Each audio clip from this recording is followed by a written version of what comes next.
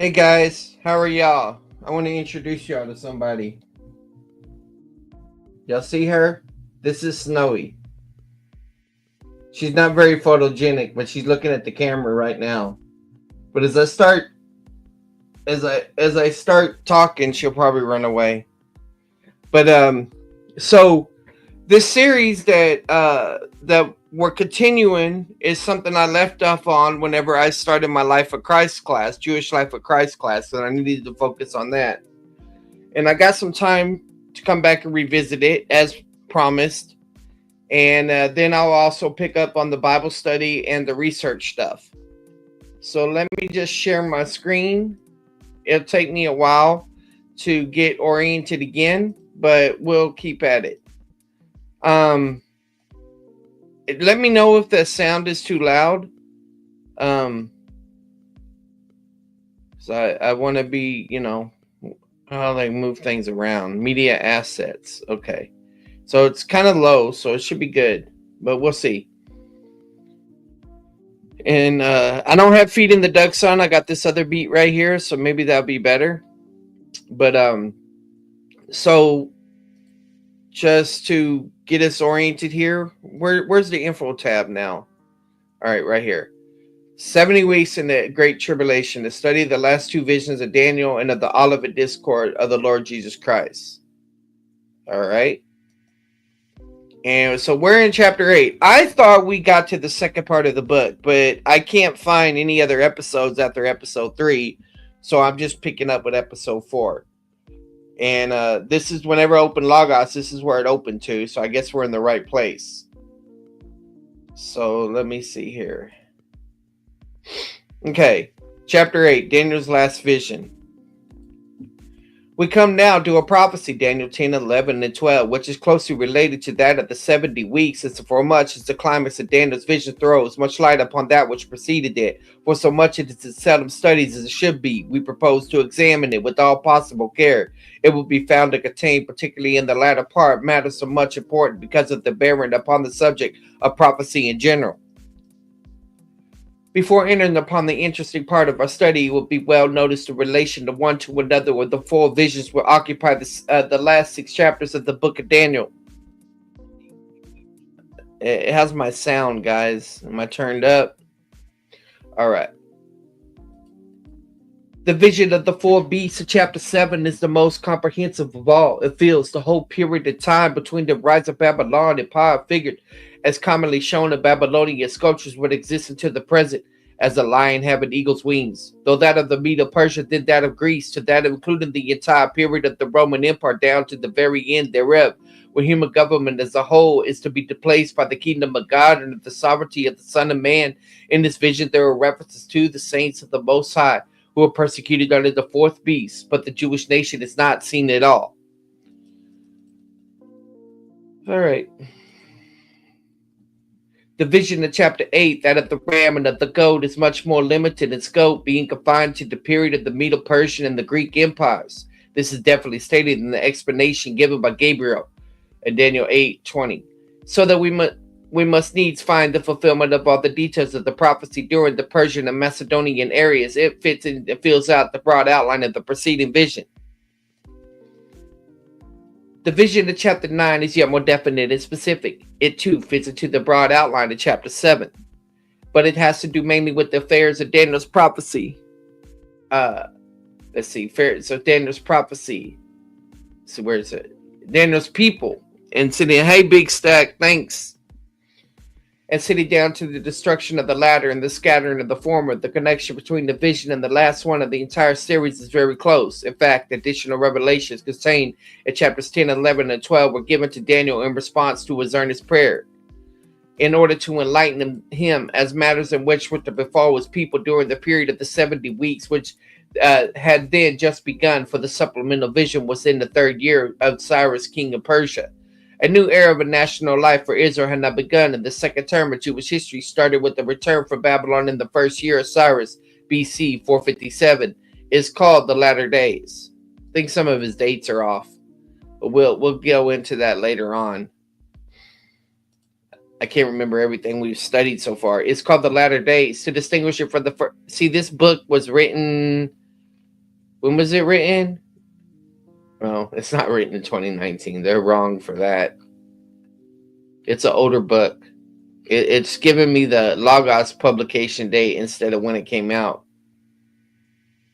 Anyway, I'll find it later.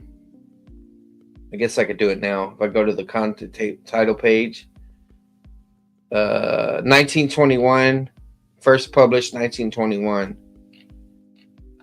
All right.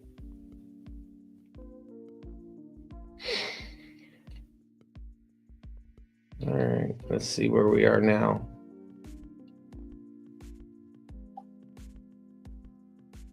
Okay. The first year of Cyrus, BC 457, is called the latter days, to distinguish it from the first era of Israel's national existence, which is called the former days. This will be more fully explained later on. The prophecy of the 70 weeks had filled Daniel's soul with grief, for while it foretold the coming of the Messiah, it gave the time thereof, instead of showing that his event would mean deliverance and prosperity for Daniel's people, it declared that the Messiah would be cut off and that a terrible judgment was to follow. So, Daniel's mourned and chastened himself for 3 full weeks while he set his heart to understand the matter in response to desire. My cat left just like I thought she would. 4 weeks while he set his heart to understand the matter. In response to this desire, an angelic being of wondrous beauty and glory was sent to him, who spoke to him, saying, O Daniel, a man greatly beloved, understand the words that I speak unto thee, and set upright, for unto thee now I'm now sent. But this clearly appears that this fresh communication from heaven was for the express purpose of enabling Daniel to understand matters concerning his people, which had not been disclosed by the prophecy of 70 weeks. Furthermore, upon carefully examining this new communication to Daniel, which occupies chapters 11 and 12, it's found to be a complete account in the form of a continuous historical narrative of the second period of Jewish national existence from the reign of Cyrus, when the vision was given to the destruction of Jerusalem by the Roman armies under Titus. And not only so, but, and this is the matter of the deepest interest, the fulfillment of every statement in this long prophetic narratives is found to be recorded in histories of indisputable authenticity, which can come down to our day. We therefore regard this part of our study, Daniel 10, 11, and 12, as an exceptional importance and interest. For that reason, we would add special attention with it, particularly to the exposition of the latter part of chapter 11 and the first part of chapter 12. Daniel 11. The 11th chapter that Daniel makes difficult reading for those who are unacquainted with the history of the times for which the prophecy recorded therein remains. The latter part of the chapter has provided the photos for expositors of whom there is a wide difference of opinion as to verses in the first down to the end of verse 30, there's a practical agreement among expositors to the meaning of the prophecy and the events by which several predictions were fulfilled. We are not aware of any sound or competent teacher who does not see in verse 1 and 30 the main outlines of Persian history, the rise of Alexander and Macedon, the division of the empire between its 4 generals, and the incessant war between the Seleucids, king of Syria, the north, and the Ptolemies, king of Egypt, the south, and the career for Antioch Epiphanes, the odious persecutor of the Jews, spoken of as the vile person. Indeed, so closely does the history of those times correspond with prophecy that Porphyry and other infidels have cited, that correspondence is proof for the prophecy of Daniel must have been written after the reign of Antioch Epiphanes. Hey, Stefan. Sounds like Charles is rapping. Yes, I am. That's my rap reading thing. That's how I get through a lot of dense information very fast. Vanilla Charles. But there's been disagreement as to the applications of verse 31 and 35, as to who was meant by the people that do not know their God, who understand and instruct many. Some of the older commentators, as Bishop Newton, leaped over some centuries at this point and locate the fulfillment of the times of the gospel, making the people who do not know their God to be the apostles and preachers of the era. But this is quite admissible according to the plain terms of the prophecy itself, as we shall point out. And indeed, the great body of competent expositors finds the fulfillment of these verses 31 and 35 in the doing of that remarkable family of the Asmoneans, generally called the Maccabees, who arose for the deliverance of the Jews in the reign of Antiochus, who faithfully served the people as rulers and priests for 130 years. We shall presently show by authentic histories of those times that this part of this prophecy will fulfill with literal exactitude. Well, now that I mentioned the Maccabees, that means David Preston's going to pop up. And probably Sean Griffin. We'll see. Verse 35 brings us to within half a century of the nativity of Christ, upon which date the prophetic narratives refer a regular order to the main point of Jewish history, passing over nothing of importance. That creates a strong presumption that the prophecy in its remaining portion continues to follow the course of Jewish history without any break. For it's impossible to conceive any reason why the narrative should follow the course of events for the greater part of the period of the latter days, and then when the most important events of the period will reach, it should abruptly break off and fly away to the remote future, passing over a score of centuries as a single bound. Well, that almost sounds like a reference to Superman, but I think this came out before Superman. The strongest magnifying glass fails to reveal the slightest sign of such a remarkable break. On the contrary, the several clauses of the prophecy at this point, verse 35 and 36, are directly connected together by the particle and if therefore the reader was passing from verse 34 to verse 35, was to say from verse 35 to verse 36 is carried in the twinkling of an eye across a period of more than 2,000 years, there is not a thing in the text to apprise him thereof, or even to suggest such an extraordinary thing, where those who assertive to attain the information is a deep mystery to us.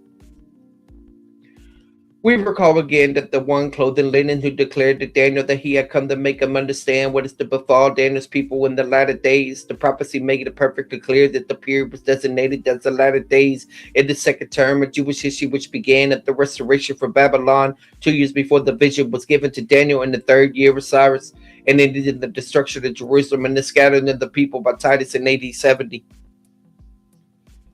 There was little room for doubt as to the meaning of the term the latter days, for the angel, after having declared the purpose of the coming was to inform Daniel of the things which will happen to his people in the latter days, began for the very time to tell of the successes of Cyrus on the throne of Persia, of the rise of Alexander the Great, and of the events and the reigns of his successors for hundreds of years next ensuing.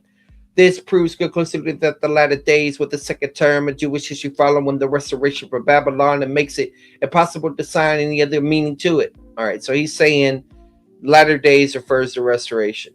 All right, we understand his claim.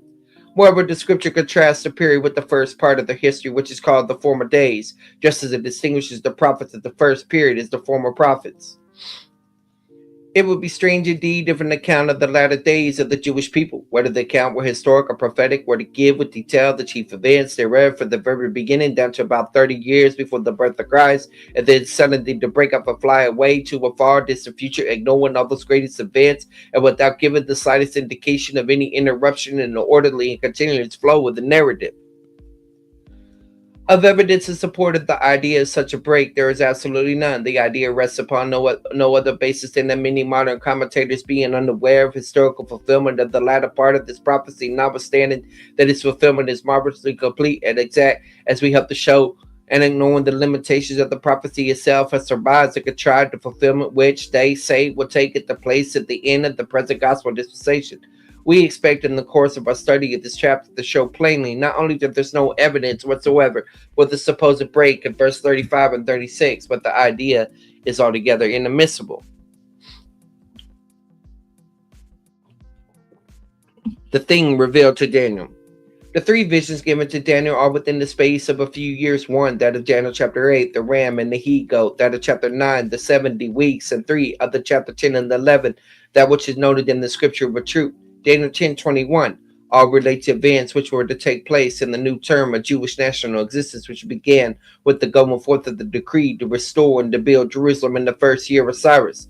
As to the first vision, the ram and the two horns is declared to be the king or kingdom of Media or Persia, and he, goat, is declared to be the kingdom of Grecia, and the great horn is the first king, i.e. Alexander the Great. The vision astonished Daniel and made him sick with distress, but he did not understand it.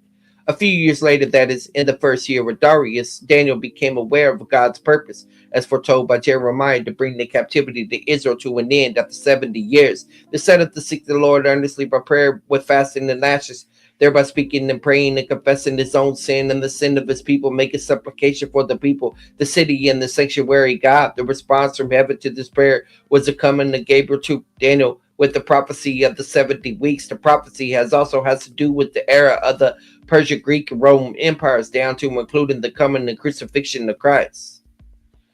Okay, so he's saying it's involving others. All right. The effect of the second vision was to cause still greater distress to Daniel, for although the promised restoration for the captivity of Babylon had come, the 70 years desolation of Jerusalem was now in it. Here was the prediction that the Messiah was to come as a specified time, but instead of being victorious and setting his people on high over the nation, he was to be cut off. The city and sanctuary were to be destroyed, as with the flood, and desolation's unmeasurable length were determined. Hence, we find Daniel in the 3rd year of Cyrus, mourning 3 full weeks, during which time he ate no pleasant food, neither did he flesh nor wine come into his mouth. Wow. So it's like he saw the future, and so that's what grieved him. Again, there comes in this devoted man of God, a response from heaven in the person of the celestial being, from whose words we learned that the object of Daniel's fasting and praying was that he might be given understanding of the previous vision. For the angel said, "Thy words were heard, and I come forth because of thy words. Now I come to make that understand what shall befall the people in the latter days." So this long and detailed prophecy recorded in chapter 11 was given for the express purpose of making Daniel understand what he had not been able to understand concerning what was to befall his people during the additional term of 70 weeks of national life, which should be granted to them.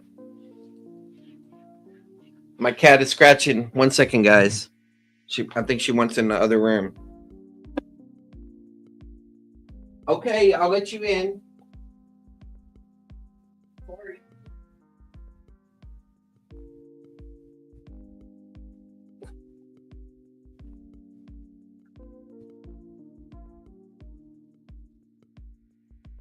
Thus, the great subject of the prophecy declared the history of the people of Israel, from whom Daniel had been interceding. But keeping this fact in view, we shall carry along with us a clear light, whereby we may be able to explore the terms of the prophecy.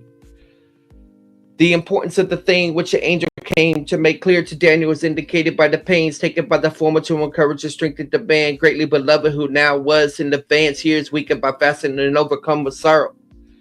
We should not proceed to show the fulfillment of the details of this prophecy. It is not difficult to do this with the help of reliable histories, particularly 1st and 2nd Maccabees and Josephus. They are not, of course, inspired writings, but they're authentic and trustworthy histories, which have, in the providence of God, come down to us from the ancient times, so that by the records of faith of its own people might be encouraged, and those who reject its word might be without excuse. Persia era. The first 4 verses of Daniel 11 foretell events which are familiar matters of history. This shows the prophecy was to have a very little fulfillment, and it shows also that the fulfillment was to begin from the very time. For verse 2 declares that the former Persian kings were to rise after Cyrus. It further foretells the 4th king will be immensely rich, and that he would stir up all his realms against Greece. This was the famous Xerxes, who, after long preparations in every part of his realm, invaded Greece with a huge army and navy, but was ignominiously defeated by land and sea, that preparing the way for the downfall of the Persian Empire. He's going by Yancey's Bible chronology. All right. Alexander the Great. Verse 3 and 4 predict the rise of a mighty king who should rule with great dominion and accomplish his will. His kingdom, however, was to be broken and divided into 4 parts, but not to his own posterity. This was literally accomplished in the career of Alexander the Great, who, after his conquest of Persia and of the world, died without children, and whose vast dominions were divided between his 4 generals. These did not rule according to his dominion, for the kingdom was again and again plucked up, even for others besides themselves. Alexander's successors. At the departation of Alexander's dominions, the Jewish people came into contact with only 2 of the 4 kingdoms which succeeded him: the Seleucus, the king of Assyria, the king of the north, and the Ptolemies, the ruler over Egypt, the king of the south. These waged incessant warfare against each other, and the Jews suffered a turn from each. Verse 5 to 9, inclusive of Daniel 11, describe the wars and the intrigues between the kings of the north, Syria, and the kings in the south, Egypt. As at first the kings of Egypt prevailed, the prophecy foretold this, for it says, "And the king of the south shall be strong, and one of his princes and it shall be strong above him, and have dominion, and his dominion shall be a great dominion." It's so funny because when I'm reading this, I think, and I'm hearing Trump talking, you know. Listen, and the kingdom of the south shall be strong, one of his princes, and he shall be strong above him, and have dominion. His dominion should be a great dominion. It just sounds like Trump to me now, because of huge, you know, and how he breaks things up. Anyway. Verse 6 says, and at the end of the years they should join themselves together. That is, the king of the north and the king of the south shall form a league. For the king's daughter of the south shall come to the king of the north to make an agreement, but she shall not retain the power of the arm, neither shall he stand nor his arm, but he shall be given up, and that brought her, that begat her, and he that strengthened her in these times. Eventually, this is going to start talking about Cleopatra. Answering to this very definite prophecy, we have historical records of an alliance between the two rival kingdoms when Ptolemy Philadelphus gave his daughter Bernice in marriage to Antiochus of Syria upon condition that he should put away his wife Laodice. But as foretold in the prophecy, this league did not last, for Ptolemy died soon after, and then Antiochus was put away Bernice and took back his former wife, and sequentially requited him by procuring his murder and also the murder of Bernice. Man. The murder of the latter Ptolemy Euergetes, referred to in the prophecy as the one out of her roots, undertook to avenge her death by an invasion of Syria in which he was successful. This appears to be what is foretold in verse 7, 8, and 9, which tells of her who should enter the fortress of the king of the north and who should prevail, and should also carry captives into Egypt with gods and their princes and with their precious vessels of silver and of gold. Antiochus the Great. Later on, however, under Antiochus the Great, the Syrians became the more powerful. The monarch persecuted the war against Egypt and vigor, and the first with some successes as indicated in verse 10. But whenever I first learned about this, I was pretty young, and it was because I was reading this commentary, this Bible, Nelson Study Bible.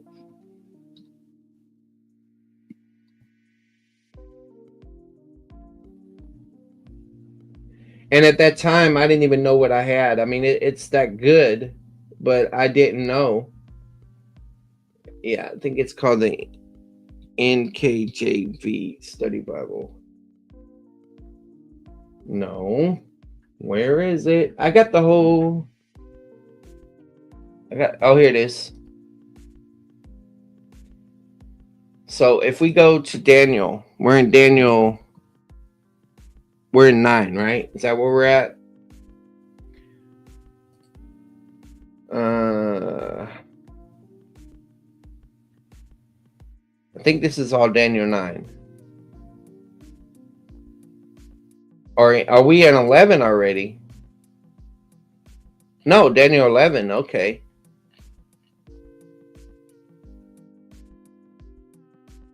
All right.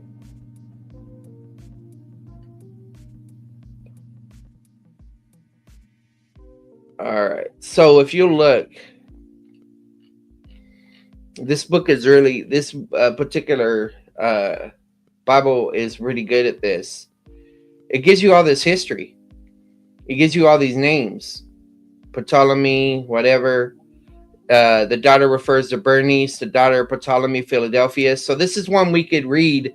If we find out there's conflict or something, this would be a good conservative resource. That like, okay, I can compare this. Here's some of the people that he just mentioned here. Seclusion, control. Yeah, so this is a good resource for us to keep open as we're doing this.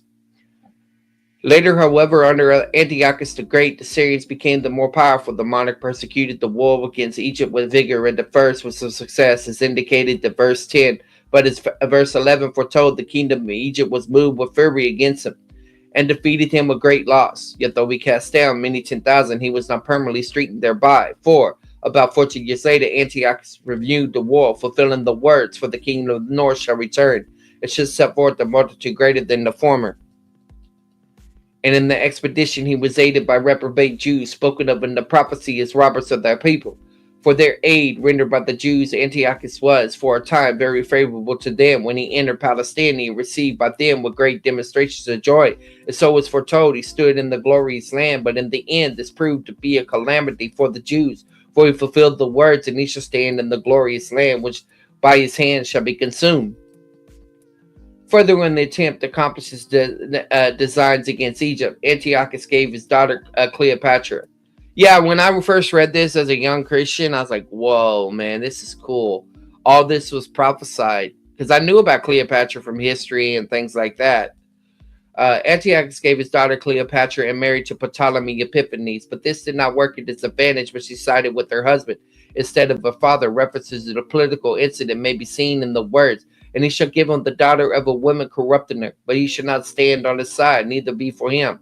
Then he turned to make war against the Romans, but was defeated by Scipio Africanus, after which he returned to his own land, and he was slain by his own people, who were aroused to fear by the burdensome tax extracted by him to defray the expenses of the unsuccessful war and the tribute laid upon him by the Romans. It is easily seen that these incidents, which brought the career of Antiochus the Great to a close, respond to the predictions of verse 19, the raiser of taxes. In the foregoing paragraphs, we have simply condensed the historical information which has been gathered and painstakingly carried by able expositors such as, okay, so he's given his sources: Purdue, Connection of the Old and New Testament, Usi, Ansi, Romance and Chronology, and Taylor. So these are his sources at that time in 1921. All right. There is some uncertainty as to who was meant by a raiser of taxes, or as the margin reads, one that causes an distract to pass sober. Mentioned in verse 20, Taylor replies this verse to the son of Antiochus, who succeeded him, who has to raise enormous sums in taxes in order to pay the annual tribute to the Romans. And we may accept this as the correct, since we seem to be following here the succession of events of Syria. But a close correspondence to 20 is also found in the career of one Jason, who stood up in Palestine at that time, attained the highest priesthood by robbery, and lost it shortly thereafter. Okay, I remember that from reading Maccabees. Yeah. Antiochus Epiphanes, the vile person. Verse 21 foretells the rising of a vile person. Nearly all expositors of repute agreed that this vile person, an expression signifying one greatly abhorred and detested, was Antiochus Epiphanes, successor to Antiochus the Great as king of Syria. This odious person occupies a very large place in the prophecy, for verses 21 and 35 are taken up with the foretelling of the abominable actions toward the Jews. In Maccabees 1:10, he's described as a wicked root. These deeds of his cruelty and sacrilege far surpass anything the Jews have suffered under previous rulers. Many pages of Maccabees and Josephus are devoted to the history of this tyrannical king and his ill treatment of the Jews. In the prophecy 11:21 and 23, it was foretold that he shall come in peaceably and attain the kingdom by flatteries, and after the league made with him he shall work deceitfully. This was fulfilled quite literally, for Josephus relates that the king Antiochus, having determined to make war on the king of Egypt, came to Jerusalem and pretended peace, got possession of the city by treachery. Man, it sounds like Pac wrote this sentence. Listen, in the prophecy, it was foretold he shall come in peacefully and attain the kingdom by flatteries, and after the league made him and shall work deceitfully. This was fulfilled quite literally, for prophecy relates that the king, having determined to make war on the king of Egypt, came to Jerusalem and pretended possession, got possession of the city by treachery. So it's very much the E that Tupac always, did. It sounds like Tupac wrote this paragraph. The Cambridge edition of Bible cites 2 Maccabees in connection with the foregoing verses. Again, according to prophecy, this foul person at the end of peacefully upon the fattest of the rich places of the province will do that which your fathers had not done, nor the fathers' fathers. He shall scatter among them the prey, the soil, or riches, etc. In agreement with this is the fact that none of the predecessors of Antiochus ever interfered in the slightest degree with the worship law or religious observance of the Jews, nor have they ever violated the temple in any way, thus in plundering and profaning the temple, and in this acts of cruelty and sacrilege to which we refer below. Antiochus Epiphanes did that which his fathers had not done, nor his fathers' fathers. Verse 25, but the prophecy foretells the ruler's military extension against Egypt. These histories give a full account of this campaign. The fact that Cambridge edition of the Bible summoned others having the margin note on this verse, which reads fulfilled in BC. So he's using the Cambridge edition of the Bible at that time.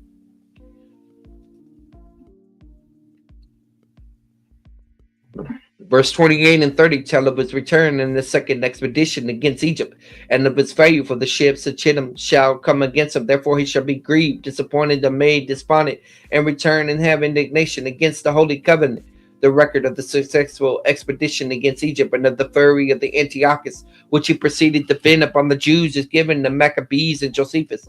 Ansi thus condenses their account, BC 168.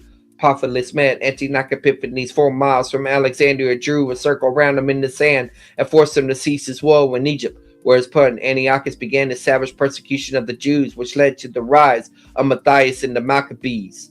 In the Cambridge Bible, verse 28 has a note fulfilled BC 169, and verse 30 a note fulfilled BC 168. At verse 31 it cites all of that, right? So he's using a study Bible that was available at that time, sort of like we got a study Bible that I was mentioning. This brings us to the climax of the wicked deeds of Antiochus, which the prophecy foretells distinctly, of which the histories record with great detail. We refer to this gross impiety as sacrilege in respect to the temple, the sacrifices, and the religious customs of the Jews. Verse 30 speaks of us coming to an understanding with them that forsake the holy covenant. For many of the Jews apostatized at that time, forsaking God and turning against all the religious customs. So look at this, guys. There was apostasy during that time. Okay?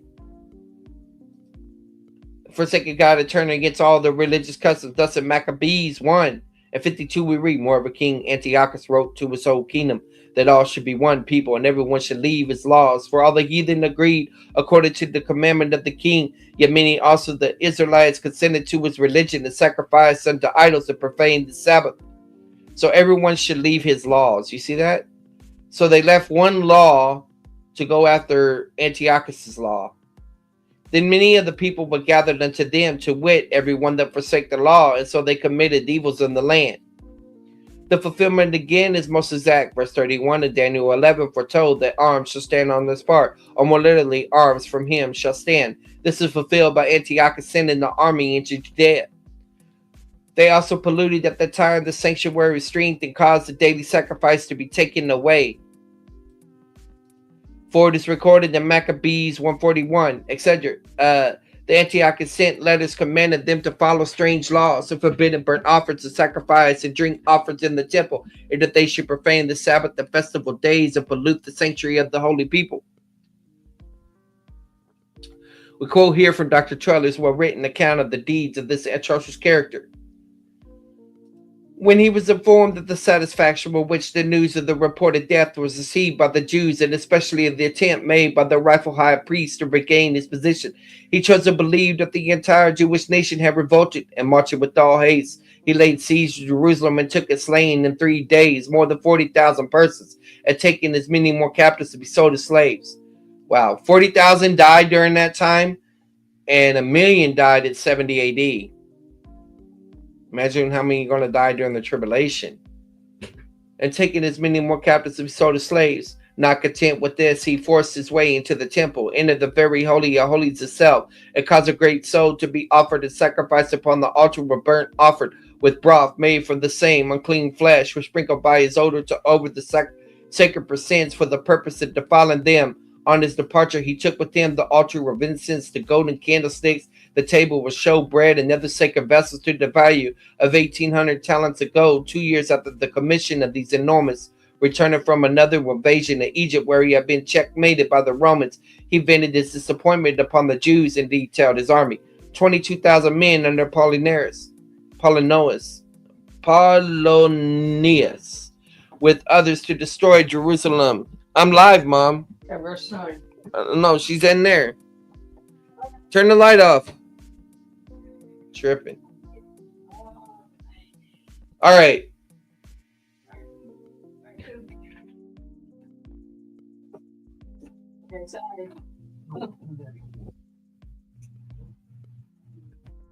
All right. Continue on. All right. After the commission of these enormities, returning from another invasion of Egypt, where he's been checkmated by the Romans, he vented his disappointment upon the Jews and detailed his army, 22,000 men under Apollinaris, who orders to destroy Jerusalem on arrival at the holy city. Apollinaris conducted himself peaceably, concealing his purpose till the Sabbath. But on the day when the people were assembled in the synagogues, he let loose his soldiers upon them, and commanded them to slay all the men, but to take captive all the women and children. But these orders were only too faithfully obeyed, so that the streets were filled with blood. Thus the sad description in the 79th Psalm was verified. O God, the heathen are coming to thine inheritance. The holy temple have they defiled. They have laid Jerusalem on heaps. The dead bodies of thy servants have they given to the meat, unto the fowls of heaven, the flesh of thy saints, unto the beasts of the earth. The blood have they shed like water round about Jerusalem, and there's none to bury them. We have become a reproach to our neighbors, a scorn and derision to them that are round about us. The words that shall place the abomination which make up desolate call for a special examination because of their recurrence in Daniel 12, 11, and of their use by the Lord Jesus Christ in Matthew 24 and Mark 13. We have already shown and expect to refer to the matter again that the expression abomination which makes desolate means an armed heathen force. That's what he's saying. So is he going to take the view that it's 70 AD? We'll see. Such a force was placed by Antiochus in the city of David.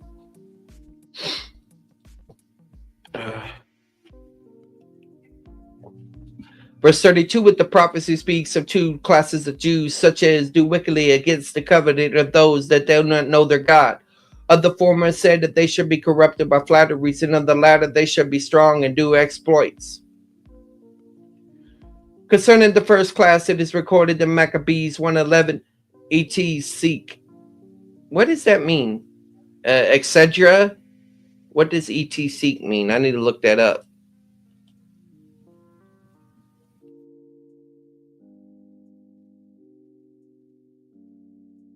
Sikor, which means to follow. So it means following, and what follows. Okay. That in those days they went of the Israel wicked men that persuaded many, saying, let us go and make a covenant with the heathen they are round about us. And certain of the people were so full with their hearing that they went to the king, who gave them license to do after the ordinances of the heathen. License. They got a license to sin. Many Jews, including even Jason, the brother of Onias, the high priest, who corrupted the one over to Antiochus by flattery and self-interest. The uprising of the Maccabees. The second class of persons spoken of verse 32 of Daniel 11, those who do not know their God, is easily and completely identified in Matthias, the godly and patriotic priest, and his 5 sons, who led a successful revolt against Antiochus and those of his family who ruled Israel as governors of priests for 130 years. They were indeed made strong through knowing their God. Interesting, because that makes knowing God experiential there in that passage from the Maccabees. So let's look at this. That's why is it going to the handbook? Why won't you just open the actual text? Maybe if I click on this. Are you serious? That doesn't make any sense to me.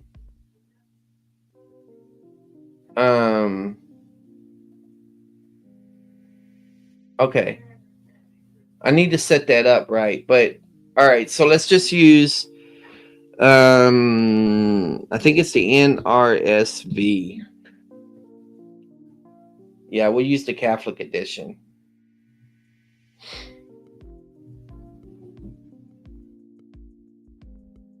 Second Maccabees 4, 7 through 14. Let's see what it does now. Why is it not doing there? Okay, 7. All right. So I'm looking for the statement about knowing God. This is interesting. Verse 32. Okay, it's First Maccabees 1:34 and 35.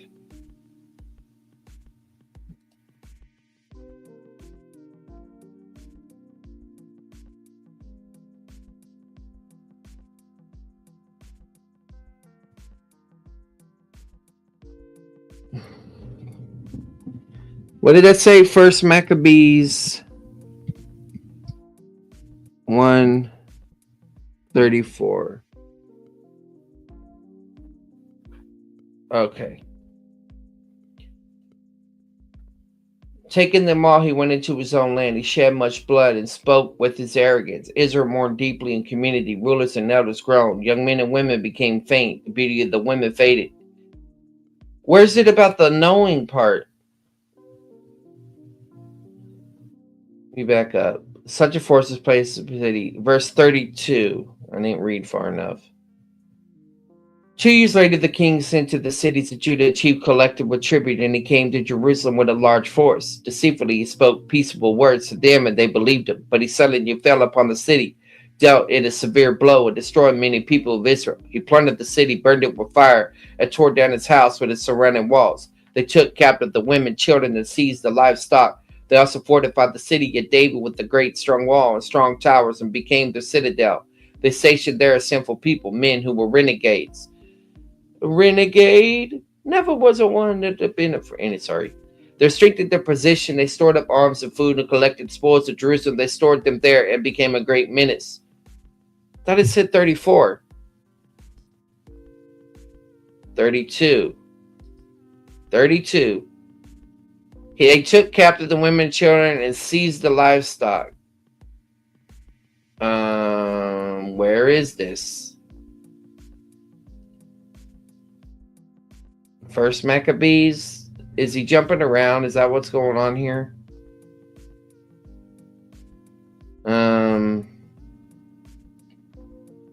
Is that 11? Oh, that's 1132. Okay. We'll get it right, guys.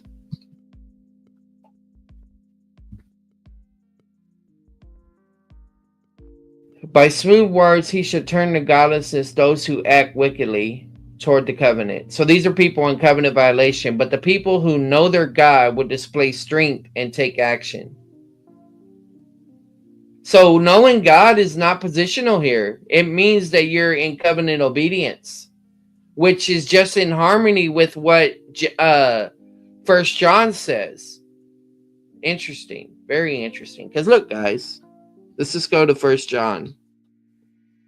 And of course, the legalists will say, see, that means you got to keep the law. No, let's just go with the no idea. 1 John 2:3. By this we know that we have come to know him if we keep his commandments. So it's just basically saying, are you identifying with the faithful remnant, the obedient faithful remnant? That's interesting. All right. The one who says, I come to know him and does not keep his commandments, a liar, the truth is not in him. Okay. By this we know that we are in him. Oh, this is good. This is good. I'll use this in the future. I've never seen that connection there. But it makes sense because we know John pulls from Daniel in other places. So it makes sense that he's pulling from there. Cool. That was a good one. Let me go back. That's cool. Oh, wow. Check this out, guys. Look at this. Those who have insight among the people will give understanding to the many. Now watch this, the insight. And I'm just going from the English. But remember this about insight. So the people that know their God, who would have insight, that are wise, like sort of like how Daniel and his friends were to the nation. Faithful remnant. Now watch what happens when we get to 12. All right. It says,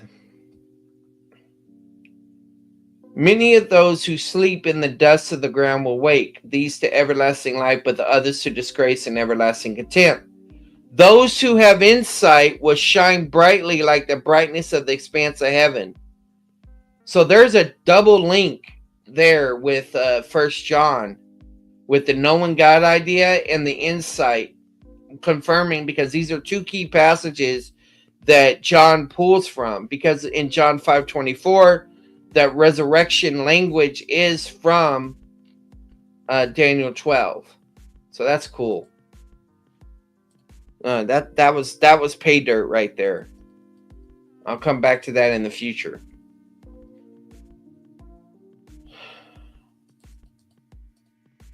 Concerning the first class is recorded in the first Maccabees 1:11 at Sec, that in those days they went out of Israel wicked men to persuade many, saying, let us go and make a covenant with the heathen. They're round about us and certain. Okay, that's about the license thing I already said. The uprising of the Maccabees. These were indeed made strong. through knowing their God and perform exploits of greatest valor, particularly Judas, who was surnamed Maccabeus, that is the hammer of God. The nickname of Judas has been applied to the whole family, but they're properly the Asmonean princes. Now, this is interesting because you got a Judas that's doing great exploits, but he's a good Judas, right? Then you got a bad Judas who's doing great exploits, but he betrays the Messiah.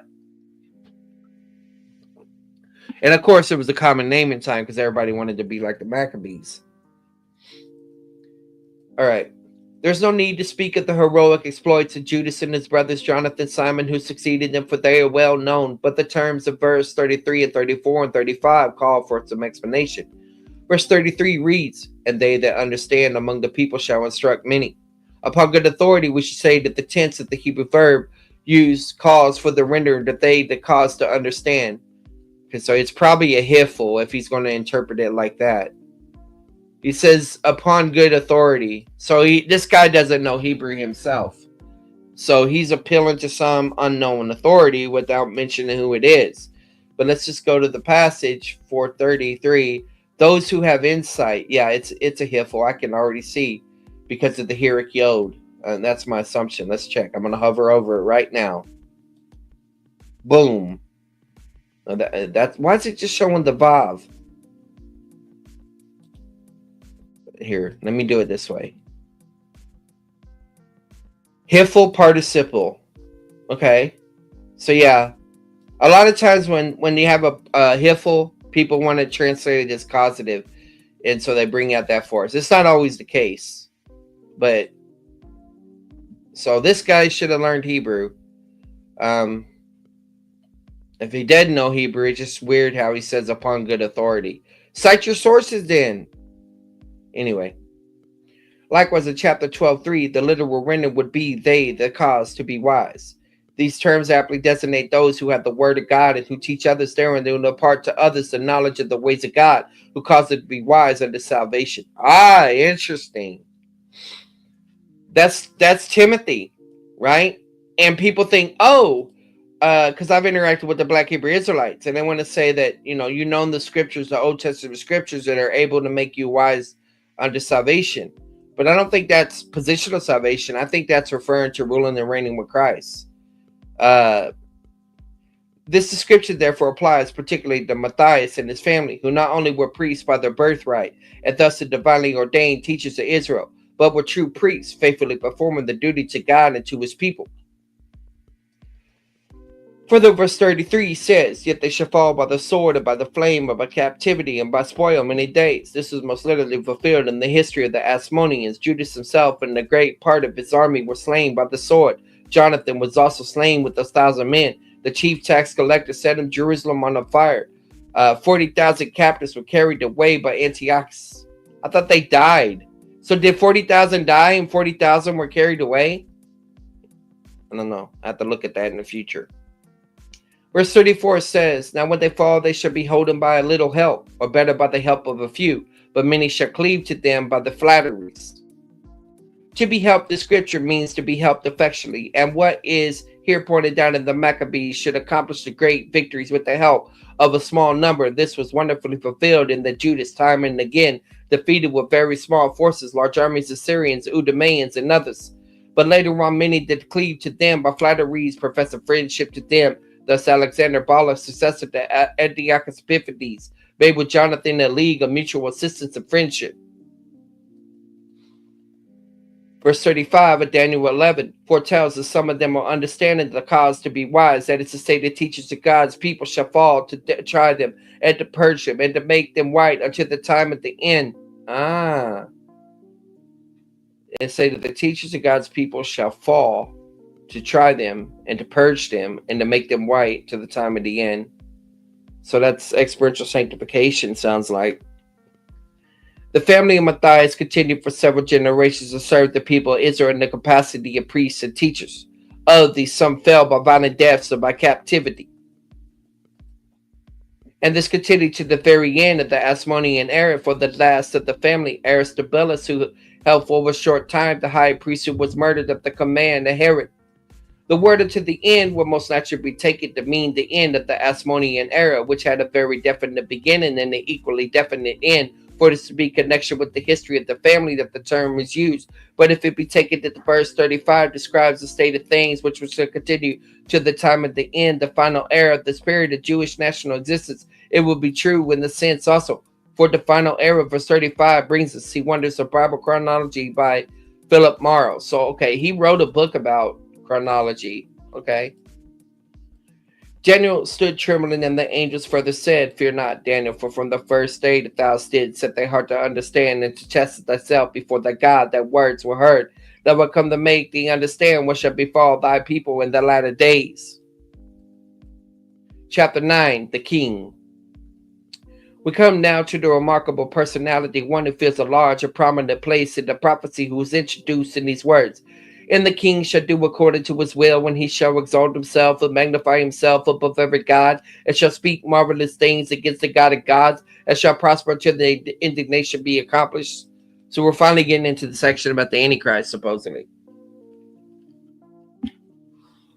Here we reached a part of the prophecy in regard to which there was the greatest difference of opinion among expositors, and yet, if we be not greatly mistaken as to which our readers must judge, it is an easy matter in the light of history, both sacred and profane, to identify the king whose character and doings is set forth as the striking words in our prophecy, because however the disagreement referred to, it behooves us at this point to exercise special diligence to care and examine the applying the proofs, and we ask the reader on his part to give close attention to the exposition of these verses, for one's understanding that the word of prophecy as a whole would depend very largely upon the view he may take of them. We will first point out some of the current explanations of the part of the prophetic narrative of Daniel 11. According to one view that presented by Smith's Bible Dictionary and other reputable authorities such as Taylor, the portion of the prophecy is still to do with the Antioch Epiphanes of that tyrant is the king of verse 36. That view of the passage is necessitated by the general scheme of interpretation adopted in the work referred to, which makes the first coming of Christ in the kingdom then established to be the stone which strikes the great image of the Gentile dominion at its feet. Now, insomuch as it's a matter of Bible facts as well as familiar history, the Christ did not come into destruction collision with the Roman Empire, but rather strengthened it. This scheme of interpretation is compelled to ignore the Roman Empire and to make up the full world powers by counting Media as the one and Persia as another. This makes Greece the fourth instead of the third, and compels the idea that the entire 11th chapter has to do with the Greek era. Yeah, I don't agree with that approach.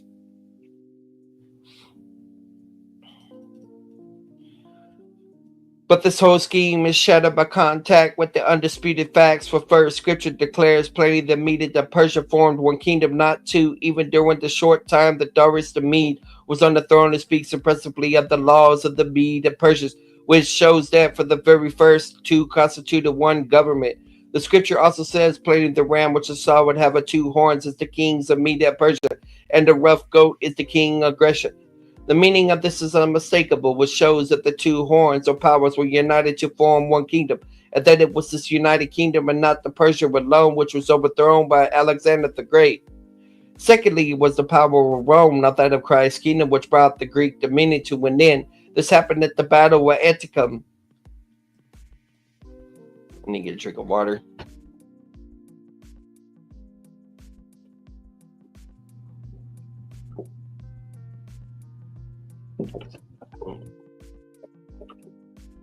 According to the century before Christ was born. Therefore, the view stated above must be dismissed as directly contrary to the plainest facts. It may be added, moreover, that there are certain definite statements being concerned during this kingdom which cannot possibly be made to apply to Antiochus. As for instance, that he should prosper until the indignation should be accomplished. We therefore concur with the large number of expositors who hold that this part of the prophecy cannot be taken as applying to Antioch Epiphanes. Okay, so it goes further beyond them, according to him. The break theory. According to these are the breaks. According to another view, one that is widely held to the present day, there's a complete break in the prophecy at the end of verse 34, as some say at the end of verse 35, all the rest of the chapter being assigned to the days of the Antichrist, which were then in the far distant future. The supposition, however, that an abrupt break occurs at this point in an unmentioned interval of many years where the text has the form of a continuous historical native is a very radical one. Okay. We're not evaluating what he's saying so much as understanding. We got more recent stuff that we can interact with. So, and it certainly cannot be accepted without convincing proof. The strongest magnifying glass will fail to reveal the slightest indication of any such break, but on the contrary, every item of the subject matter of verse 34, 35, or 36 is connected with the one which precedes it by the conjunction and. On the other hand, we find strong reasons for the view that the prophecy is just what it appears to be, namely, an outline, a continuous historical form of the main events of the latter days. Okay. That is to say, the second term of Jewish national existence. Second term of national Jewish existence. The view we hold requires that the last three of the four prophecy world powers should come into view within the period of this chapter. At the time it begins, the Babylonian Empire was already a thing of the past. Hence, the continuance of the prophecy should bring us successively to the era of Persia, Greece, and Rome. That it conducts to us the area of Persia and then to the Greece is agreed to all to by all. With this, why then imagine that when we come to the Roman era, which is far from the most important of all, the prophecy, without giving the faintest intimation of such a thing, takes a sudden leap of many centuries into the future. The only reason why the strange idea is being entertained by any is that they have not known of any historical personage who answers to what is stated in these verses. Yet there is such a personage, and he stands forth very conspicuously in both Bible history and secular history, as we should not proceed to show. But first, we ask our readers to bear in mind that the perception is strongly against there being any break in the prophecy as assumed by those who hold the theory we're now considering. The presumption stands upon the following grounds. Okay. First, the form in which a prophecy is given, that a straightforward narrative, a continuous historical order, omitting no happening of any importance, precluded the idea of there being any break, such as supposed. Second, the prophecy is expressly for its subject events of the latter days of Jewish history, and the text itself shows this to be the designation of the second term of national life for Israel, which began under Cyrus. This forbids us to cut it off at the last and most important part of the prophecy in the application of it to a remote age. Third, at the verse 36 to 37, 38, and 39, which speak of the character doing of the king, we find the words, and at the time of the end shall the king of the south push with him, and the king of the north shall come. This, the succeeding verses were mentioned and made at Edom, Moab, and the children of the Ammon people, which had now long ago ceased to exist, afford clear proof that the prophecy occupied with the era of the wars between Syria and Egypt would continue to the battle at Anticum, BC 30. Fourth, these are the prophecies people think are being fulfilled right now or fixing to be fulfilled right now. So this is interesting, and we're engaging with this different view at this time. Fourth, finally concludes the reason for the views we now present and is found in the words of the angel recorded in Daniel 12:7. It will be observed that the prophecy continues without an interruption in verse 4, chapter 12, where it reaches its end. But then Daniel asks a question concerning the end of these wonders, which the angel had been foretelling. To this question, the angel gives a reply which makes it perfectly certain that the prophecy extends to the dispersion of the Jews at the time of the destruction of Jerusalem by Titus, and no further, for he says, and when he, God, shall have some accomplished and scattered the power of the holy people, all these things shall be finished. We do not see how it could be contended in the face of these clear words that the prophecy had to do with events sequential to the scattering of the national power of Jewish people, and it's not open to dispute that took place in AD 70. We should refer to this at greater length later on. We have seen that verse 32 and 35 had to do is generally agree with the Asmoneans or Maccabees. Verse 35 telling what was to befall them to the time at the end, what therefore we will be led to expect next is a reference to the order of things in Israel which followed immediately after the area of the Asmonean princes, and that is exactly what we do find. But there is no need and no ground either for the attempt to make the next succeeding verses applied to Antiochus Epiphanes, or to make a sudden and gigantic leap into a far distant future in order to find a person whose career might conceivably answer to this part of the prophecy for history, both sacred and profane, sets before us both notable character.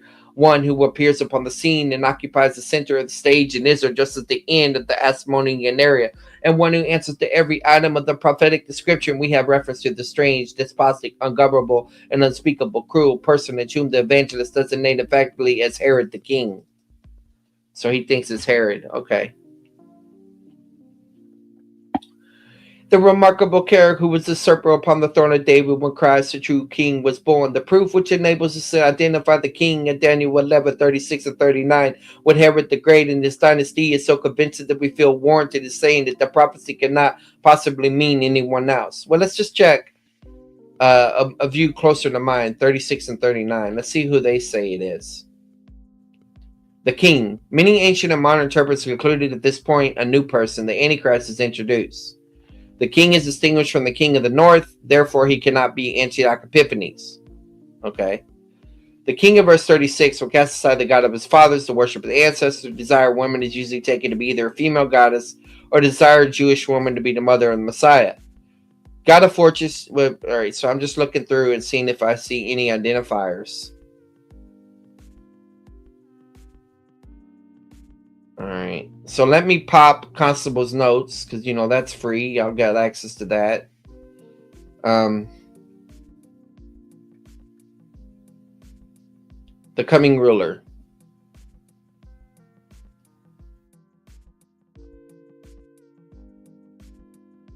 (36) Then opens the door to a leap of time to the distant future, and the context supports it. So notice then. So there is something in the text in 11:26. Is that 26 or 36? 7:36. Then the king will do as he pleases. Okay. So some of those who have insight will fall in order to refine, purge, and make them pure to the end of the time, because that's more like a summary of those that are going to walk in sanctification and all that, right? And you have it then. So that's taking the king would do as he pleases. So that's taking oh gosh, what's it called? A consecutive.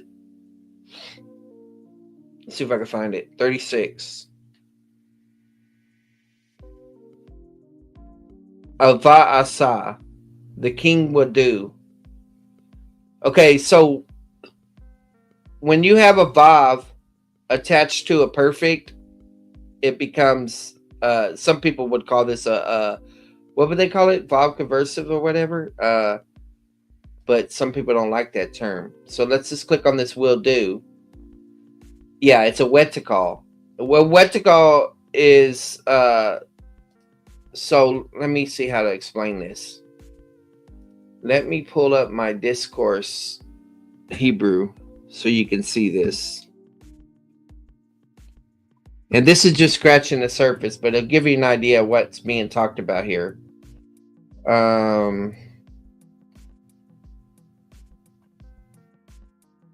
Biblical Hebrew, reference grammar.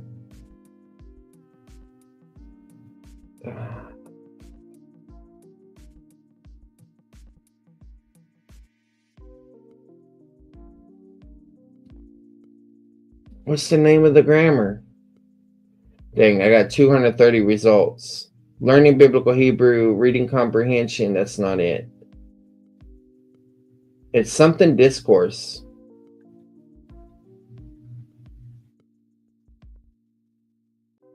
Let me type in discourse.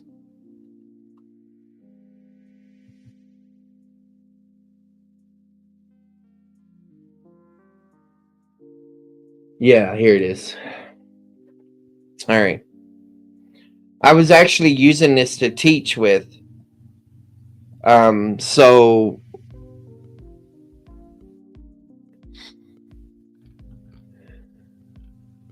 historical narrative genre and a system of verb forms. Yeah.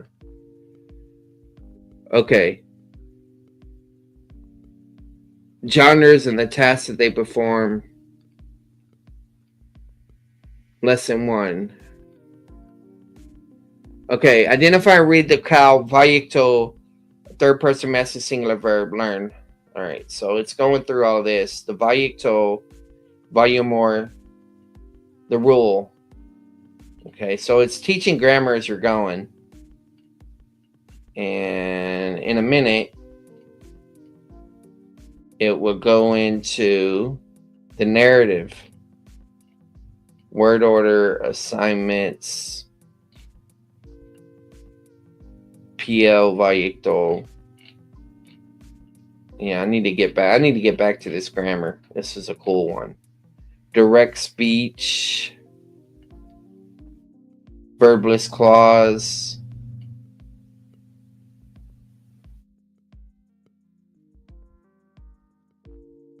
It should show me the narrative structure.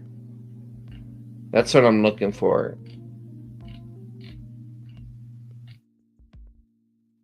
Let me just type in narrative structure.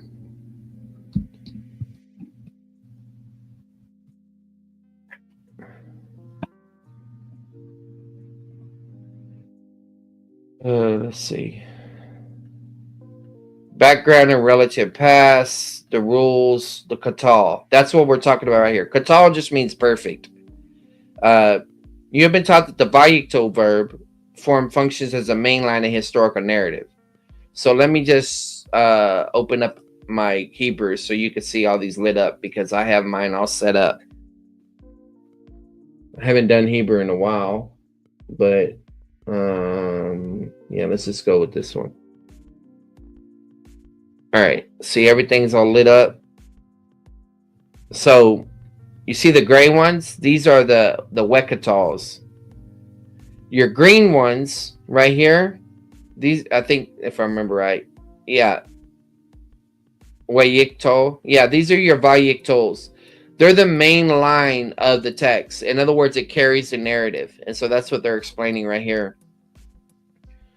You have been taught that the Vayikto verb form functions as a main line of historical narrative genre in Biblical Hebrew. Before we proceed to the specifics of another verb form, the katal, it is important for you to understand a principle that holds true in any genre of biblical discourse. Rule: every genre discourse has a mainline clause type constructed with a particular verb form. All other clause types constructed from other verb forms within that genre are off the line. Off the line clauses are subordinate to or serve the main line. So if you watch Star Trek, right? Captain's log, star date, da da da da da.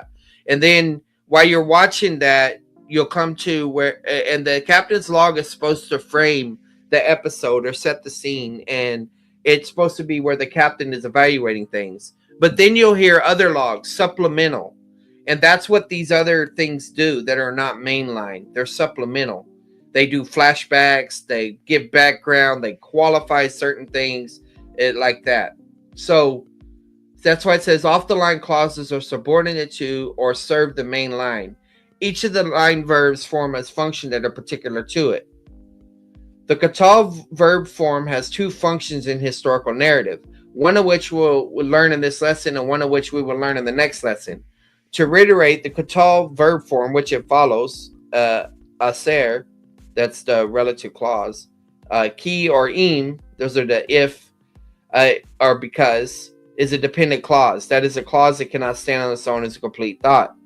Rule: a katal form, when independent clause, functions in Biblical Hebrew by giving background into the relative past. Relative means it passes compared to, well, we're not dealing with a relative clause, so that's not the issue here.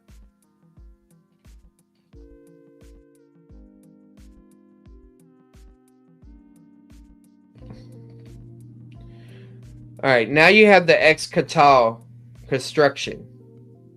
So this is where you have the vav plus the katal, what we already know. Let's see here.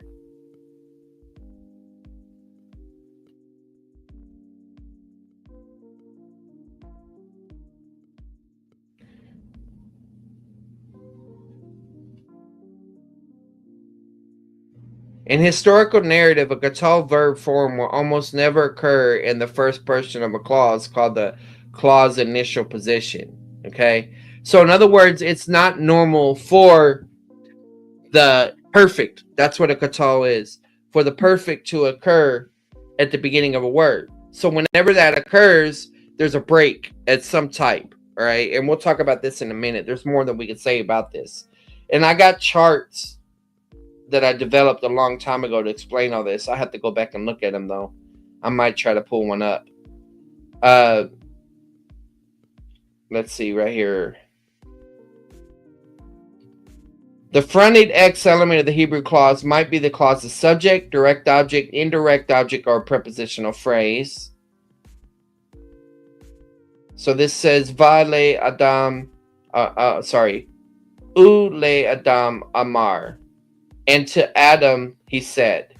And that's how you would read it like that. But and it was to Adam that he was a sayer, is how they're taking it.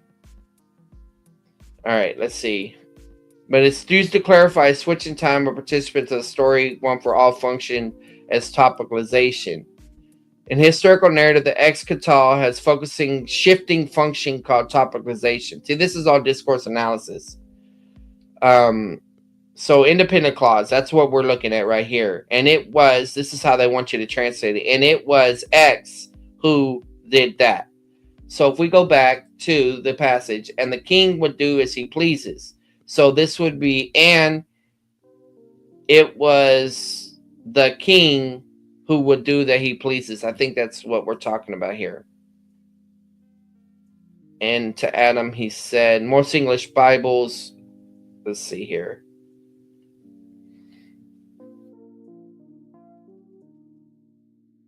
All right, so now let me pull up Chisholm. Just so y'all could see from exegesis to exposition.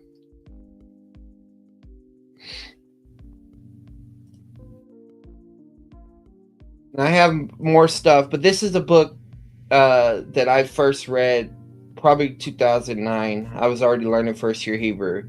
And I think finishing up first year at that time.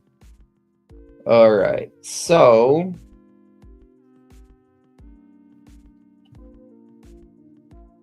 basics of verb syntax, the basic structure Hebrew narrative beyond the sentence.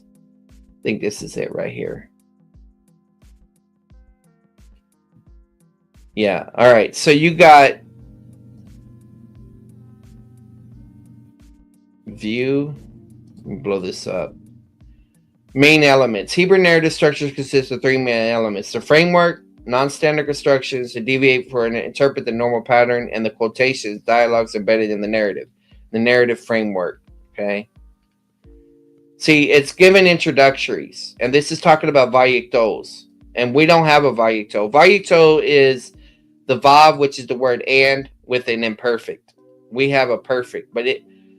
So I'm going to jump down to the wekatal, so you can see the options of how it could be functioning.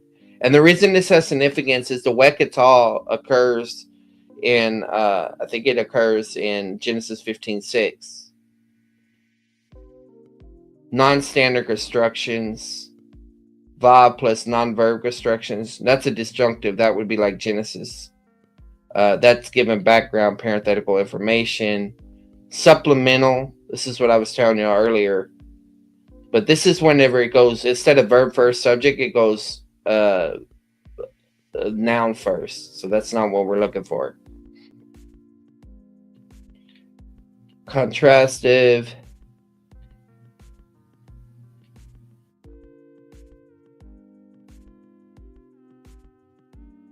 We're getting close. Non-consecutive vav plus the perfect. All right. Non-consecutive means that there's like a break in the not. Instead of an and, there's a break in the narrative. A less common non-standard construction is the use of the perfect with vav in context where might unexpect the vayikto. Grammarians have not examined the construction thoroughly enough, so they were still working on that. But it could be used as an introductory statement, and King David next came. That's one option. It could be used emphatic. And he believed the Lord, and it reckoned to him as righteousness. See, that's what I was talking about, the wekatal. And so they're saying it's emphatic there. That's one option.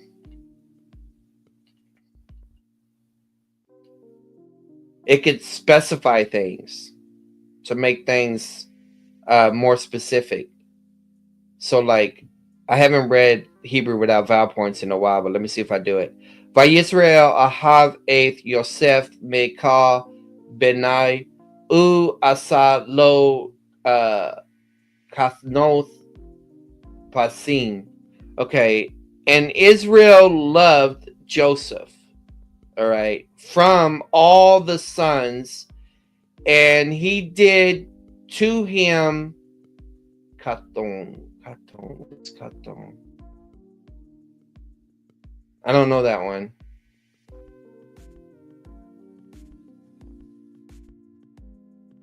It says, now Israel loved Joseph more, there's the meaning comparison, than any of his other sons. He made for him a fine robe. Oh, is that cut for him a fine robe? Maybe so. Anyway. So this is specifying. So like right here, it says initial perfect loved. One would expect the narrative to continue with a vayiktol form. All right. However, sequence is not the point here. The second verb gives a prime example of how Israel showed his favoritism toward Joseph by giving the robe.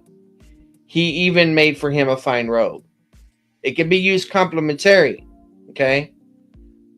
Let me do it again. Vahalak medi shana be shana u saviv ba'it al ha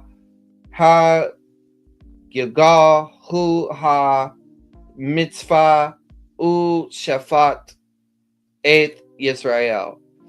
So this is, and he went from, is that Midin? Shana, is that there? Okay, here it is. Oh, that's Shana, like Rosh Hashanah. So yearly. From year to year. Saviv is travel or turned, if I remember right. I think I did that word whenever to the house of El and Gilgal and the Mizpah camp and Mizpah and Shofet, yeah, and judged the people of Israel. So you got all of these words being translated here, but it's complementary because you have a shift.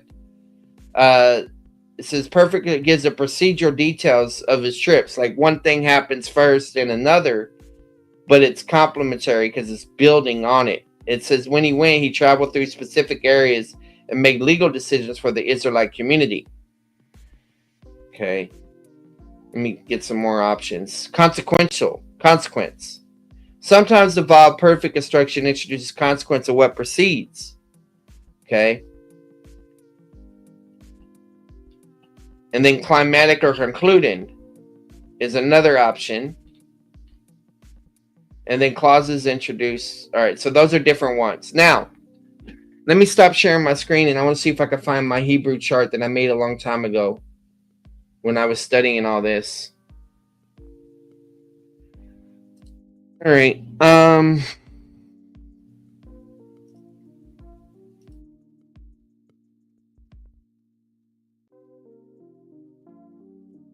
Let me see here. Hebrew. It may take me a second because I don't remember what I called this thing. Hebrew verb. Hebrew basis, a Hebrew discourse chart summary. Yeah, that looks like maybe what I made. No, this is not it. This is one of them, but this is not the one I want. This is from another book. Hebrew verb, Hebrew vocabulary, Hebrew, I think Chisholm is what I need to type in.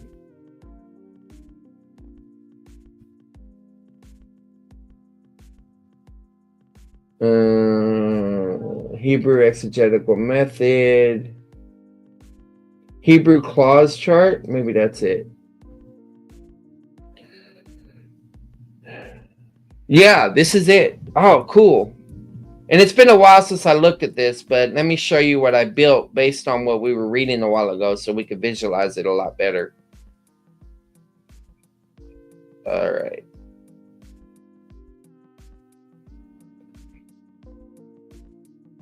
Okay. So you see right here, I say Hebrew narrative main elements, information compiled from Chisholm from exegesis to exposition and its commentary on Judges and Ruth. So you got this main category right here, 3 main elements of Hebrew narrative, and that's for the main clauses, or 3 main elements. And then you have the offline clauses. Offline is like the details, where it's going off the main line of the narrative. Then you have 3 main elements of Hebrew narrative that are substituted by, you got the mainline clause, the Vayikto, that's the vowel plus imperfect, and then you have offline clauses, and then you have quotations of dialogue. Okay, so what you'll notice here is you can have the Waikata, if I remember right, you can have the Waikata in an offline clause, but it's not given detail. But here in the offline clause, you have the Waikata right here, the perfect. And so you can see how I got sequential events. It's consequential. It's introductory. Okay. It's climatic or concluding. It's complementary or specifying. It's characterizing, customary, or procedural. It's emphatic, or it can be used as a therefore. Just by looking at this, I think that therefore thing works, because the then and therefore are very similar. So that's my assumption on that. I'll keep this open in case we need it, but let's get back to here and let's pull up J. Paul Tanner on Daniel. And I also got recently Zondervan's commentary on Daniel that's also discourse. So let's go there first. Let's go to the Zondervan.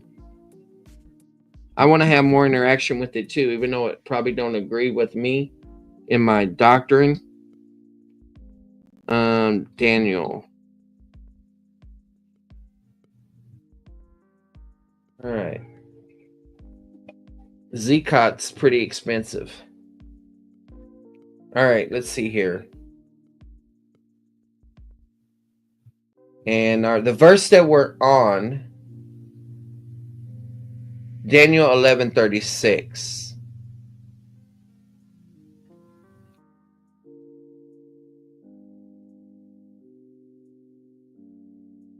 Yeah, so the thing is that what I'm expecting is, because this is a discourse grammar, it should go into some of the things that we see. There's another discourse grammar that I have that we could go in more detail about. But let's just see what's going on here.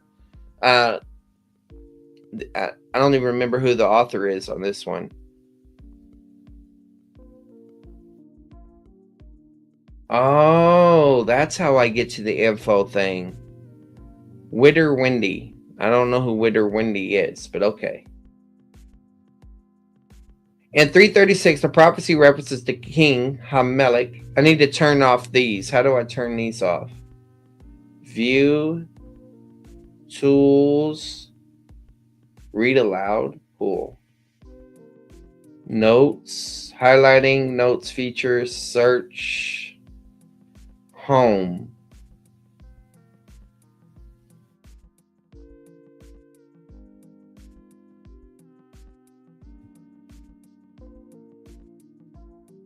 And formatting, markers, emphasis,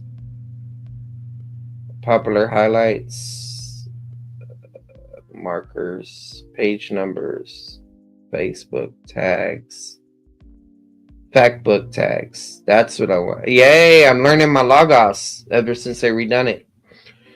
In 1136, the prophecy references the king, Hamelech, an anomalous title in the final vision, where the kings are called the king of the south, Melech ha-Negev, the king of the north, Melech ha-Saphon, or most likely he.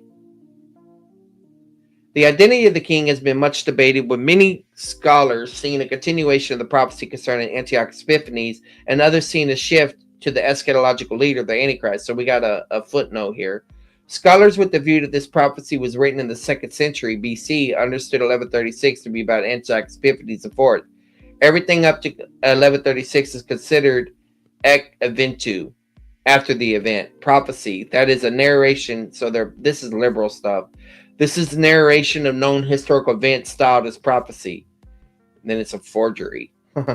Then 1136 to 39 summarize more or less his reign. Details do not match the historical record precisely. In 1140-45, the author foretells the demise of Antiochus IV from the vantage point in 175-176. However, the events predicted do not align with what is known of Antiochus' downfall, so the prophecy proves to be erroneous. The author's purpose for using the literary device of Ecphathan II prophecy was to encourage his suffering 2nd century BC audience by reminding them of God's control over history. I hope this commentary is not that liberal. I think maybe it's just speaking in the voice of those people that talk like that, but let's just see. Many scholars with the view that prophecy of Daniel 11 is predictive from start to finish believe 1136 refers to the Antichrist. While the text does not clearly introduce a new character in 1136, there are hints discussed in the commentary that the king may refer to more than Antiochus, although the 2nd century BC despot may have been in view as well. Additionally, the discrepancies between the details of 1136 and 45 in the historical record has prompted Christian interpreters since at least the time of Jerome to see the Antichrist in Daniel's final prophecy, and Jerome saw the Antichrist in the prophecy as early as 1121. Stevenson and Gerlach, Ezekiel, Daniel. At the end of the day, every interpretation of this difficult text has enough problems that its interpreters should exercise humility and charity, healed Daniel. Yeah, that sounds like a cop-out. Let's go see what Tanner says, because Tanner ain't gonna cop out.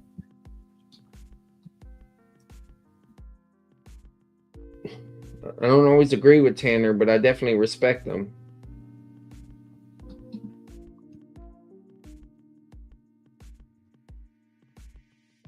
And he's free grace. All right.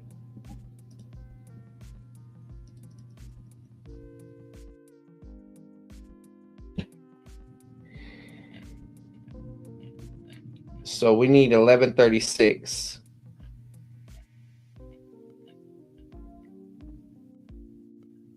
That was disappointing. I expected to hear something about discourse, Hebrew from that other grammar. I mean, it's called a discourse. Zondervan exegetical commentary in Old Testament. Oh, it's not the discourse commentary. Okay. I'll let it make. I'll forgive it for now.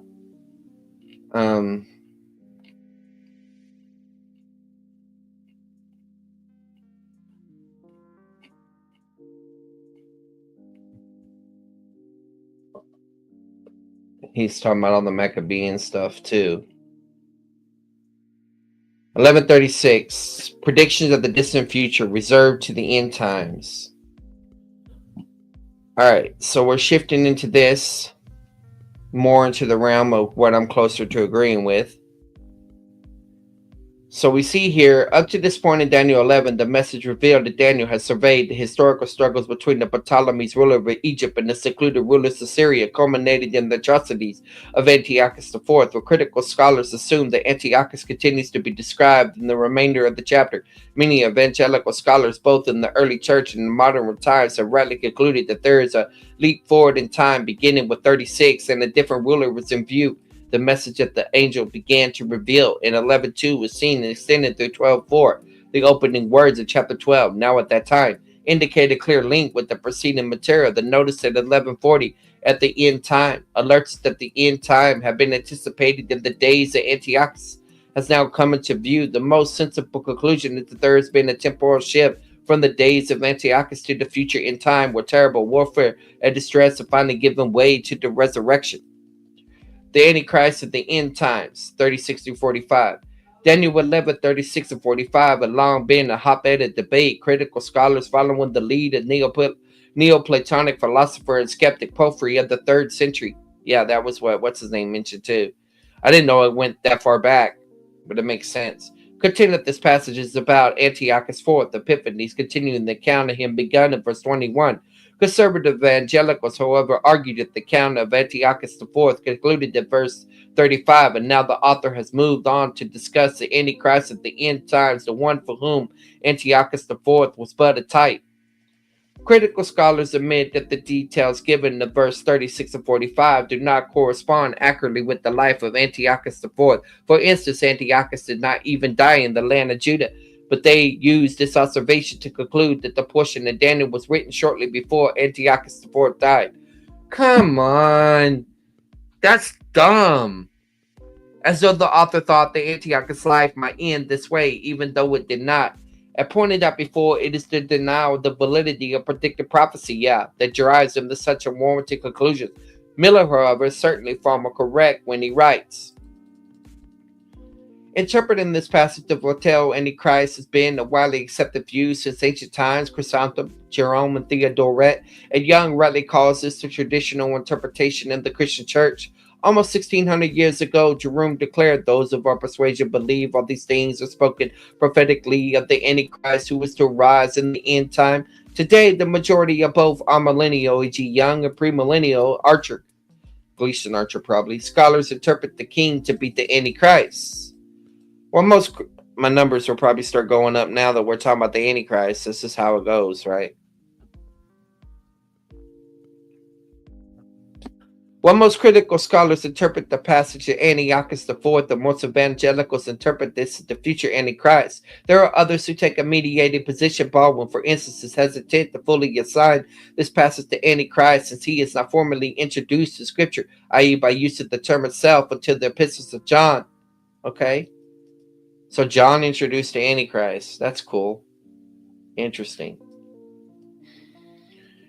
Yet she realized the passage is not a vision in the time of history, but that of the historical person of the Antiochus, even though bringing the readers rightly up until the end. Hence she concludes, nevertheless, the reasons for thinking that, although the chapter finds its first fulfillment in the character and reign of Antiochus, the matter should not stop there.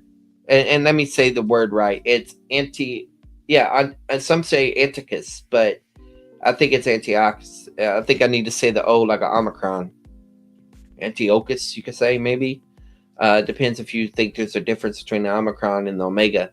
In a similar vein, Hill builds upon their approach. Yet the tendency of biblical prophecy to telescope future events, of the idea that the more distant events appears to merge with the nearer so as to become distinguishable from it, has already been noted in Daniel. Thus, Longman concludes that in verse 36 and 45, we see references to Antiochus Epiphanes taking on larger and life characteristics which we, living in the light of the New Testament, might describe as anticipatory of a figure called the Antichrist.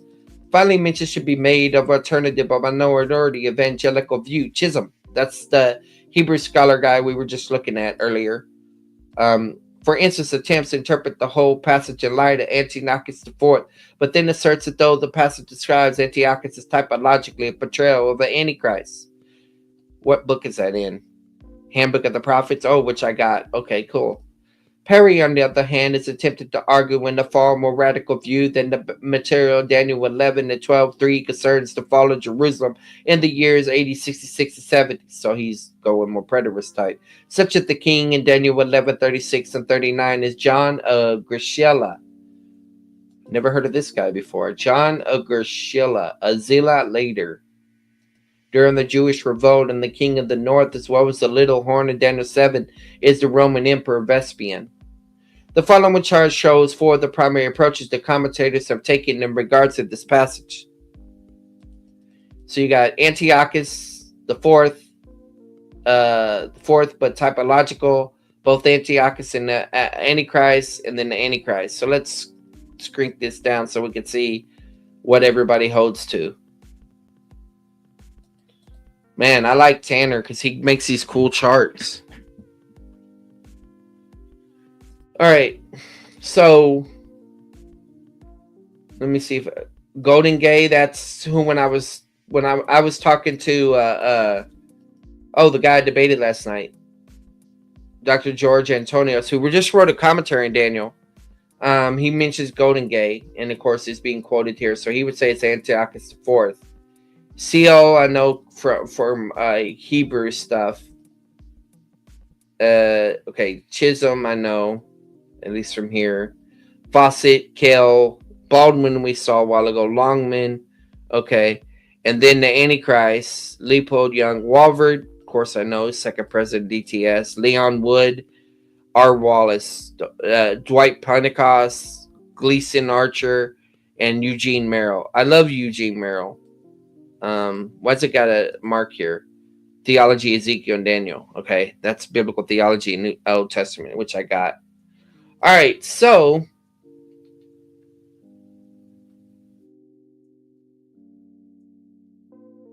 let's zoom this baby back in. Whoa, that's way too much.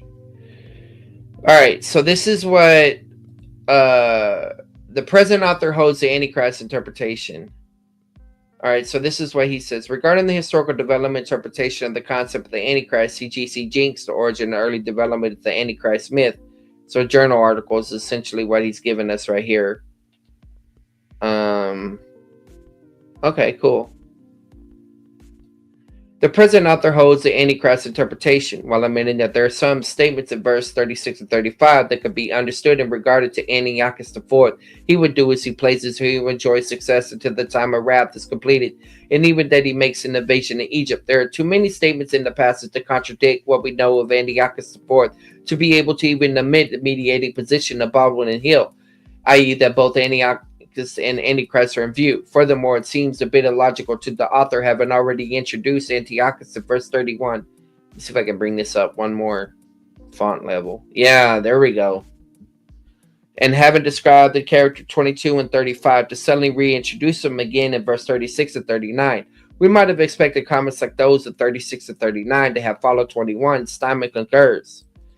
The description of the eschatological king of verse 36 and 45 is parallel to the description of Antiochus in verse 21 and 35. Both passages begin with a general description of the reigns or events not related to warfare. Eschatological king, this is followed by descriptions of warfare. Baldwin was concerned about injecting the term Antichrist before its formal introduction into the New Testament hardly seems to qualify as an objection. Regardless of what label you give him, this personage has already been introduced in Daniel 7 as a little horn, or the fourth beast, and again in 9 is the ruler who was to come. And if the small horn of Daniel 8 represents Antiochus IV while being typological of the Antichrist, it really comes as no surprise if here at the end of the book we have a culminating account focusing exclusively upon the Antichrist. A more commonly held objection to the Antichrist interpretation is the lack of a clear, here we go, transition from Antiochus IV in verse 21 to 35 to the Antichrist in verse 36. I would argue the reason it doesn't transition because it's the same demon. Basically, Hill explains the chief problem in assigning the eschatological meaning to this passage is that, unlike the earlier portion of the chapter, there was no clear grammatical marker or transitional language indicating the shift of subject between 35 and 36 or toward 39 and 40.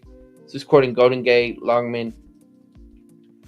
To understand the transition point of verse 36, where the ruler was simply called the king, is a reasonable conclusion. The designation itself, the king, is not found elsewhere.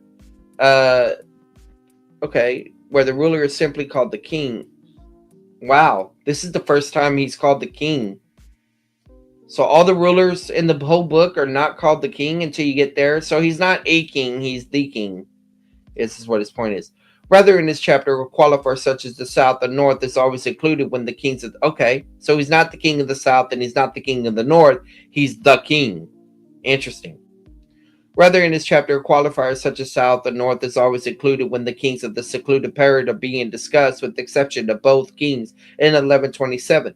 A careful study of the context reveals that he must be a ruler in the far distant future, not of the 2nd century BC. Verse 35 concluded the discussion of Antiochus by anticipating the end time. And verse 40 indicates this new ruler is operating in the end time.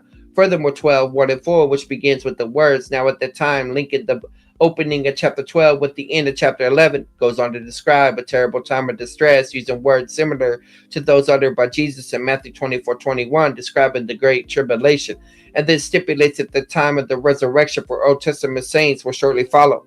Miller underscores the importance of the observation. The clearest indication that this king will live in the latter days is that the resurrection of the saints will take place immediately after God delivers his people from the evil individual power. Thus, the time setting for 1136 and 12:4 must be in that critical period of time preceding Christ's return, known as the Great Tribulation. All right. Which will be followed by the resurrection. The king, introduced in 1136, must then be the future Antichrist, the one already revealed in chapter 7 as the little horn, and in 927 is the one enforcing the covenant with Israel. Now, this is significant because a lot of people think the Antichrist is the king of the north. But if he continues with this argument, it's differentiating the king from the king of the north. So this may have a different focus on who the Antichrist is. This may support the argument that the Antichrist might be a Jew. Let's see. And I'm a dispensationalist for anybody that's out there. So this is no hatred to Jews by making that statement. We're just trying to be exegetical here. Let's just find out. All right. That the ruler cannot be Antiochus IV is evident from 1145. Antiochus IV is known to have died in Persia after attacking the city in present-day southwest Iran. Is a foiled attempt to pillage a temple, but the king will come to was in Israel. Okay, so he didn't die in Israel. Okay, got that. An examination of further details from 36 and 39 support the notion that Antiochus IV cannot be in view. For example, it's really true that Antiochus magnified himself above every god. Is it really true? Or that he had regard for no other god? Archer shows the fallacy, assuming that he did. Some writers have argued that since Antiochus entitled himself God manifests on his coins, that this was tantamount to magnify himself above every god.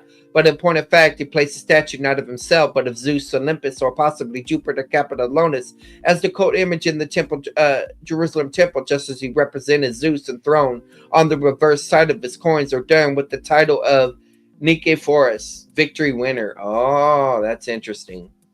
Because the language in Revelation about overcome. Okay. It does. I don't think Forest is being used there, but that's interesting as far as the motif. Antiochus was evidently loyal to the Greek religious tradition, which revered the entire Olympian pantheon, and it is hardly justifiable to accuse him of such impiety as exalted in himself above the gods to whom he offered sacrifice on the altar. Okay. That makes sense. Furthermore, it's well known that Antiochus IV did what he could to compel his Jewish subjects to sacrifice and bow down to his heathen gods. Also, Mercer has pointed out several benefactions Antiochus made to Zeus and other deities, showing the respect he had for them. Okay. The statement of verse 37 that he will show no regard for that desired by women likewise hardly fits Antiochus. A number of critical scholars assume that a pagan deity known as Thomas is in view. Montgomery, for instance, wrote, but Edwards' identification with Thomas Adonis was now, since Bevan, come to the generally adopted for description of the passion and code of women. Okay. In response, Archer states, man, Archer is really going in on these dudes. What book is this? Daniel and the Minor Prophets Expository. I'm going to have to get that book eventually. I have it probably in another format. But, all right. Some commentators have taken these words to be an allusion to Thomas and Adonis, the object of a special cult practiced by women from the 2nd millennium BC and continued to the time of Antiochus. Yet there's no slightest evidence in the historical records that Antiochus ever opposed or forbade the ancient practice. Okay?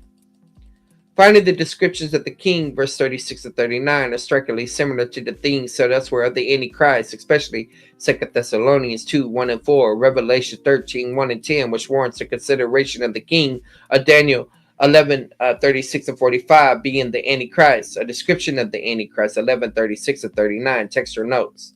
The phrase, Va'aka El-O-A, so that would be, and above all the gods.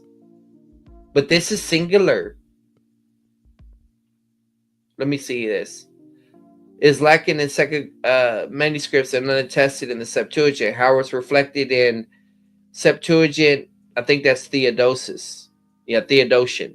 In addition to the Masoretic text. So you have a text or variant there. So let me go look at... Man, we got lots of stuff open now. 1136. He speak modest things against the God of gods, the proper and finish for that which is decreed. Magnify himself above every god. Alright, so let's look at this. Here it is. Ka Al Ka El Va Al El. And see, that's different. That's even different than what we were just looking at. I'm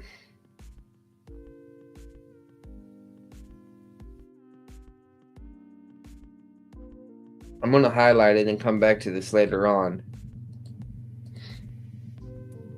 So I guess it is a textual thing. All right. Okay, so then it goes to 38. We don't need that right now. So, all right, so look what he does. Just like the NASB, it translated as then. Then the king would do as he pleases. Hamelech appears uniquely in all verses instance Daniel. The word king is qualified by either the word south or north. Okay, so this is what I'm thinking about here. A while ago when we were looking at Wekatals, one thing that we talked about is that it could be a shift in topic. So let me do that. Topic. Yeah, learn the topicalization function of the excatal. So we go here.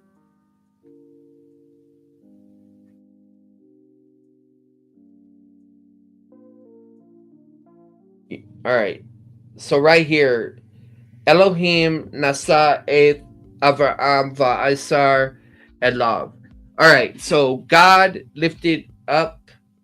Oh, tested nasa. Okay. Tested Abraham and said to him.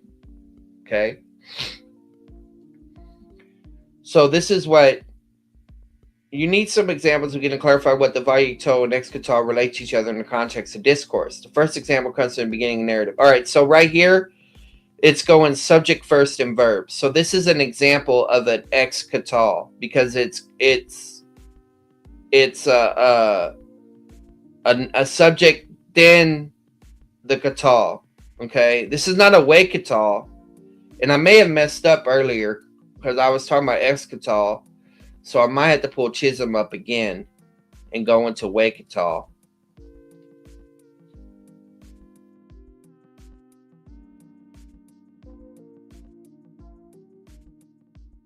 Well,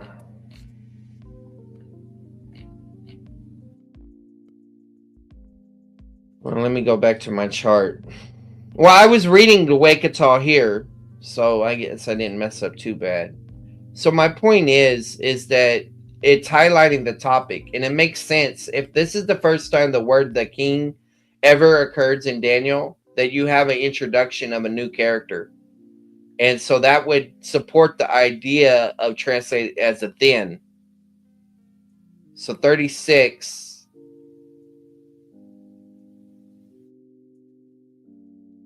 So then he would do, and then the king is right here. So they're showing it's going. This is a Wekatal, right? And then so let's see, the king. So the king. Here's the subject. Will do. And what is this word here? Pleases. What is this? Ratzah. Pleasing, pleasure, or according to his liking. Okay. All right. I think I got it. So it doesn't look like Mauro's on good standing right now. He's going to claim that the king that we were just looking at is Herod the king. At least it's going beyond. At least it's going beyond Antiochus Epiphanes. Okay, so at least he went that far. But let's see, Herod the king. The remarkable character who was a usurper upon the throne of David when Christ, the true king, was born. The proof enables us to identify the king of Daniel 11, 36, and 39 with Herod the Great, and his dynasty is so convincing that we feel warranted in saying that the prophecy cannot possibly mean anyone else. Okay, well, look, if somebody brought up something like that back then they should be talking about it right here. So let's see what we got. Opens the door to leap in time, distant futures. This is Constable's notes. Let's see if it talks about the identity of anything right here. No, he doesn't mention. Okay, well, let's check. Let's see how good Tony Evans is on this. Maybe he actually came up with something. It's a recent 1-volume commentary, so 36. The change in focus of this prophecy may not readily be apparent, but it's clear from what follows that the angel stops talking about Antiochus at the point.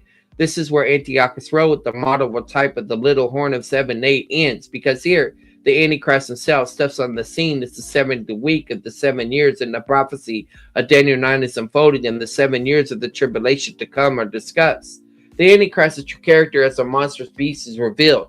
He will exalt and magnify himself above every god, and he will say outrageous things against the God of gods, desiring to be worshipped personally. Okay, that's good, but it doesn't give me enough. I mean, it tells me what to believe.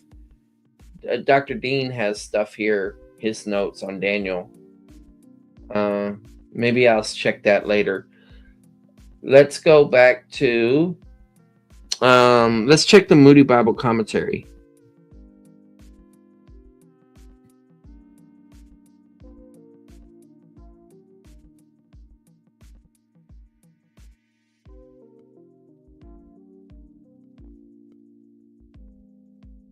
All right. At the point, the prediction shifted away from Antiochus IV. Let me see who's the contributors in this particular one. Some of these are people that my professor knows.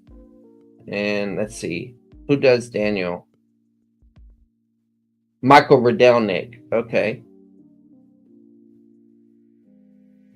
Cool. At this point, the predictions shift away from Antiochus IV to begin to focus on the end of days. The king now in view is the future Antichrist, already identified as a little horn, and the prince who is to come. Since there's no clear-cut change in 1136, some have seen this as a continuation of the description of the Antiochus. There are several reasons to see a different end-time king in view here. First, the actions predicted of this king cannot be attributed historically to Antiochus IV. There's no evidence that Antiochus exalted and manifested himself above every god, or that he showed no regard for the gods of his fathers, or honored a god whom his fathers did not know. Antioch minted coins with the inscription. This is very similar to the language we just saw from Tanner. Relationship between the Antichrist, calling them little horns in the vision. Is the Antichrist in Daniel 11 Bibsac article. Let's click this link. Whoa, what did I just do? Let me go back. Is the Antichrist in Daniel 11 Bibsac? He would do as he pleases. Okay, so this is a good one to keep open too. All right, back to Mauro. So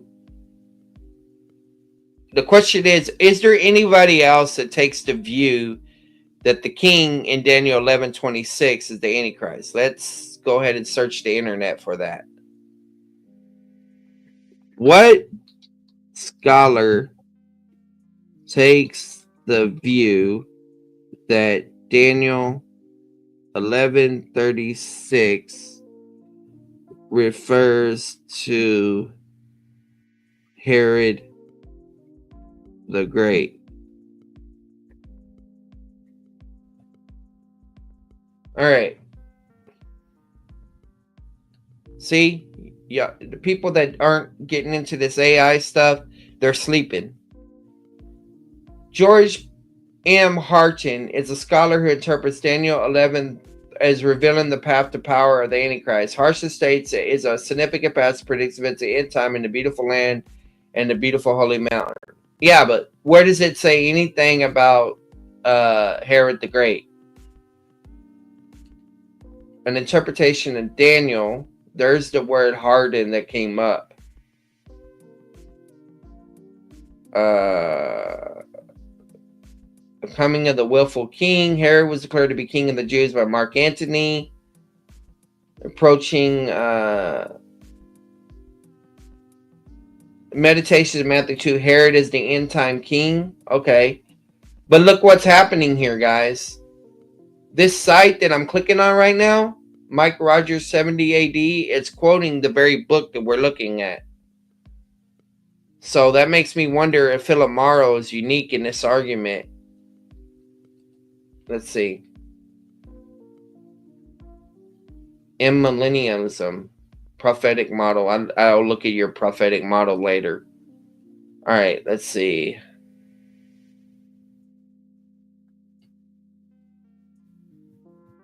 All right.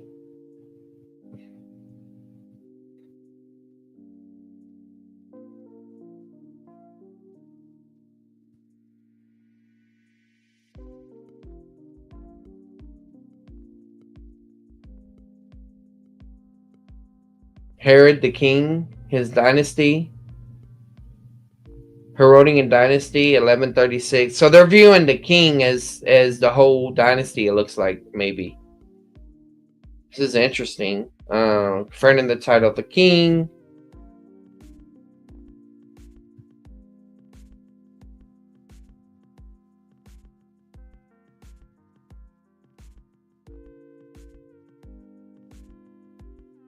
So we need to type in Mauro's name.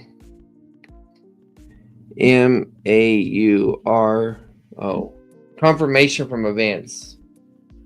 The third reason to see Herod as the king comes from a prophetic fulfillment. Prophecy and historical events agree. The match is so clear it cannot be coincidence. Philip Mauro said the proof which enables us to identify the king with Herod the Great is dynasty so convinced we feel warned is saying that the prophecy cannot be possibly mean anyone else. Herod fulfilled the last part of the things. Okay. So this guy, let's see what his conclusion is. The Herods ruled at the time of the end of the Mosaic age. Daniel said it would be a time when many shall run to, and knowledge should be increased. Okay. Jesus referred to the same activity. Okay. 70 AD. So this is a preterist site. Should have known by what says 70.com. Christ the King has defeated Herod the King, and all align with them. Only why I could see that motif. He's got some additional notes here, other resources.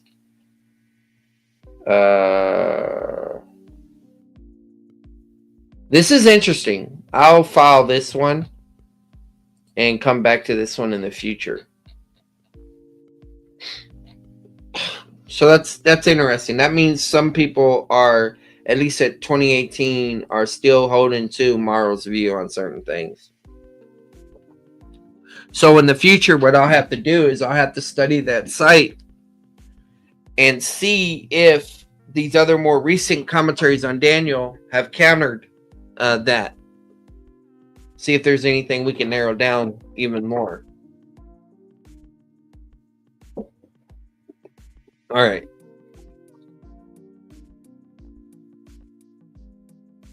It would be strange indeed if, in the outline which gave prominence to Xerxes, Alexander, the Seleucids, the Ptolemies, the Antiochus, Epiphanes, and Maccabees, there were no mention of the remarkable personage who exerted upon Jewish affairs and destinies an influence greater than that all who sat upon the throne of Israel when Christ was born.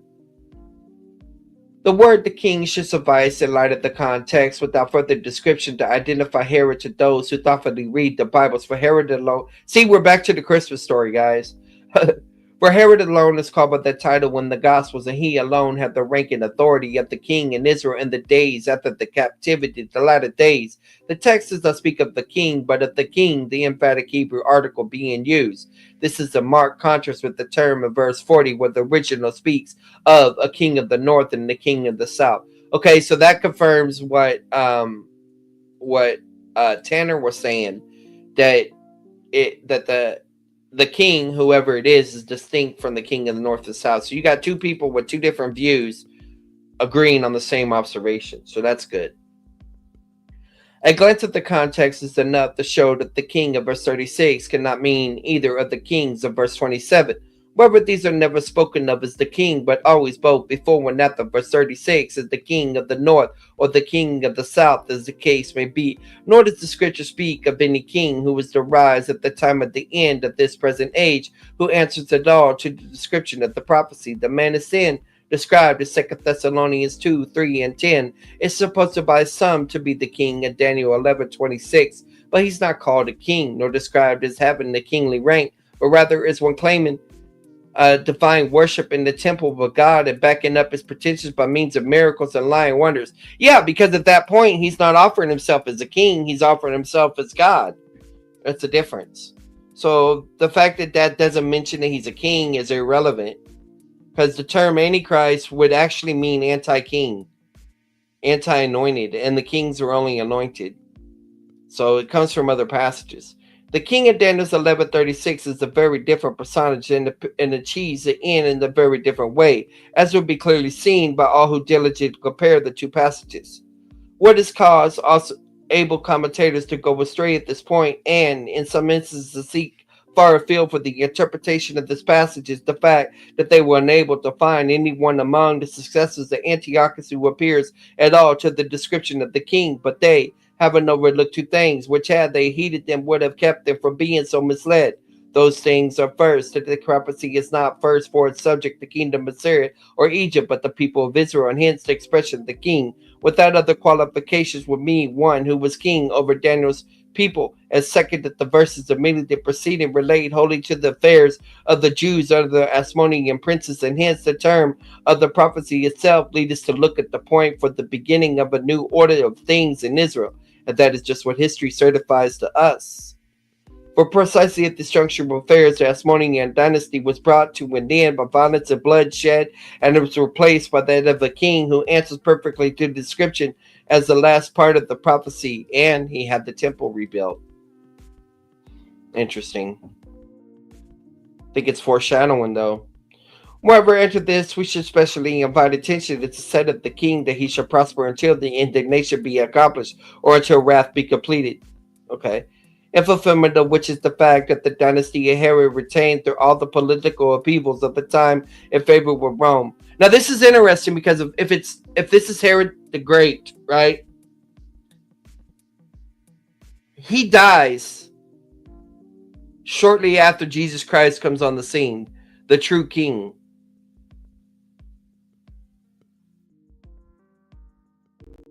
Right? Because we're talking about the Herod the Great that went after, tried to kill Jesus at his birth. Okay.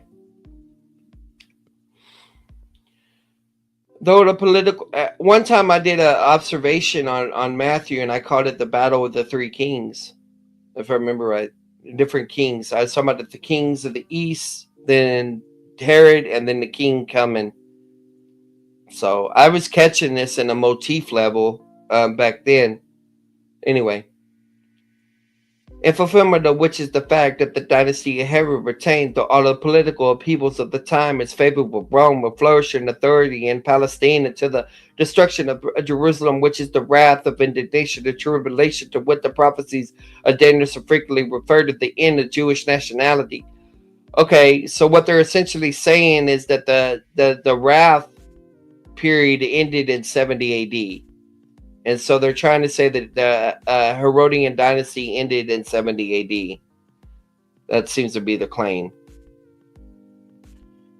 To which the prophecies of Daniel so frequently refer to the end of Jewish nationality, for it was Herod the king who sought to compass the death of Christ soon after his birth, and whose successors of his own family put to death John the Baptist. This was done by Herod Antipas and James the brother with John by Herod Agrippa the first, who also imprisoned Peter, the attendant to deliver them to the Jews, and finally sent Paul in chains to Rome, which was done by Herod Agrippa II, the last of the dynasty, the man who's best known to the world as he who was almost persuaded.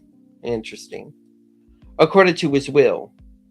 The first thing said of the king is that he should do according to his will. This is usually taken to mean that he will be of an exceptionally self-willed disposition, one of the sort who act without restraint, and without regard to the rights and the feelings of others. This may indeed be a part of the meaning of words, but much more than this is implied. Self-willed people are so very numerous that if they were all that were meant, the words could not serve for purposes of identification.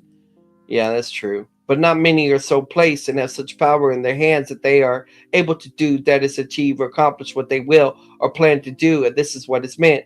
For the expression is used in the same prophecy of two other notable personages. The first of these is Alexander the Great, to whom it said that he should rule with great dominion and do according to his will. The other has been identified as Antiochus the Great. Of him is also said he should do according to his own will. And history shows that this Monarch 2 has been successful during the first part of the reign in carrying out his various designs.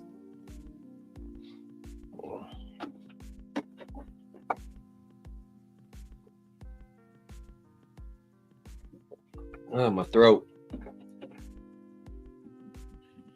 This is what distinguished Herod the Great in a remarkable degree, for history records nothing of the nation more notable than Herod's success in rising up only a lonely origin to the rank and authority of king and securing for himself desperate power and retaining it throughout all the political changes of the time, and the way he used the power for the accomplishment of all of his designs, however stupendous in magnitude, as the rebuilding of the temple of atrocious character, as condemning to death his own wife and children.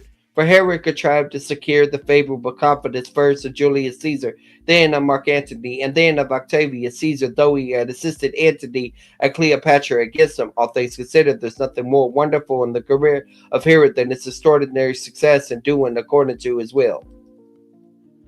But taking the expression in the other sense, we may say that it would be difficult to find in history one who was so ruthlessly executed the designs of his own tyrannical and cruel heart, even upon those of his own flesh and blood, as Herod the king. His murder of the best-loved wife, the beautiful Marimene, who was a princess of the Asmonean family, is in a special circumstance without parallel in the history. He put to death also 3 of his own sons, 2 of them by his favorite wife, because he suspected them of aspiring to the throne, and similar deeds of wilfulness characterized the entire reign. Josephus gives many instances of this, for example, Antiquities, the 12:9-4. Yeah, some people think that Herod had a venereal disease, and that's why he was insane, supposedly, like syphilis or something. Exalting and magnifying himself, but that could have been just a way that they discredited him. I'm not sure. Further, it was said of the king that he shall exalt himself and magnify himself above every god, and shall speak marvelous things against the God of gods. These words are descriptive of Herod. The words above every god may be taken to mean every ruler and authority of Israel. Okay, so it's not necessarily a reference to, in his view, it's not necessarily a reference to paganism. It's a reference to representatives. Just as God of gods means the supreme authority over all authorities. Herod successively aspired to the lordship of every authority in the land, whether priests or rulers assumed to appoint whom he would to the office of high priest. He put his own brother-in-law, Aristobulus, Marimene's brother, in the office, and shortly after had him murdered. Dang. Herod also uttered great things against the God of gods. This, we believe, refers specifically, though not exclusively, to the decree for the slaughter of the babes of Bethlehem, to express purpose for which was to get rid of Emmanuel, God come in the flesh, to be ruler of his people, and to be the prince of the kings of the earth. Herod's way of making himself secure upon the throne was to put to death every suspected rival. Yeah, you kill your own son, you might as well go after the one that's claiming to the throne, the Messiah. For Herod, in common with the Jewish teachers in his day, and with some teachers in his own day who ought to know better, mistakenly supposed the Christ of God was coming at that time to occupy the earthly throne upon which Herod was then seated. We shall have occasion to refer again to this prominent act in the career of Herod, the desire of women. In verse 37 reads, neither shall he regard the God of his fathers, nor the desire of women, nor regarding the God, for shall magnify himself above all. The words call for special comment.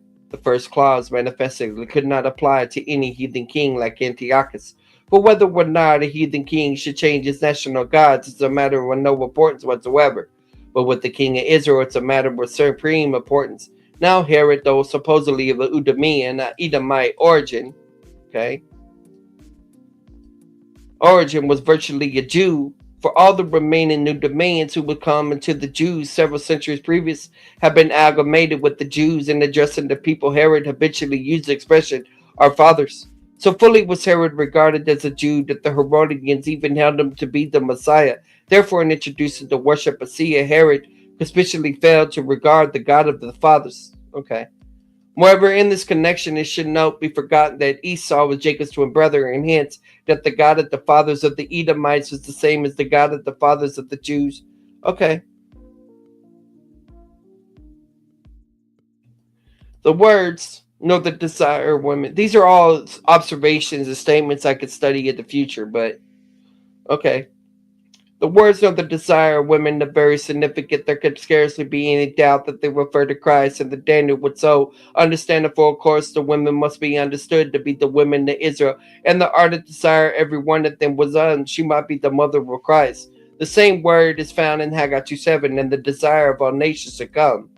Evidently, then it is Christ who is referred to as the desire of women. And if so, then we have a striking fulfillment of these words in Herod's attempt to murder the infant Messiah. Okay. For the record given in Matthew 2 makes it quite clear that Herod's deliberate purpose was to put to death the promised Messiah to Israel. It was for the accomplishment of that purpose that he required of the chief priests and scribes as to where Christ should be born.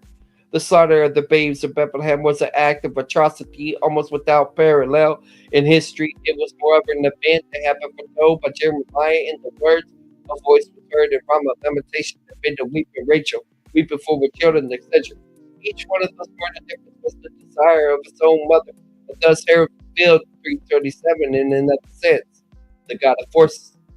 Verse 38 reads, "And in his estate or his establishment shall be honored the God of forces, or God of forces, or even a God whom his fathers do not, but shall be honored with gold and silver and precious and costly stones and with pleasant or valuable things." Herod's career affords the most striking fulfillment of this verse. The expression "God of forces or fortresses" is so unusual that it furnishes a most satisfactory means of identification, for it applies to the Caesars to none other in history, seeing that the Roman emperors claimed for themselves divine honors and that it was by forces of fortification that they extended to maintain their power and enforce the worship. They demanded this honor Herod paid to them, and after the most extravagant fashion, and he did it, the course, in order to make himself secure, that is to say, for his own establishment. As if the text of verse 38 may be rendered, this honor paid by Herod first to Julius Caesar, then to Anthony, then to Anthony's conqueror. Augustus was one of the most conspicuous figures of Herod's policy. Josephus records how he sent delegations to Rome and also to Antony and Cleopatra in Egypt, bearing the most costly presents. And also he converted the ancient Strata Tower to a magnificent seaport and named it Caesarea in honor of Caesar. And how later he rebuilt Samaria and renamed it Sebastos, meaning the equivalent of Augustus. He built many other fortified cities and named them in honor of Caesar. Okay.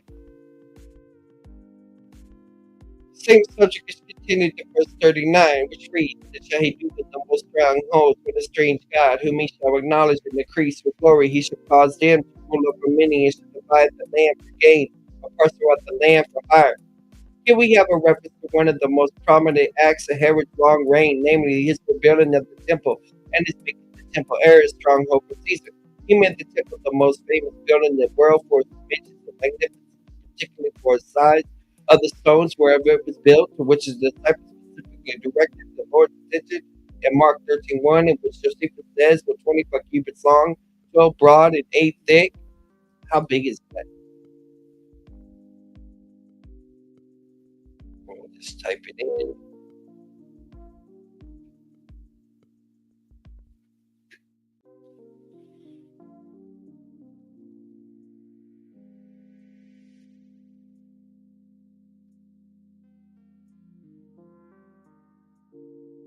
I'm gonna put convert.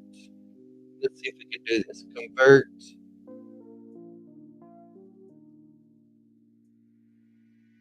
to, let's just do square feet. Because we got length, width, and height there. Oh, come on. Someone's got to calculate this. Convert units. It should do it for me.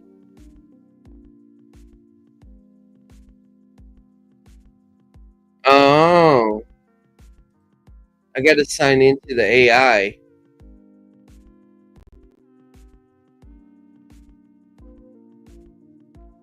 Give me a second, guys.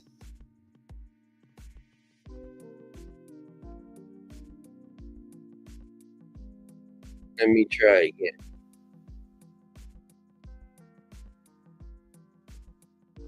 All right.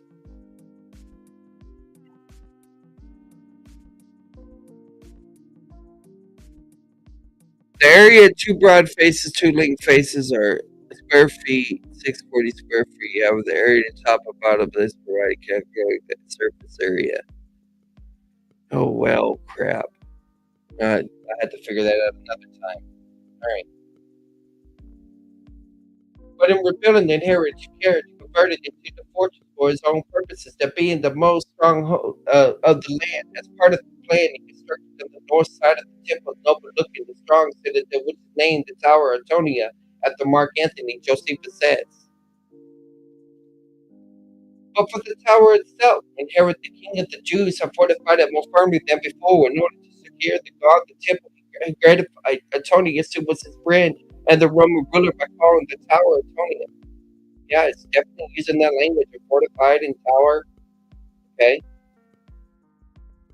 Further, this historian says that the fortified places were two, the one belonging to the city itself, the other belonging to the temple, and those that could get them into their hands of the whole nation under the power, for without the command of them it's not possible to offer sacrifices. It was from the stairs leading to the famous tower, upon which the Apostle Paul had been taken by the soldiers to save him from the violence of the people, that he scaled them by a gesture of his hand and gained their attention by addressing them in the Hebrew tongue. Acts 21. Again, Josephus says to Herod that when Caesar had further bestowed upon him another additional country, he built there also a temple with white marble hard by the foundations of Jordan, and also to say all at once there was not any place in the kingdom fit with the purpose that was permitted to be without someone that was Caesar's honor. And when he had filled his own country with temples, he poured out like plentiful marks of esteem unto the provinces built many as cities which he called Caesareans. Okay. In connection with the prediction of what the king would do when the chief strongholds with the strange god, mention should be made of the many images statues of Caesar which Herod set up to be worshipped in various fortified places. He even went so far as to sacrifice to place a huge golden eagle, the adored emperor in Imperial Rome, at the very gate of the temple. I had heard about that, but I didn't. I mean, I've seen it in movies actually. I think it's in the movie AD. Thus giving rise to atonement and insurrection among the people. In this way did he in this state office honor the God of the forces. Caesar, whose statue everywhere introduced the object of worship, fulfilled the literal exactness of the words, lest you to do in the most strong words the expression which apply to the citadel of the temple where he erected the Tower of Tony with the strange God, whom he shall acknowledge and increase for glory. The last clause finds a striking fulfillment in Herod's extravagant pains to glorify Caesar, which is shown went beyond all bounds. The work dividing the land for gain or parsing it out for hire were fulfilled in the practice adopted by Herod, parsing it out among persons favorable to himself, the land additions to places which was important to him to control in case of emergency. Josephus speaks of this. We thus find that every item foretold of the king was completely fulfilled in the career of Herod, and the record of its fulfillment has come down to us in authentic contemporary history, which is all hands acknowledged as trustworthy in an unusually high degree. Other predictions concerning the king are given in verse 44 and 45 is fulfilled with literal exactness and will be shown when we come to the exposition of this verse. Okay, so now that we got that going on, let's go ahead and go modern. Let's pull up Custom's notes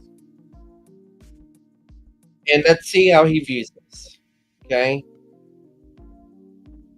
To predict the king in the verse who had the power to do as he pleases fairly, he would not be subject to a higher human authority. He will exalt himself higher than any other god, which implies that he would demand worship. He will also repudiate the true God. He will succeed for a time unto God's indignation against the people that choose to run his course. All of this has happened under the sovereign authority of God, however. So he's not interacting with that other view, but I don't expect him to really. Let's see. The verse given more information about the ruler's religious convictions. The phrase, the God of the fathers, is similar to one that occurs elsewhere in Scripture describing the God of the Jews. This has led some interpreters to conclude that the king would be a Jew. Yeah. So Darby, Gateline, Ironside, Over, Daniel, and I think maybe even Tanner may hold that view. However, the phrase does not require this interpretation. The name God is Elohim, the general word for God, rather than the covenant name Yahweh, the God often used to express his relationship to his chosen people.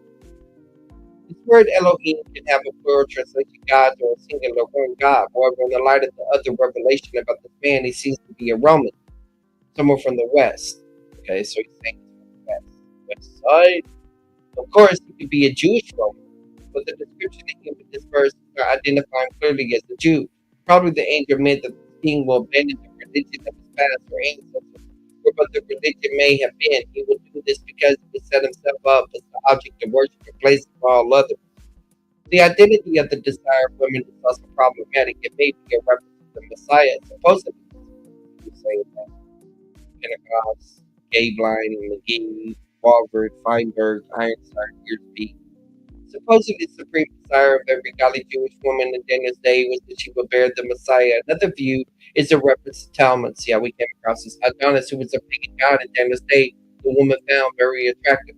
Others believe that the meaning is that the king will have no desire for women. Some even speculate that he will be abusive toward women. In other words, he will be devoid of natural affection. I tend to favor this last view. Okay. I've even heard he would be a homosexual or transgender or whatever, based on that statement. All right. It says, but this king we're really trusting is a God who we believe can give him military success. Evidently, this is not a God in the religious sense who would probably idolize power. His forefathers typically acknowledged the supreme being as some pagan god of gods. He will honor his God by spending money to build his military arsenal. In other words, he will be a materialist. Okay.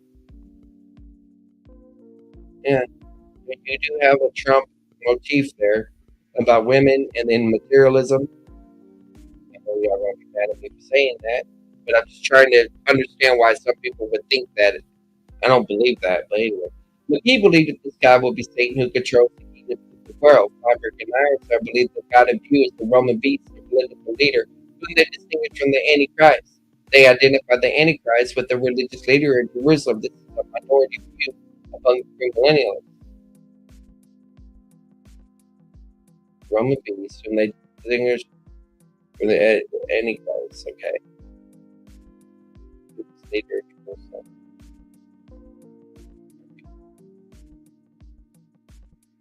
The foreign god referred to this verse may be the god of military might mentioned in verse 38. Ultimately, may be some other foreign god who uses his own ends, or it may even be himself. In Antioch, as before him, the ruler will reward those who are loyal to him, and he was supported by bestowing honor to position of authority on them. Perhaps he will also take bribes as Antioch did and give land to those who pay him off. Another possibility is that he will reward with lands those who are faithful to him. Okay, so he was definitely forward future focused there. So all right, we'll close Constable for now. Let's go to Tanner. Then the king will do as he pleases and will exalt and magnify himself above every god. He will even utter shocking things against the God of gods. He will enjoy success until the time of the wrath is completed, for which degree will be done. He will show no regard for the God of the fathers or for the desire by women. He will have no regard for any other God, for he will magnify himself above all. Rather, in this place, he will honor a God of strongholds, a God whom his fathers had not acknowledged. He will honor with those silver, precious stones, and desirable treasures. He will deal with the mightiest strongholds with the help of a foreign God. Whoever acknowledges them, he will multiply honor upon and cause them to rule over many others. He will portion land as a payoff. All right, here's the commentary. The first thing we're told about this future king, the king, is that he will do as he pleases, i.e., be in a position of incredible authority, face a little effective opposition. The same was said of Cyrus in 8:4 and Alexander the Great in 11:3. Before coming to have absolute authority, he would share power with the 10 kings, who have banded together to form a confederatory kingdom. But following this subduing the 3 of the 10 kings, the virtually gains world dominion. And so the thing is, that I'm noticing about Mauro, Mauro doesn't seem to be connected to the king to the 10 kings and to the little horn thing. Maybe he does later. Rather than promoting the deities of the Greek pantheon as Antiochus did, this future king will exalt and magnify himself above every god. It is doubtful that he does this too early in his career. At the beginning, at Daniel's 70th week, he will enforce a covenant for many for 1 week. At the point he apparently presents himself as Messiah and does what the Jewish people would expect Messiah to do. He acts as the advocate and enforcer of the Mosaic law. Yeah, so Tanner believes the Mosaic law is going to be the covenant that is going to be brought back in the Tribulation. The law is going to be brought back. Compare the commentary Daniel 9:27 for a reason, expectation for the interpretation. That means all those Black Hebrew Israelites may get caught up in this. All these Jewish cults may get caught up in this because the Antichrist is going to offer them the Mosaic law.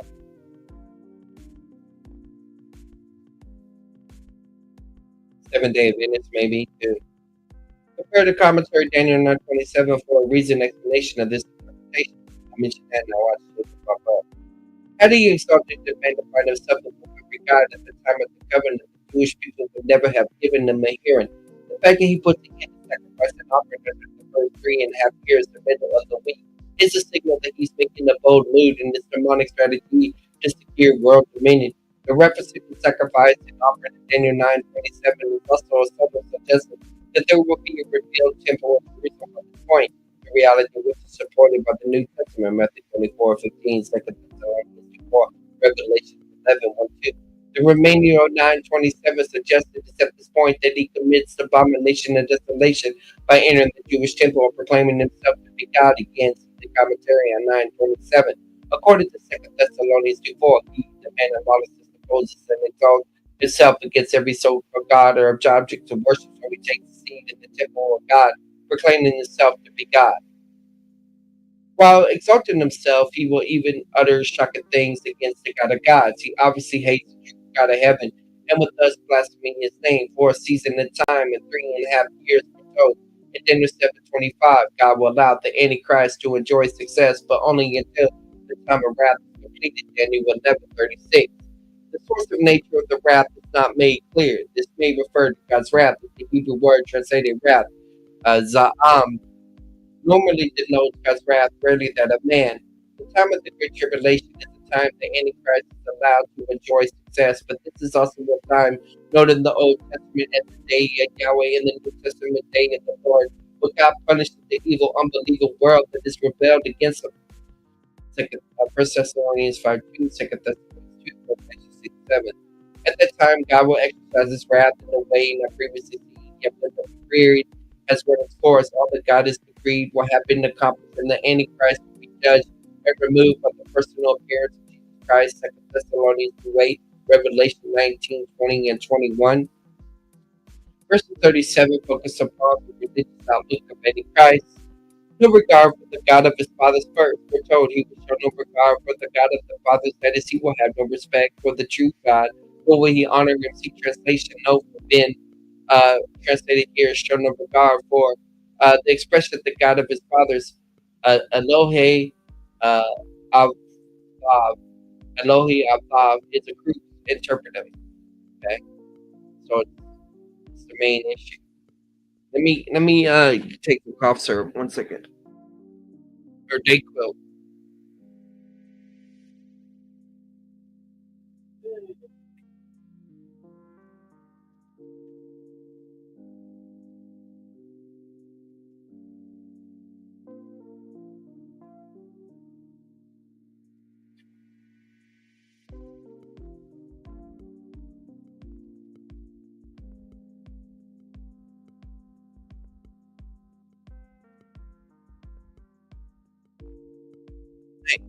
The things in my hat. Let me fix this. Grammatically, the plural form Elohim can be translated as God, the true God of the Bible, or pagan deities are in view. Gods. Context determines the correct translation. If the phrase in Daniel 11:37 is translated the God of his fathers, this would imply that the Antichrist would be ethnically Jewish. See, this is what he's saying right here. A view that some have taken. Who are they? Although most English verses translate the phrase the God of his fathers, we find it translated the God of his fathers. In the KJV, NIV, Young's Literal among modern commentators taking the Jewish view are Darby, Gabeline, Ironside, Strauss, Young, Culver, Feinberg, and Wickham. Of those taking the Jewish view,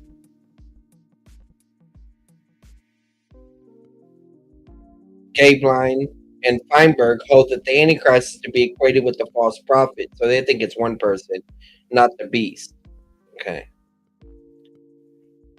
Antichrist would be ethnically Jewish, a view that some have taken. This is a view commonly found among early church fathers. Survey patristic exegesis. Okay. I can look into that in the future. Of greater significance, however, is the phrase in which a term occurs, the Elohim of his fathers. This is a common expression in the Old Testament, used at least 45 times, and is always for Yahweh, God of the Bible. When God was about to reveal himself as the Yahweh to the nation, he sent to Moses such to say to the sons of Israel, the Lord, the God of your fathers, Elohe of, of they can, yeah, the God of Abraham, the God of Isaac, the God of Jacob, has sent me to you. The kings of the Jewish people were also evaluated in terms of their faithfulness or lack thereof to the God of their fathers. For instance, Haman, the evil king of Judah, was reprimanded because he forsook the God, the Lord God of his fathers, Elohe Avthav. Yeah. This is a sequential observation parallel that of the king of Daniel 11:37, who was evaluated and rebuked because he too will forsake the God of the fathers. Okay.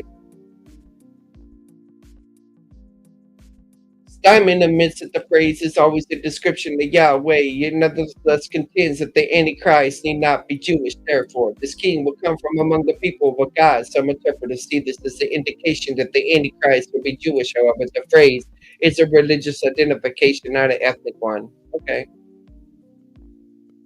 It indicates that the eschatological king will come from those whose ancestral tradition is to worship the true God. The problem, however, with Simon's conclusion that the phrase "the God of his fathers" only pertains to his religious identification and not his ethnic background is that in each of the 45 occurrences of the phrase it is used, of whose ethnic background was Jewish. Yeah, so every time it was a Jew. Hence, Simon has no valid basis for dismissing the ethnic element. The objection is often raised that even though the expression "the God of the fathers" Elohe Avtav is used in Daniel 11:37, the fact that the Antichrist has been identified earlier in the book of connection with the Roman Empire would argue that he must be a Gentile rather than a Jew. In Daniel 7, the little horn is associated with the fourth beast, which has been identified in this commentary as the Roman Empire. Yet a closer look at the text does not prove this little horn, the Antichrist, is a Gentile. Okay. What we are told is that the 10 horns come out of the kingdom, i.e., out of the Roman Empire, in light of what is revealed in the book of Revelation, especially 17. These 10 horns representing kings who unite and form the kingdom in some way, not totally explained. They share their authority as kings with the beast, the Antichrist, for a short period. Yet then they turn their power and authority over the beast, and as verse 17 says, they give their kingdom to the beast. The most likely explanation for the transfer of power to the beast is the fact that he first subdues 3 of them, so that the kings of the Confederacy kingdom all turn authority over to them. Yeah, he takes out 3, so the others give up. So what we learn from this is that the 10 kings emerged from what was once the Roman Empire, yet the little horn, the beast, the Antichrist, does not necessarily emerge from the Roman Empire. He takes them out. Okay, okay. Daniel 7:24 simply says that he will rise after them. And he comes to possess the kingdom. Yet the kingdom of the little horn gained in one of the territory that was once the Roman Empire, but that does not make him a Roman or even a Gentile.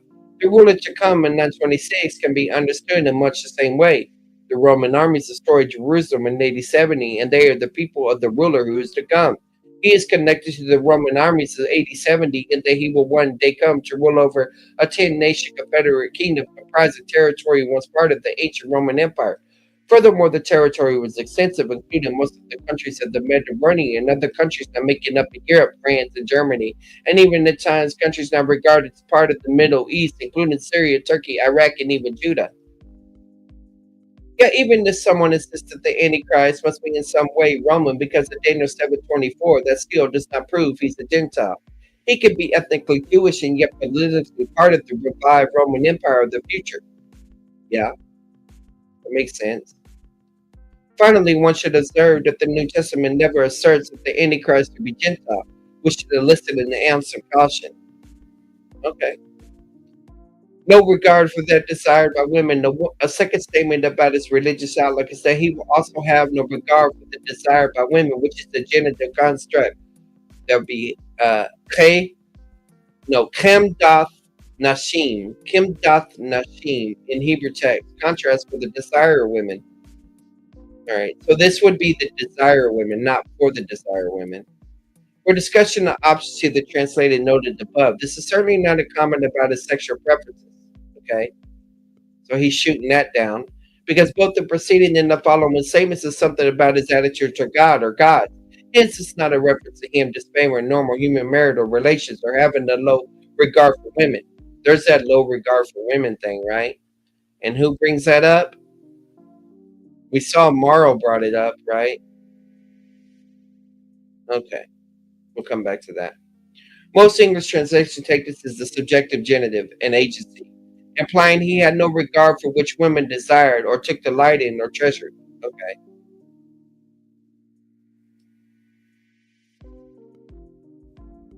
As for what it might be, most are not known committal, assuming that it must be some deity that women worship or highly esteem. As for what is meant by the noun hemda, the word itself basically means desire, indicates desirable things, precious things, or what is delightful. uh, DCH, I think that's Klein's. Yeah, district, but yeah, Klein. Suggests one desire of beauty, precious treasure, wealth, and Haggai 2:7 it means wealth. Otherwise, it typically refers to which is precious, desirable, valuable. The context of Daniel 11:36. It's interesting because I'm thinking about Moses. Moses was called a beautiful child, and he was the Messiah at that time. Um, let's see here. The context 1137 concerns a person's religious outlook. For those espousing the Antiochian interpretation of verse 36 and 45, they will understand that it's God, the woman delighted in. Hence, Collins renders this even to the God beloved of women. And any teen, not even the God loved by women, Golden Gate, to the one woman love, to the one women love. Interesting. Well, he's going to be a player. All the women going to love him. Oh, I think they like me. Montgomery translates a darling of women, by which he means specifically Thomas Adonis. A Thomas worshiping cult of women, some have suggested that what is in view is a desire that Jewish women have had to be the mother of Messiah. Yeah, that was. There's Mauro. Among those talking, Mason, Mauro, Walvard, yeah. Feinberg elaborates. And Feinberg's a Jew, by the way. He had no room for the one whose preeminently among the desire of women Messiah himself. It was the fond hope belonging to Jewish women that they might be the channel through whom the Messiah will be born. The reason the Antichrist has no respect for the desire of women is that he was seeking to take the place himself. The desire should be for your husband. I'm thinking of that language. And that means to overtake. I don't know. Miller adds his support in the Messianic interpretation for either side of the phrase of statements concerning Antichrist's contempt for God and religion. It would not be surprising to find a reference to rejection of the Messiah in this setting. The most sensible understanding that Himdat Nasim is Nashim is a symbol of the Messianic hope in general. However, this particular statement is understood, and the point of 37 is that the Antichrist will so exalt himself that he will tolerate no other rival on earth being worshipped. This is consistent with Revelation 13:4 that says the people of the earth of the days will worship both the dragon, Satan, and the beast, the Antichrist. Also, the latter will oppose every single god or object of worship, 2 Thessalonians 2:4. Not surprisingly, he will hate true believers and Jewish people who seek to worship Yahweh God. No rival, okay. 1138. In the place of Yahweh God, the Antichrist will honor a God of strongholds. That is, he will put his stock in military might. The word stronghold, ma'utzim, is commonly used in the Old Testament, all right, of a fortified military defense. Some attempted to vain identify the specific God as Hill summarizes. Several suggestions have been made identifying the god with one of the numerous fortresses established by Antigones the Fourth Epiphanes, the god Jupiter Capitolinus, to whom Antiochus erected a great statue to Antioch, the god Zeus, based on the scripture found in Scythopolis and the Jerusalem citadel of Acre, where Antiochus profaned the temple precinct by erecting the image of Zeus. Hill concludes that the expression simply symbolizes his own tyrannical rule over his kingdom, as Kell puts it in personification of war. The same word, ma'ot, is used metaphorically of Yahweh. David proclaimed, God is my strong fortress. For the Jewish kings of old, their trust was to be first and foremost in Yahweh God. not military might. Yeah, the king wasn't supposed to multiply horses and all that. The Antichrist, however, will rely heavily on military might. This is the God whom his fathers have not acknowledged, or that they did not have utilized the military armies and hardware, but that their trust was not in this alone.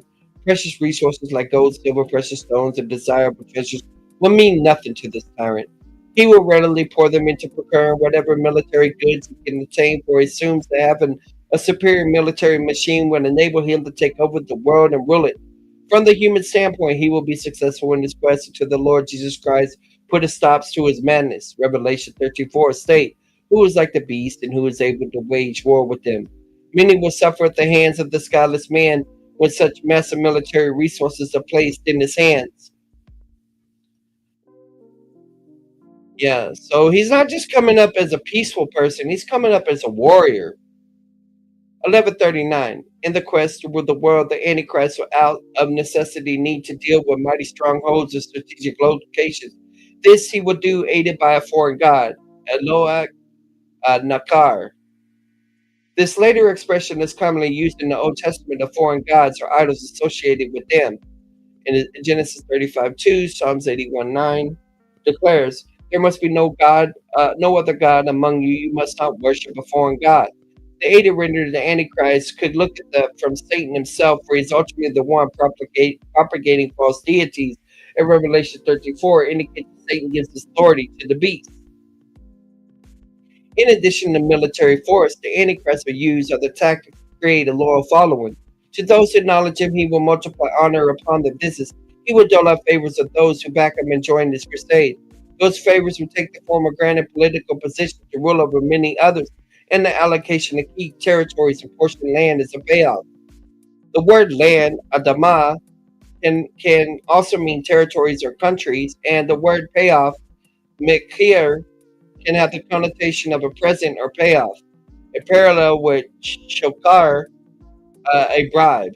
Interesting. Biblical theology comments. Okay. So we're going to do some connecting here. I'm going to go get me a cup of coffee. I'll be right back, guys.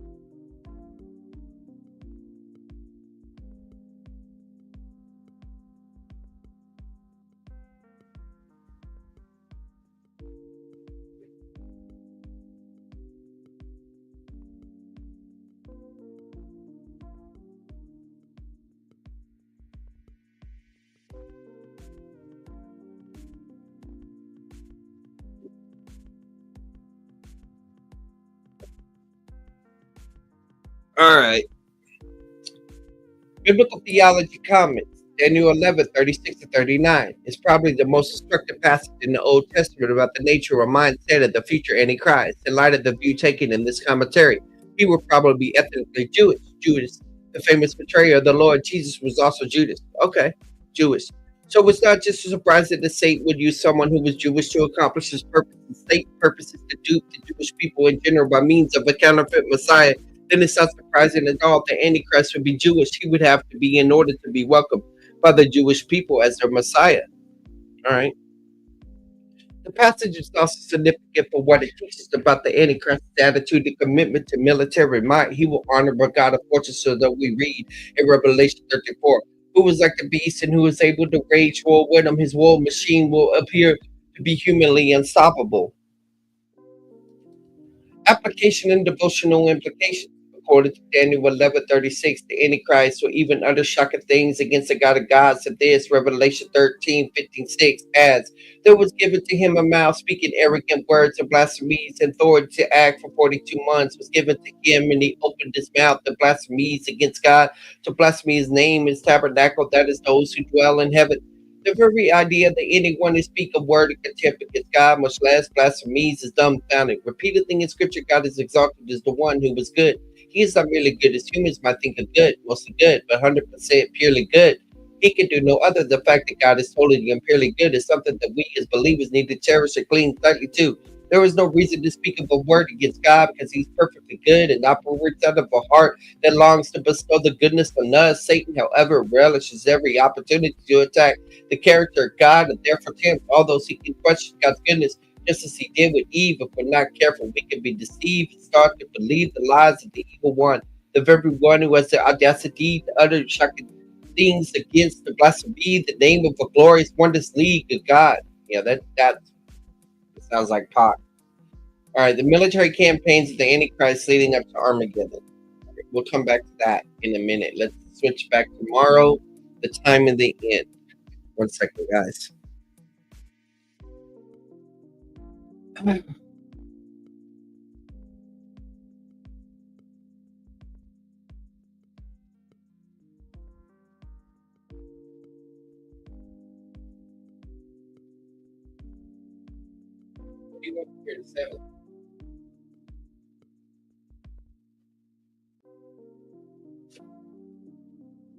Alrighty.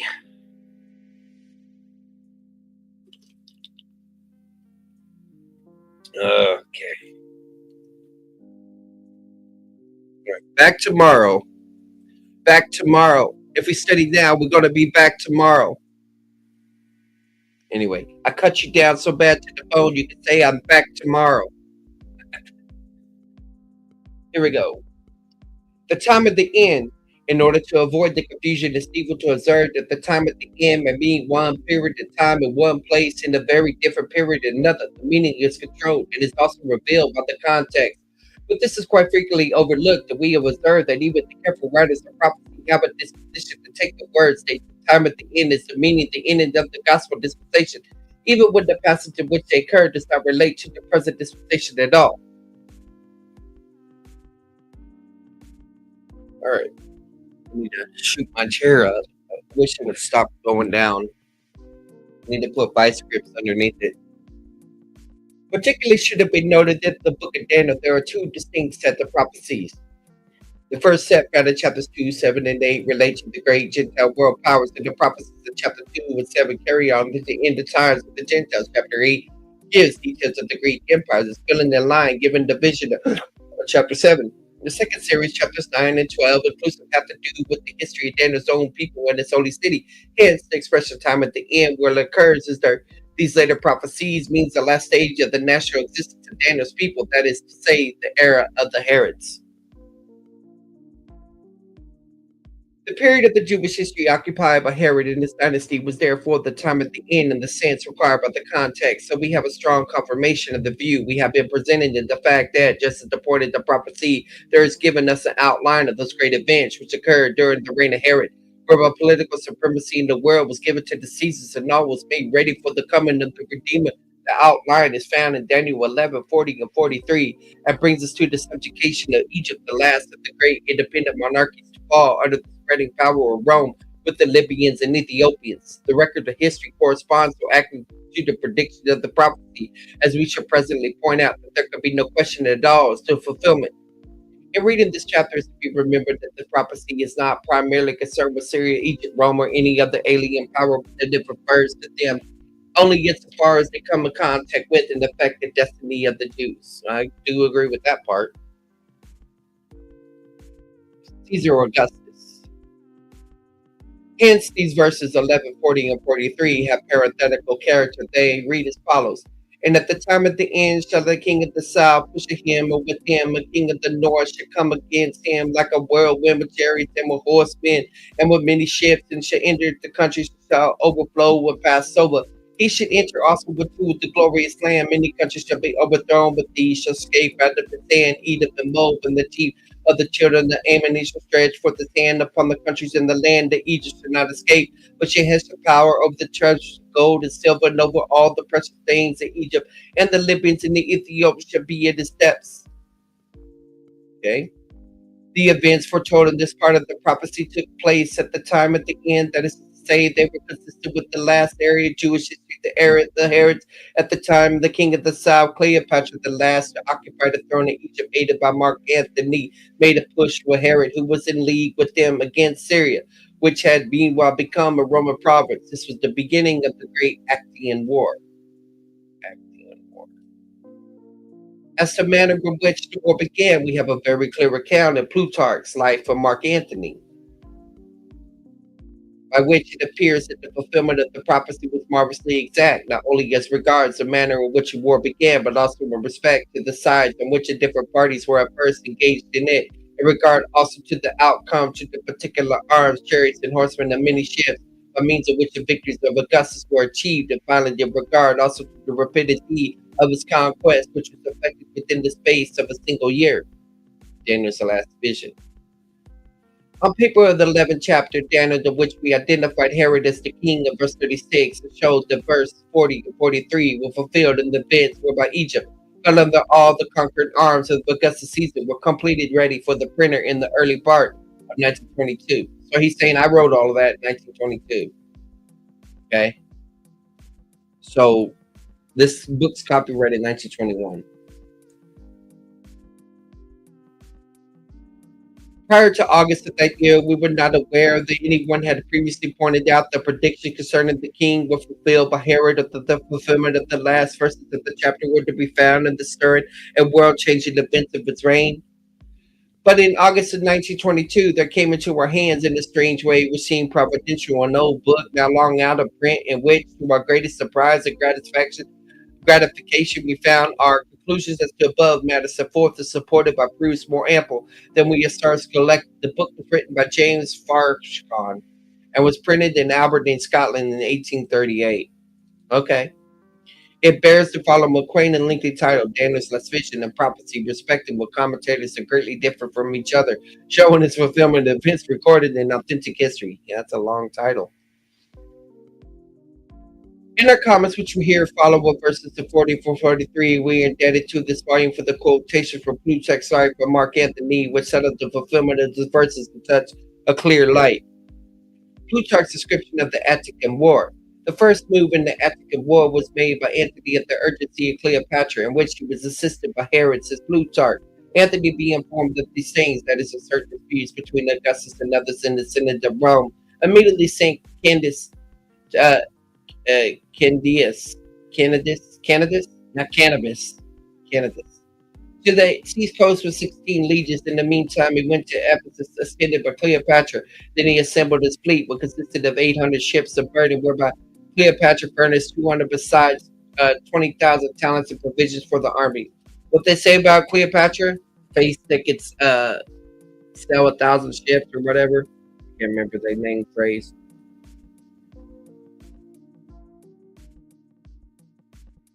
Antony advanced to Athens with constantly increasing forces, Augustus being wholly unprepared to meet it. For says the historian, when Caesar was informed of the celerity of the magnificence of Antony's preparation, he was afraid to be enforced into war. That some of this would have been more convenient for him, for he won in one of the most every day the auxiliary kings were fought under his Antony's banner, but focus of Africa, etc. A list being given of those who did not attend in person, but sent supplies from Ptolemy, Pontus, Marcus of Arabia, Herod of Judah, and Asmus of Laconia and Galatia.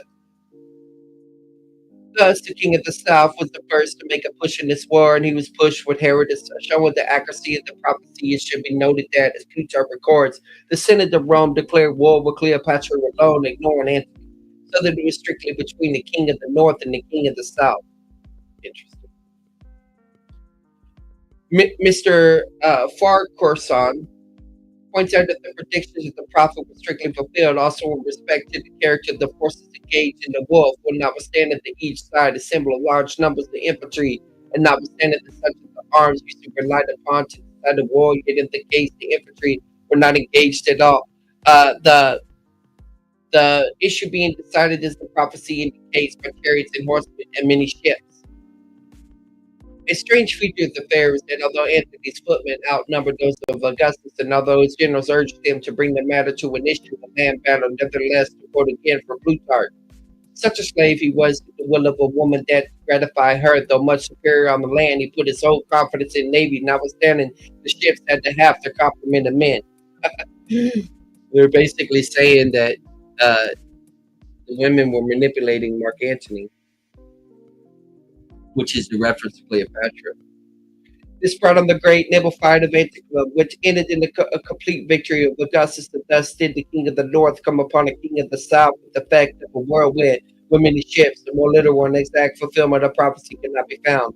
But that is not all, for Plutarch reports that after the disaster of Anticum, Antony's infantry deserted him, so that the infantry were not engaged during the entire war. But, says Farquharson, when Anthony arrived in Egypt, endeavored to defend it to fulfill the prediction of the prophet, the king of the north would come with chariots and horsemen as well as with many ships.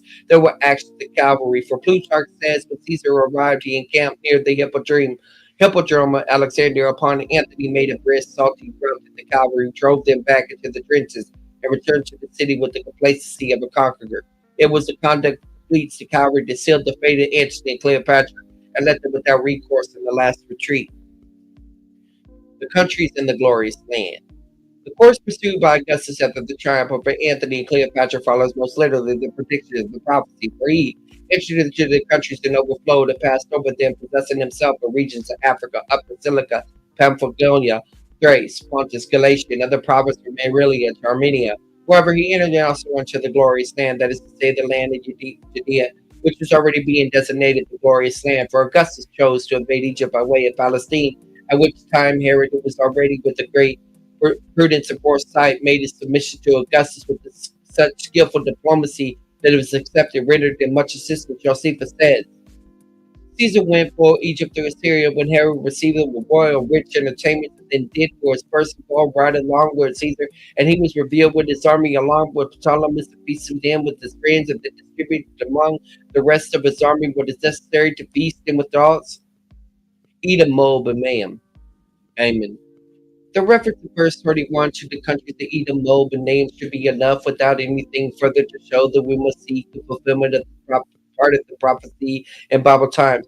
Those names had a geographical significance to Daniel and to others of his day who would understand by then the mingled peoples of the lands adjacent to Judea on the east and the south. Now it's recorded in history that those countries did escape in a remarkable manner out of the hand of Augustus, in strong contrast to what the next verse says concerning Egypt, and the land of Egypt shall not escape.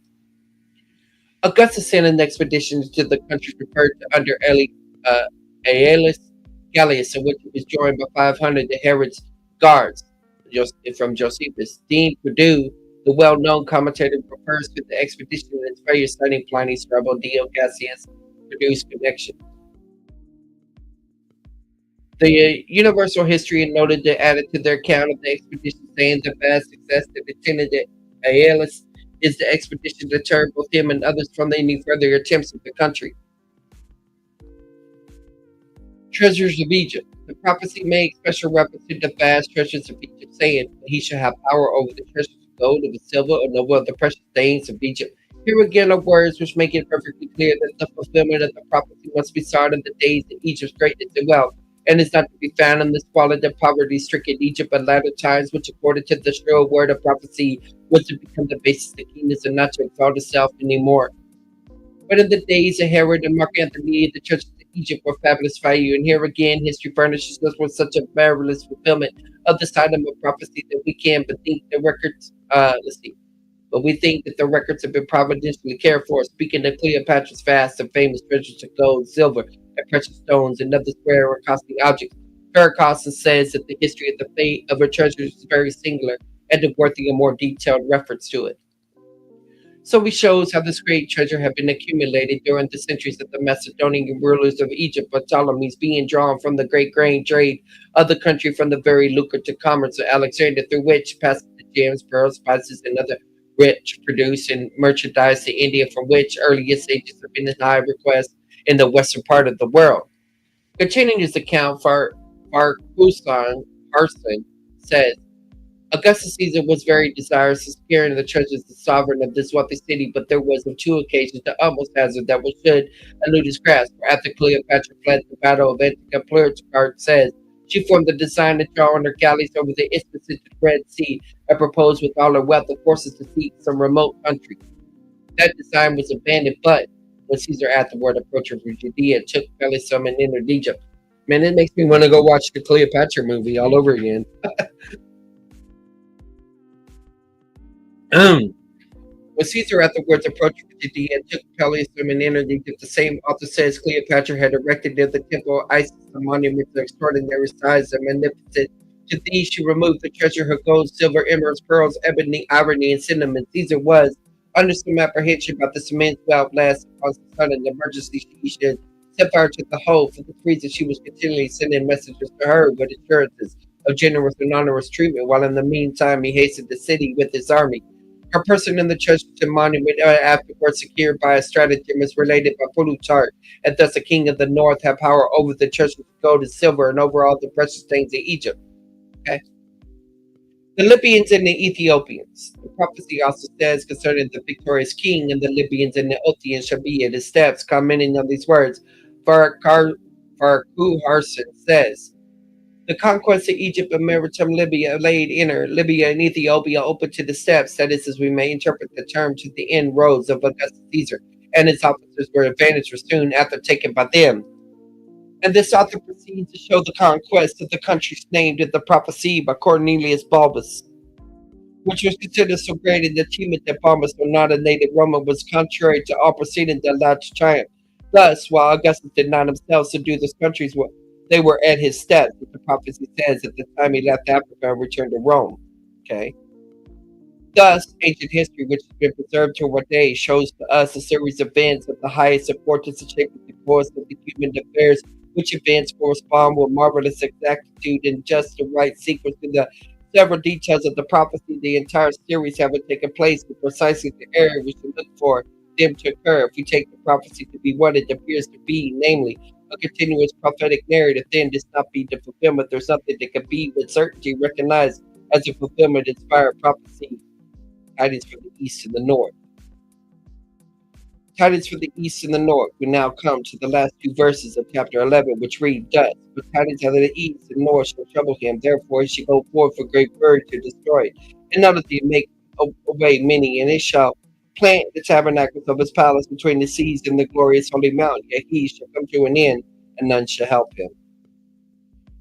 It is not at first glance apparent who is the antecedent of the pronoun he in this verse, but upon close attention to the text, it will be seen that we have here returned to the main subject of the part of the prophecy of the king at verse 36, the course of the prophecy having been diverted to verses 40 and 33 to the subject of the conquest of Augustus Caesar. Okay, so he's taking that as parenthetical. Very often in reading the Hebrew prophets, we have a look at considerable distance backwards to find the antecedent of a pronoun. In instance of this, for Farquharson, how do I say this guy? Farquharson cites Bishop Horsey as saying in common in Isaiah 18. To those to whom the prophetic style in the original is not familiar, but to those only, I think it will appear strange that a pronoun should revert to an antecedent in so great a distance. Okay, Isaiah 18 is an example of that. Hey, raising the dead. Okay, Georgia 1. I'm happy that you're happy. All right. Prophetic style in the original not familiar, but to those only, I think it will appear strange where the pronoun should refer to an antecedent so great a distance. And Farquharson adds, and the correctness of this view, a whole passage is confirmed by the literal manner in which it predicts in the 44th verse and in the remaining verse of the chapter were fulfilled by Herod. Indeed, we do not see how any fulfillment could be more complete and literal than that which is given to us in Matthew's Gospel with the words, but tidings out of the east shall trouble them. For it is written that when the Jews who were born in Bethlehem of Judea in the days of Herod the king, behold, the king wise men. Wow. This is kind of convincing. This is kind of convincing.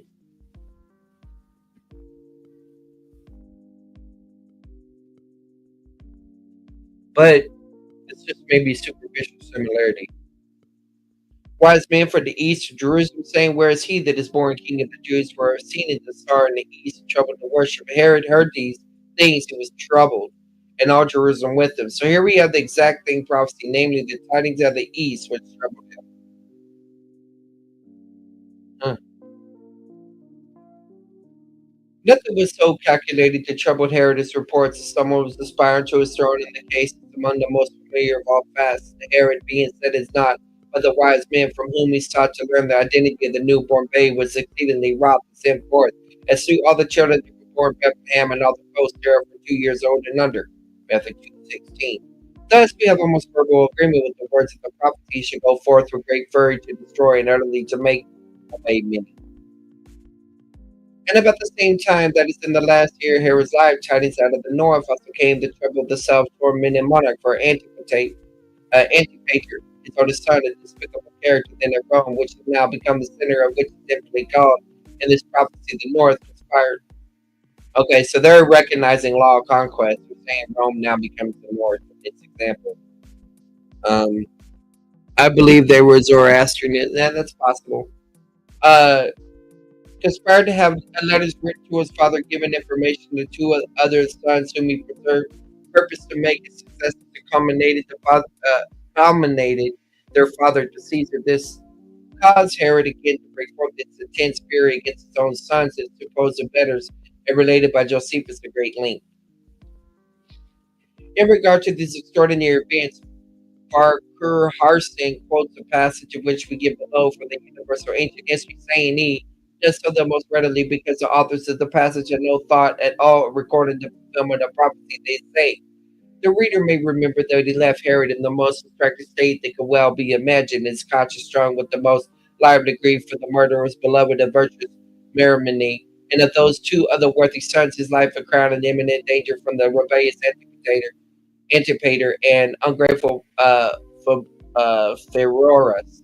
His reign stained with rivers of innocent blood, his latter days embittered by the treacherous intrigues of his sister, his person and family hated by the whole Jewish nation, and the last of all his crown and all the glories of the eve of being obscured by the birth of a miraculous child who was proclaimed by heaven and earth to be the promised and long expected Messiah and Savior of the world.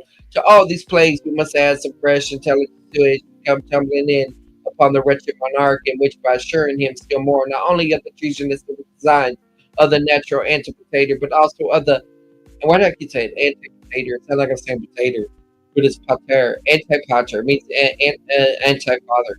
But also of the bitter complaints with the two sons and that the Roman court vented against them both, rendered him more than ever completely miserable. Okay. What is this about? What we're talking about right now is the 70-week prophecy of Daniel. And this book has a different view than me. Right now, it's arguing that the passage that most people, including me, take to refer to the Antichrist was actually referring to Herod.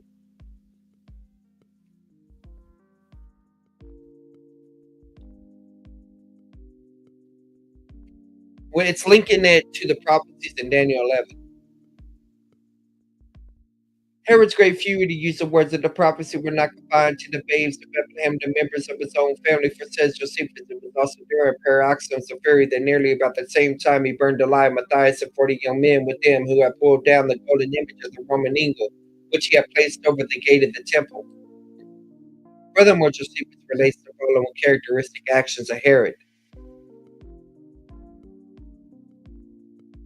He came again to Jericho, where he became so choleric that he brought it to do all things like a madman, and though he was near death, yet he contrived to follow him with wicked designs. He commanded that all the principal men of the entire Jewish nation be called to him accordingly, that there were a great number that came, because death was the penalty as such that despised the epistles that were sent to call him. And now the king was in a wild rage against all, and when they were come, he ordered all to be shut up in the hippodrome, and sent for his sister Salome and her husband Alexis, and spake unto them, I shall die in a little time, so great are my pains. But what principally troubles me is this, that I should die without being lamented, and without such a mourning as men usually expect at a king's death. Therefore, in order to ensure that the nation should be plunged in the mourning, he left an order that immediately upon his own death, all those leaders of the Jews whom he had confined in the hippodrome should be slain. The order, however, was not carried out. That's ironic. He feared being forgotten, and then he gave a last order that was never carried out. His palace in the inn.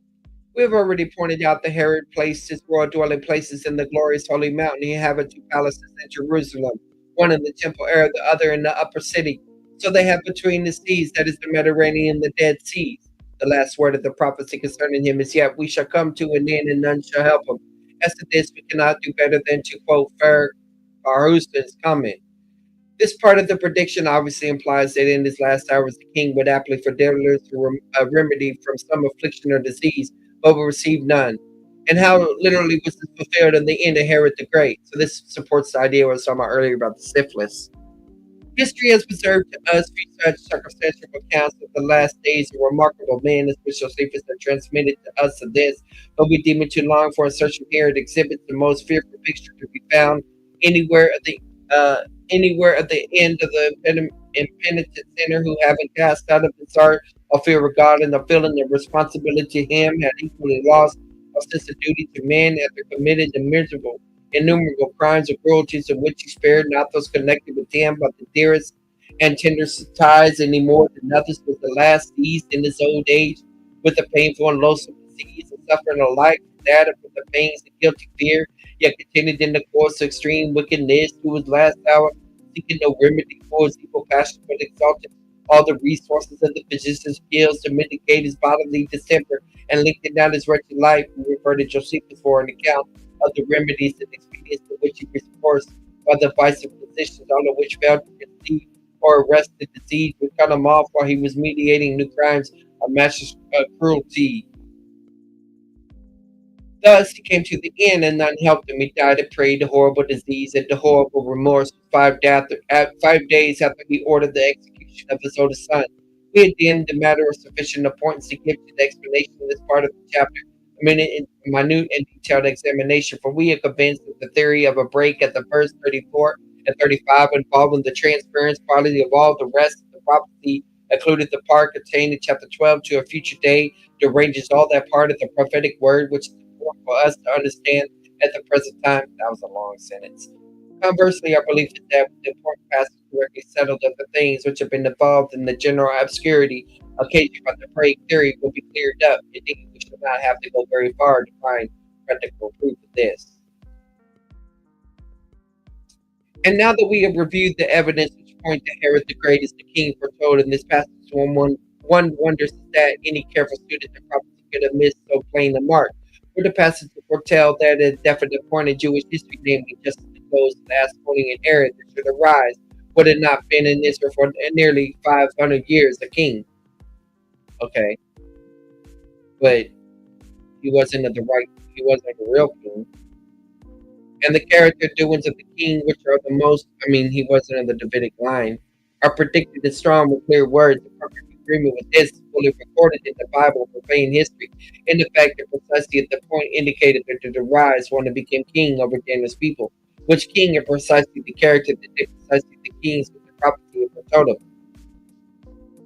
Let it be noted that in verse 35 we reach the end of the Asmonean era, as nearly all commentators have clearly perceived, but the history of the renewed Jewish nation did not end there, and neither does the prophecy end there. What was next in the history of the Jewish people? The next and last stage was occupied by a king whose character was one of the most detestable and whose doings were among the most atrocious of any that have been recorded in the annals of the human race, but being moreover the only king over the Jewish nation in all of its long period of more than 500 years.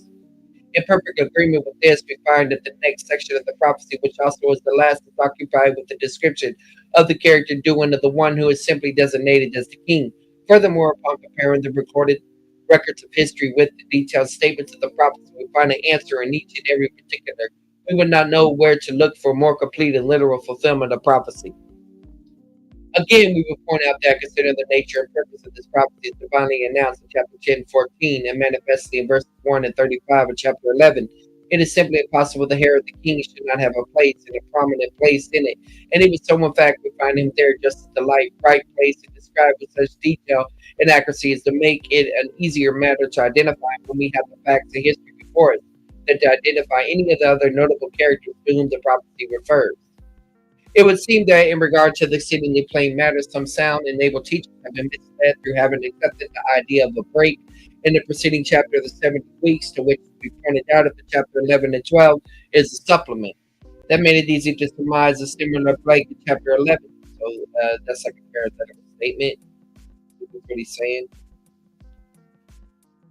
That made it easy to surmise a similar break in chapter 11 when they came to a person entombed, though not having in their mind the records of sacred and profane history they failed to identify. We are confident, however, that no unbiased person, after considering what we have presented above, would doubt the king whose portrait is given in this passage is Herod the Great.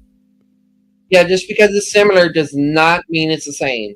And now we're going to go look at Constable's notes on this. And we're going to bring it up to the recent time, the attack against the ruler.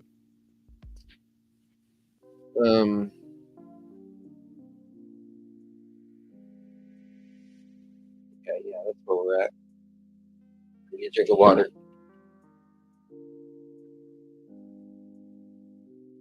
All right.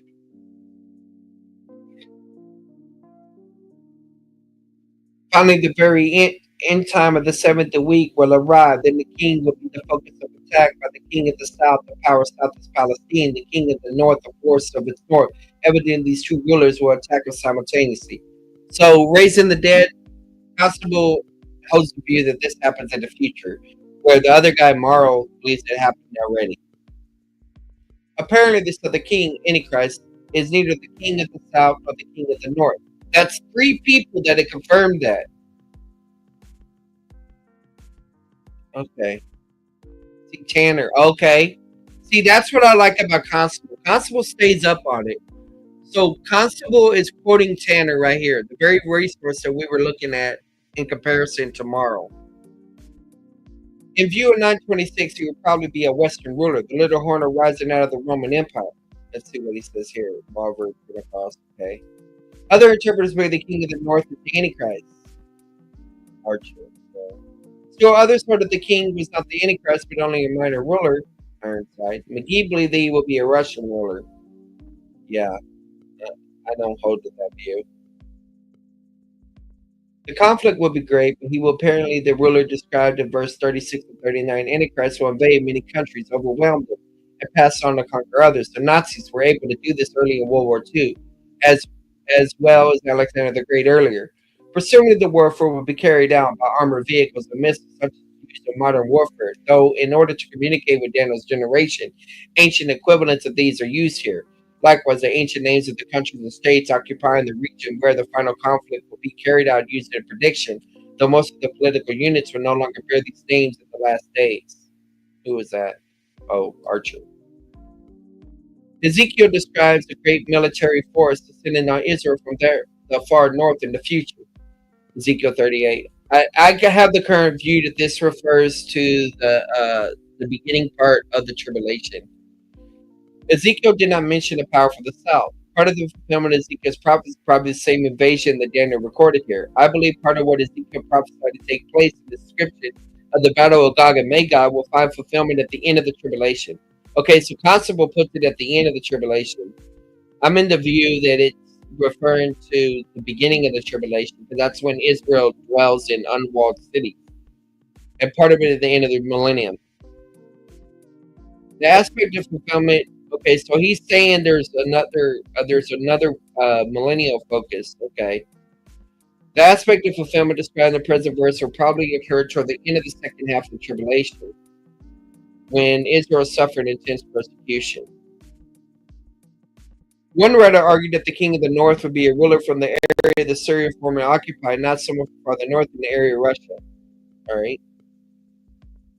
I believe Gog is a code name meaning dark, describing two similar invaders who would descend on Israel at two different times, at the end of the tribulation and at the end of the millennium. The first of these invaders is called the King of the North here. Karl Ammerden, Russian King of the North, 1963. Okay. 1141. The Antichrist will also enter Palestine, and many there will fall before his forces. He will also defeat the countries in addition to Israel. He probably enter Palestine after he breaks his covenant with Israel, which will confirm that these events will happen in the last half of the tribulation. There will be fears that the Antichrist does not overpower, however, namely those in the former territories of Edom, Moab, and Ammon. The nations were the east and south of Israel. Today, Jordan occupies the region. The foremost sons of Ammon probably referred to the best part of them. Okay. Young believed that the names of these nations were symbolic, but he confessed ignorance concerning the meaning of the symbol. Leopold believed the beautiful land stands for the Church of God. Yeah, you're not right about that.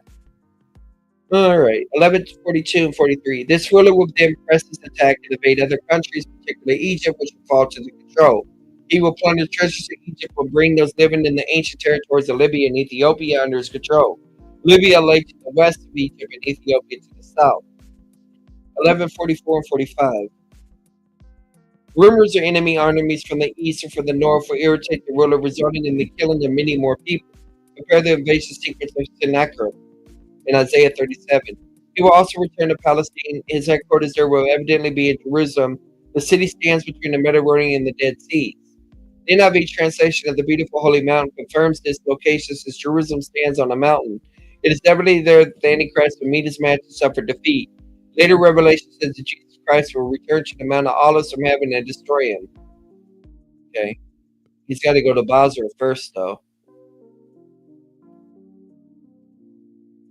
One writer summarized the revelation about the Antichrist in verse 36 to 45 as follows.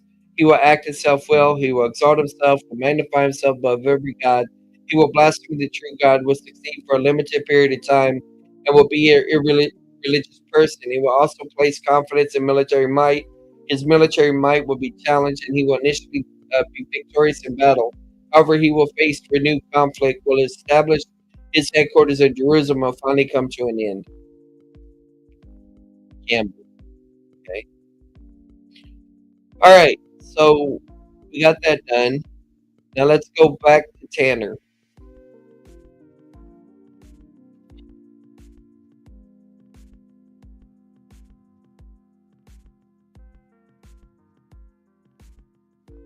All right. The military campaigns of the Antichrist leading up to Armageddon, 1140 and 45. Scholars have tended to follow one of the three approaches to this passage. One, they first describe the historical facts pertaining to the reign of Antioch. Okay. Mauro goes beyond that. Two, they describe not real facts but merely the expectation of the author who either erred or deliberately exaggerated. No, we're not going down that route. Or three, these verses portray the end of the Antichrist. As an example of the first approach, Porphyry, the 3rd century AD Neoplatonic philosopher, tried to explain all details in light of Antiochus. He even argued that the two seas of 45 represent the Tigris and Euphrates and regarded the word appendendo, so apadno, in verse 45 as a place name rather than the word meaning palace. Porphyry also claimed that Antiochus launched another campaign against Philometor in the 11th year of his reign, which history does not confirm, which supposedly corresponds to the invasion mentioned in 42 and 43. So this Porphyry guy, man, he's like full of Porphyry, like popery. Modern day critical scholars like Collins and Goldingay, which is what's his name was referencing, are typical of those taking the second approach. Collins writes, modern scholarship marks the transition from event to prophecy to real, after the event prophecy to real, an erroneous prediction at this point. Goldingay elaborates, marks the transition from quasi-prediction based on historical facts to actual prediction based on scripture, and on the pattern of earlier events that continues in 12:1 and 3. He goes on to say in verse 40 and 43, then the seer imagines Antiochus' deeds reaching even beyond anything we have already read. Goldingay rather flippantly dismisses the tension that what is portrayed here does not correspond to actual events. It is not the nature of biblical prophecy to give a literal account of events before they take place. Yeah, that was a weak argument. Needless to say, conservatives who respect the inspiration and trustworthiness of Scripture strongly disagree with the critical perspective and point out the problems facing those taking the historicist approach with Antioch's support. 1. There are no historical records reporting any further battles between the Seleucids and Ptolemies by Antiochus IV that will correspond to details of verses. Yeah, that's why Mauro has to shift to Herod and Cleopatra and all that stuff. 2, the death record at the end simply does not match that of Antiochus IV. Yeah, because he died outside the land. Critical scholars, while acknowledging these problems, are not too troubled by them. Hill explains, The embarrassing inaccuracy of the dating preview of the future is excused on two counts. First, the biblical writers assumed to engage in polemical exaggeration, so they're exaggerating. And second, biblical prophecy is defined in such a way as to exclude the fulfillment of predictions down to precise details. Golden Gate. Oh, that's sweet. In light of the shift from Antiochus IV to Antichrist in verse 36, as previously argued and defended, the more plausible approach is to understand 40 and 45 in regard to the Antichrist. Having described then the general character, religious outlook, military commitment of the Antichrist in 36-39, the author now turns to highlight a few important developments of his military campaigns that will take place in and around the land of Israel. The end time anticipated earlier in verse 35 is now clearly in view on Mark's passage as eschatological, especially in light of the further temporal notice in 12:1 and the sequential reference to the Great Tribulation and resurrection. However, it's very difficult to know whether these military campaigns will occur in the first half, the middle, or sometime in the latter half of Daniel's 70 week. Okay. The reference to the Antichrist coming to an end in 11:45 might suggest a time late in the Great Tribulation, but this is not conclusive. The opening verses in chapter 12 announce a time of distress unlike any other. Until the Great Tribulation, the final 3.5 years of Daniel's 7th week have just arrived. It is possible, therefore, that 11:45 does not mean to convey the events mentioned in 40:44 occur in close proximity to the Antichrist's death, or even that he himself actually dies at this point, but only that the setting up of his royal tent at or near Jerusalem will not result in his ultimate victory. The main point is that he will come to his end here without necessarily stipulating the timing of his end. So it is wise to exercise caution about the exact chronology concerning the details recorded in 11:36-2:4. We do well to keep in mind that these verses only provide a brief summary. Okay. Finally, since the passage pertains to the Antichrist and the end time, it's only logical attempt to correlate Daniel 11-12:4 with other known eschatological passages, especially those pertaining to the Antichrist, the return of the Lord, and the establishment of the kingdom, like Jeremiah 30, Ezekiel 36, Jonah 2, Zechariah 12, and Matthew 24, 2 Thessalonians, Revelation 12, Daniel 11. In light of the reference to the north in Daniel 11, a number of scholars have speculated on the relationship of this passage to the great battle depicted in Ezekiel 38-39. Let's see what view he takes. Both in terms of the identity of the foe from the north and the timing of the end time events. Wood, for example, assumes that Ezekiel 38-39 is the same event as in Daniel 11:40. I don't think that's Andy Woods. That's a different Wood, or at least closely related. Walvoord, on the other hand, puts the event in the first half of Daniel 70. Okay, I didn't know that Walvoord was the one that held that view. That's the view that I currently hold to right now. Let's see. And then later in the second half, there's breaking up of world government. And later. So he thinks there's two phases. Okay. Yet a correlation Daniel 11 with Ezekiel is very doubtful. Okay.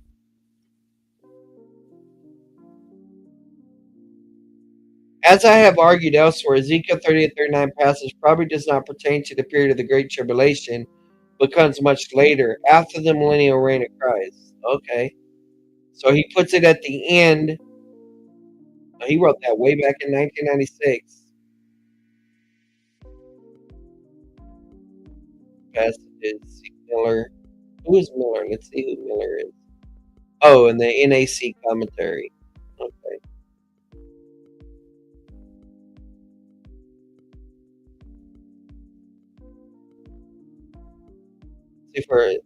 Let's see here. So for further about the relationship by one who favors included both passages in Daniel 7th week. Miller. So he's mentioning Miller might be a good one to look into. So okay, I'll keep that in mind. See further discussion or additional exegetical comments at the end of this unit. Okay. So we got some textual notes. I'm just skimming these because these look pretty advanced. I mean, I can understand them. But, okay, textual stuff, really. 1140. Now, at the time of the end, the king of the south will attack them, and the king of the north will storm against them with chariots, cavalry, and many ships.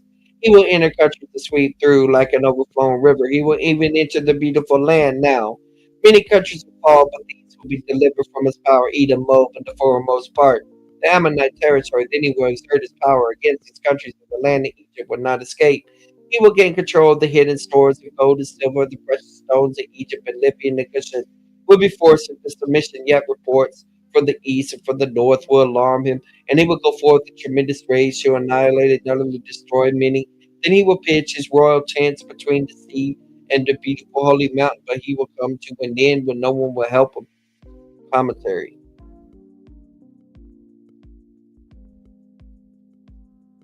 Alright. This verse clarifies that the following events take place at the end time for Collins. The time at the end here has the same meaning in 1135, the period when the crisis comes to its resolution, which for him means later in the career of Antiochus IV, similarly Newsom. The problem, however, is Daniel 12:1 at their time continues describing the same period, though including the time of distress such as never occurred in reference to the Great Tribulation and the sequence of time of resurrection. Hence, this was referred to an eschatological time period far beyond the days of Antiochus IV. By the end time, the author means the events leading up to Messiah's kingdom at the end of the age, but not the end of human history. This has been a particular focus of the author throughout the book of Daniel, recall especially 2 and 7. Sometime during Daniel's 70th week, the Antichrist will be drawn into military conflict with other countries in the Middle East. Daniel was obviously not shown on the details of the period in history, but he's provided a brief sketch of certain important developments. We learn, first of all, that the king of the south will attack him. Throughout the chapter, the king of the south is consistently referred to Egypt, but that is the meaning its endowment here has. Hence, Egypt and possibly certain North African countries allied with her will initiate the hostilities by launching an attack against the Antichrist. Okay.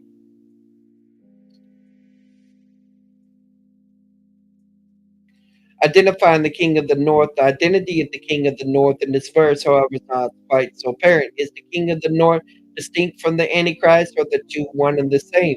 Evangelicals differ on this, meaning the use of the pronouns in the verse, him and against him, allows for confusion. Hence, some see three characters involved: the Antichrist, the king of the south, the king of the north, whereas others see only two: the king of the south, the king of the north, who's the Antichrist. The following chart summarizes the views of conservative commentators. He gives critical ones too. The two king theory. The king of the north is the Antichrist. Jerome, Theodoric, Gale, Baldwin, Feinberg. Let me shrink this down.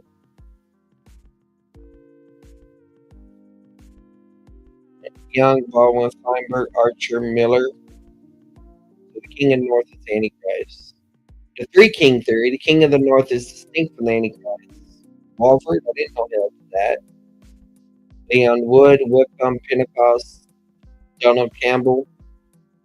Okay. Other take a different view. Calvin, the king is not the Antichrist, but a reference to the Romans distinct from Syria. Some are non-committal. Hill, Carpenter. Okay.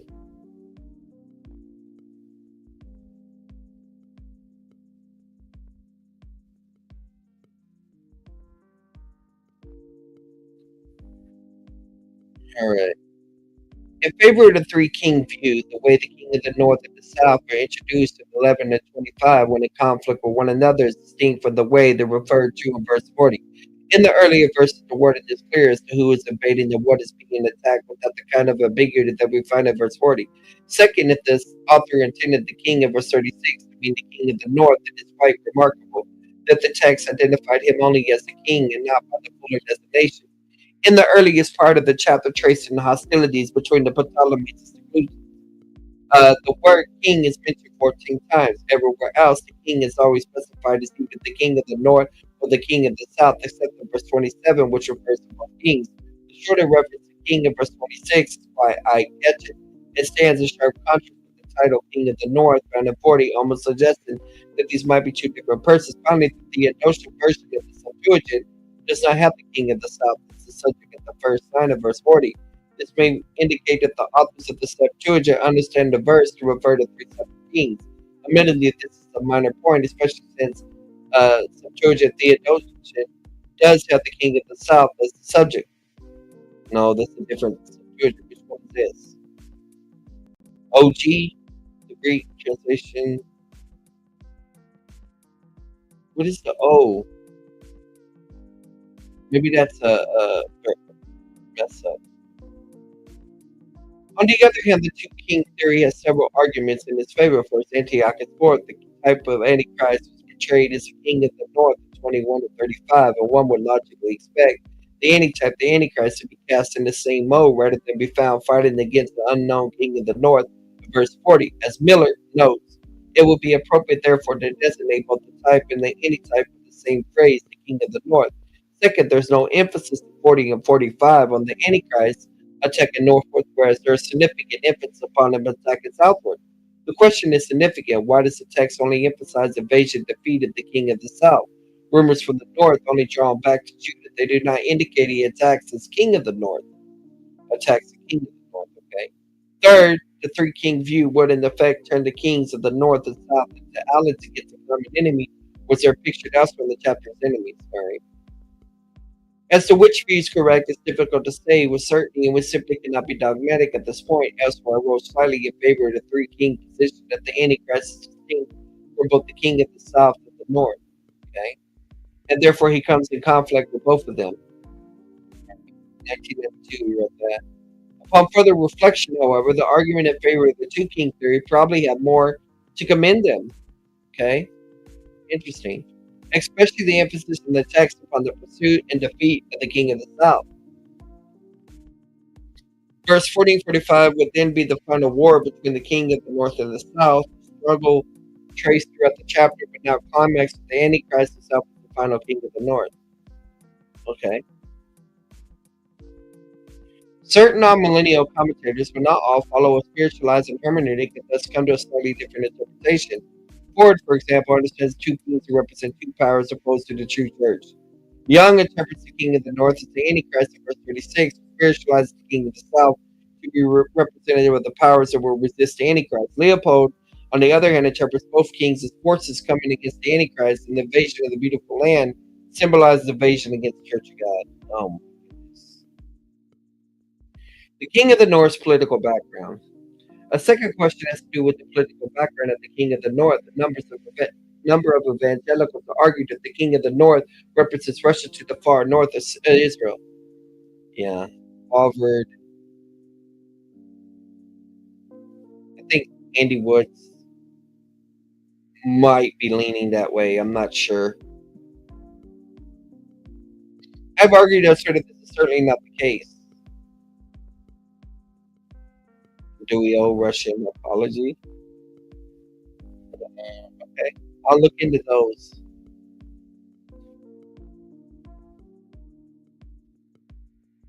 Well, let me get a heartburn pill.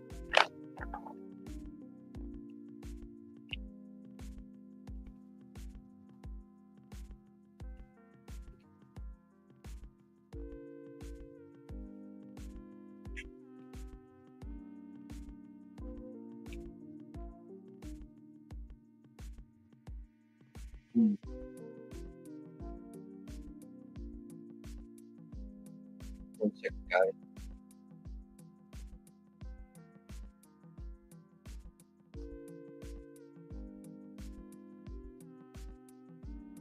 To be consistent with the chapter, the king of the north should be related to countries that once comprised the ancient Seleucid Empire, Syria, Iraq, Turkey, and even Israel. Okay, I didn't realize that empire was that huge. So it's not just Syria. If this is true and the Antichrist is the king of the north, then this will need to be reconciled with 723 and 24 that somehow connects them with the Roman Empire. As pointed out in the commentary 1137, however, the Antichrist need not necessarily be a Roman himself. Okay, the text only says that he takes over the Confederacy kingdom of the 10 kings that arose out of the Roman Empire. Yet, even if himself arises from what was once the Roman Empire, we must remember that most of all the countries that comprised the ancient Seleucid Empire were also a part of the Roman Empire. In conclusion, 1140 seems to portray the rise of Egypt and the Middle Eastern power in the period of the Great Tribulation. So Egypt's coming up. That makes sense, especially since Iran and Iraq has gone down in Syria. So maybe Egypt's on the rise, guys. In conclusion, 1140 sees to portray the rise of Egypt as a Middle Eastern power in the period of the Great Tribulation that will initiate an attack upon the Antichrist. Just as Antiochus IV before the designation king of the north, so in the end time, the Antichrist will be the final king of the north. This presumes that the two king theory is correct. Okay?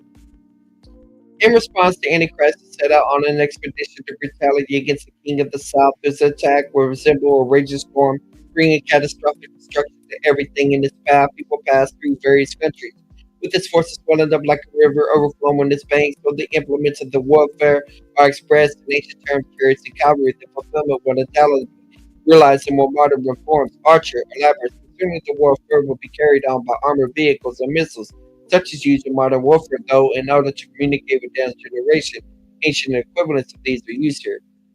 Yeah, we saw that Constable quoting that too. It's a good thing I'm coming towards the end of the book because the end of this chapter because my voice is going. The military conflict with the Middle Eastern powers will also result in the Antichrist and his forces entering the beautiful land, Israel, compared to Daniel 8:9. This raises the question of where the Antichrist is positioned prior to the moment of when he takes place. Earlier in the commentary, the argument was made that the Antichrist would be a Jewish false Messiah who will enforce a covenant with Israel that initiates January 7th week, the final 7 years prior to Christ's return. Unfortunately, this verse is too vague to clearly identify how this interest relates to what we know elsewhere of him. The possibility is that although the poses as the Messiah and enforces the Mosaic covenant with the Jewish people, his military concentration might be outside the Israel prior to the events. This will not be illogical since he takes over the kingdom territories once associated with the ancient Roman Empire and that previously ruled by the 10 kings.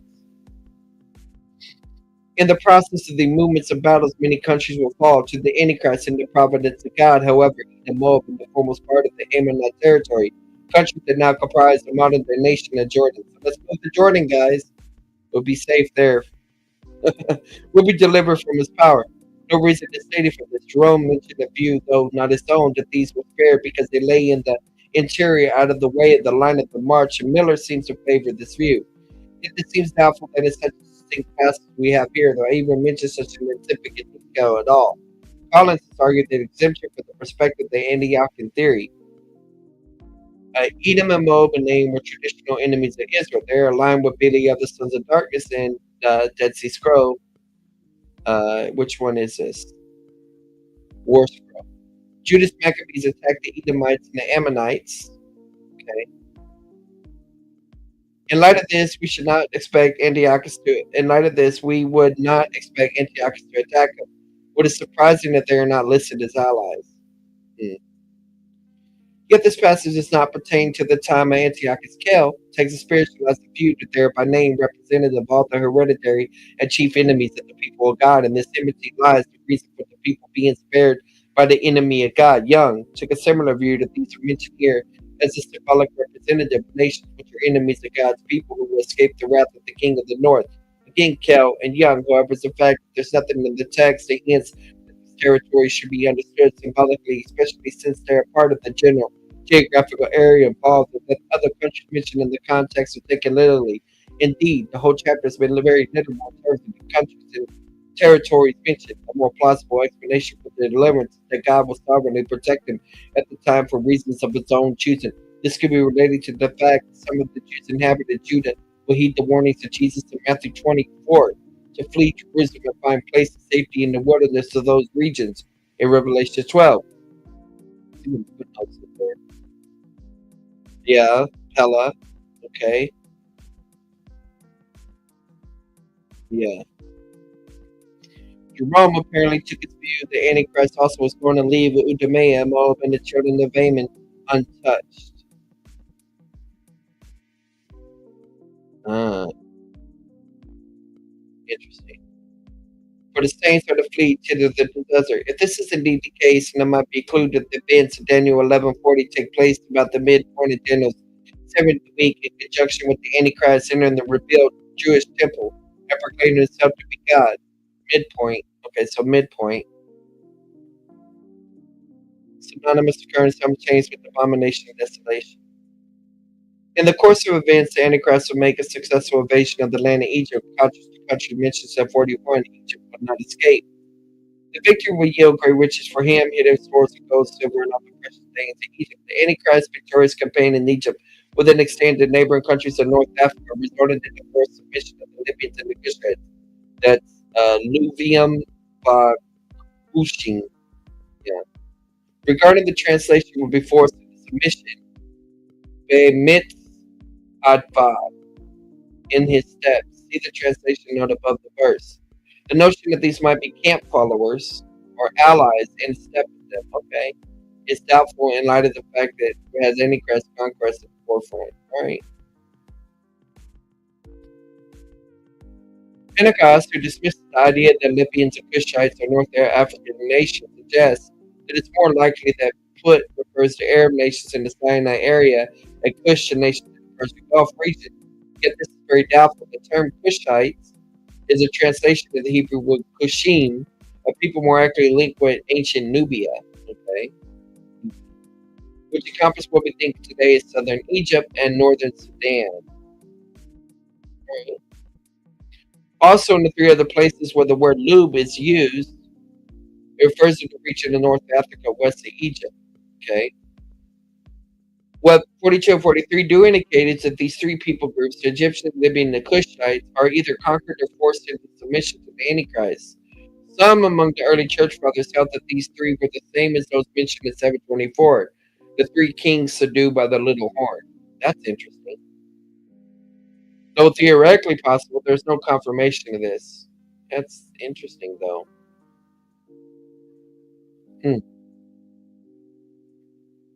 1144. The final glimpse of the Antichrist revealed in Daniel has him draw back to the land of Israel on accounts of reports from the east or from the north that alarm him.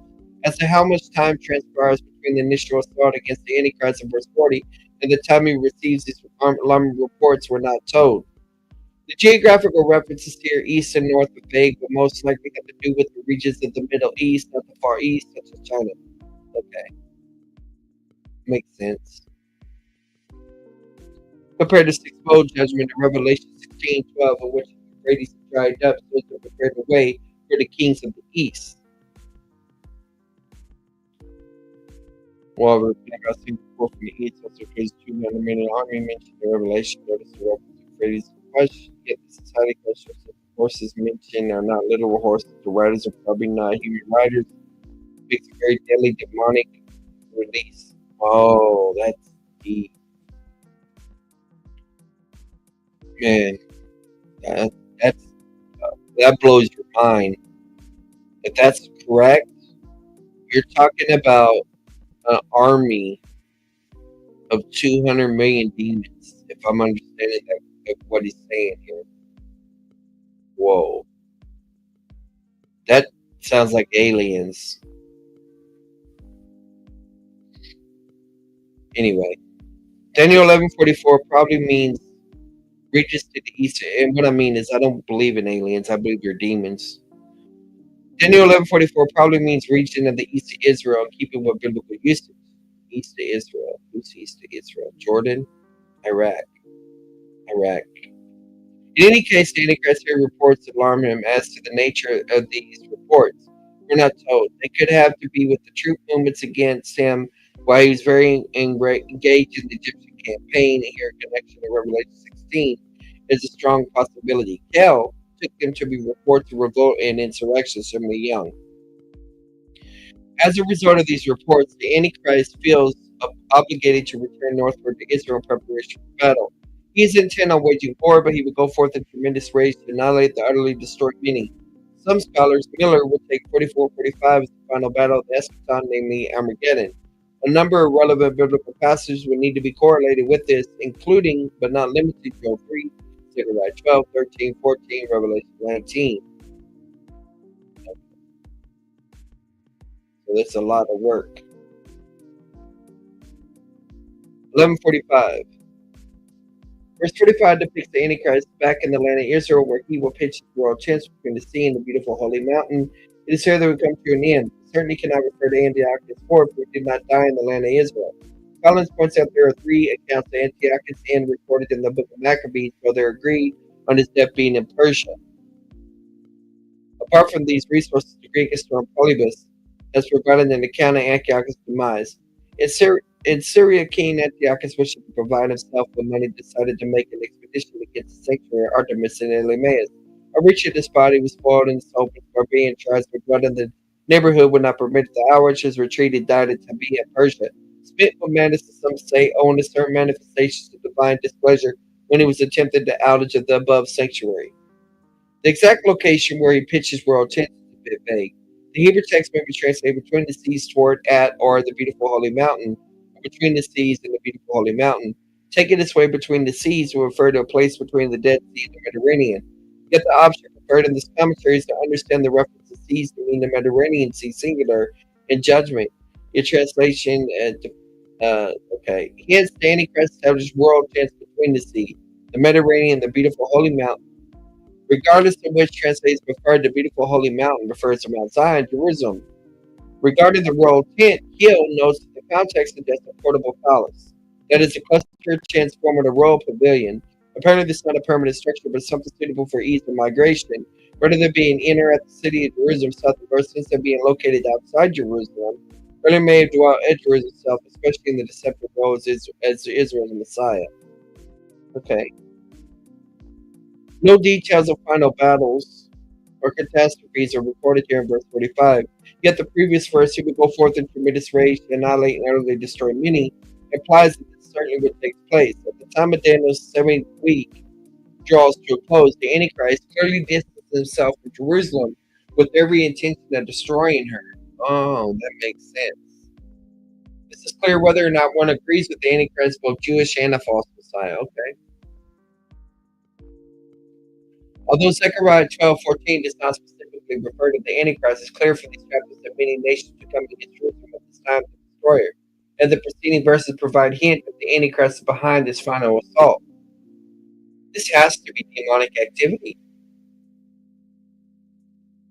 To get all the nations, I mean, of course, we can see it now, but dang.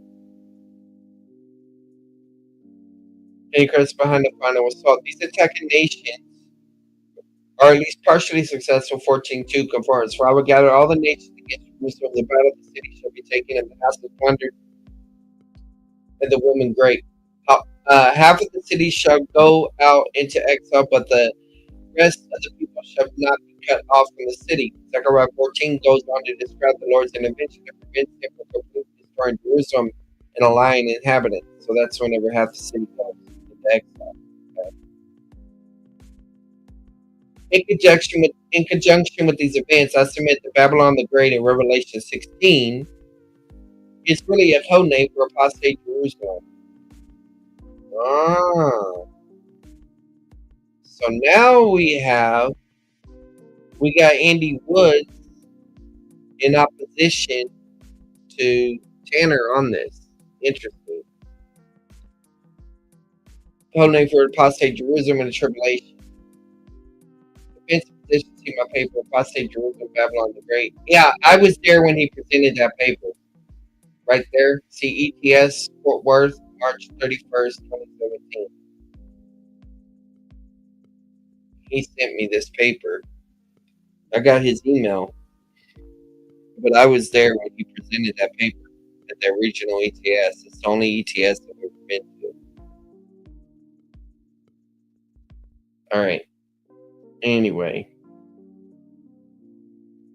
If indeed Babylon the Great is a cryptic reference to apostate Jerusalem, then Revelation 17 would be very applicable to the context of Daniel 11, to the 10 horns that King Jesus saw in the beast, the Antichrist. These will hate the harlot Jerusalem and will make her desolate and naked, and will eat her flesh and will burn her up with fire. Although the Lord is committed and faithful to his covenant people, he has ordained that they must first pass through the fires of refinement. It is a time of Jacob's distress. Will he be saved from it? Pass through the fires of refinement. Okay. Time of distress will be saved from it. It will come about in all the land, declares the Lord, that two parts will be cut off and perish, but the third will be left in it. And I will bring the third part through the fire, refine them as silver is refined, and test them as gold is tested. They will call on my name, and I will answer them. I will say, they are my people, and they will say, the Lord is my God. See, he's written a commentary on Revelation. I got it on my bookshelf. The emphasis in Daniel 11:45, however, is on the fact that the Antichrist will meet his final fate in Israel, but he will come to his end with no one to help him. Whatever battles he wages, his struggle brings about his end. Book of Abraham agency. The New Testament is quite clearly slain by the personal return of the Lord Jesus Christ. With the Antichrist saying the time will come for the Lord Jesus to take up the kingdom, rule, and fulfillment, Daniel and the Lord will then be king over all the earth. Okay, so let's read these biblical theology comments. Daniel 11:40-45 make a significant contribution to the biblical theology concerning the Antichrist. We already know from 38 and 39 that he will honor a God of fortress, that he will command a huge war machine. Verse 40 and 45 build on this by giving the reader a glimpse of the Antichrist's military maneuvers in action as he counterattacks the king of the south, Egypt, and her allies. The victories over Egypt provide him with great financial resources. Yet there is some event that seriously disturbs him. Reports from the east and from the north that draws him back to Israel. Here it is that he meets his final doom. The limited information provided in verse 40-45 can be correlated with New Testament passages related to the Great Tribulation and the Antichrist, such as Matthew 24, 2 Thessalonians 2, and Revelation 13 and 19. The final showdown for the Antichrist will be in the land of Israel. In Babylon in Revelation 17 and 18 is reference to apostate Jerusalem. During the period of Daniel's 70 weeks, this is certainly have explained in the biblical data the Antichrist apparently presents himself as Messiah to the Jewish people. Hence, he's a false Messiah. This would explain Jesus' warnings about the false Messiah in such passages as Matthew 24.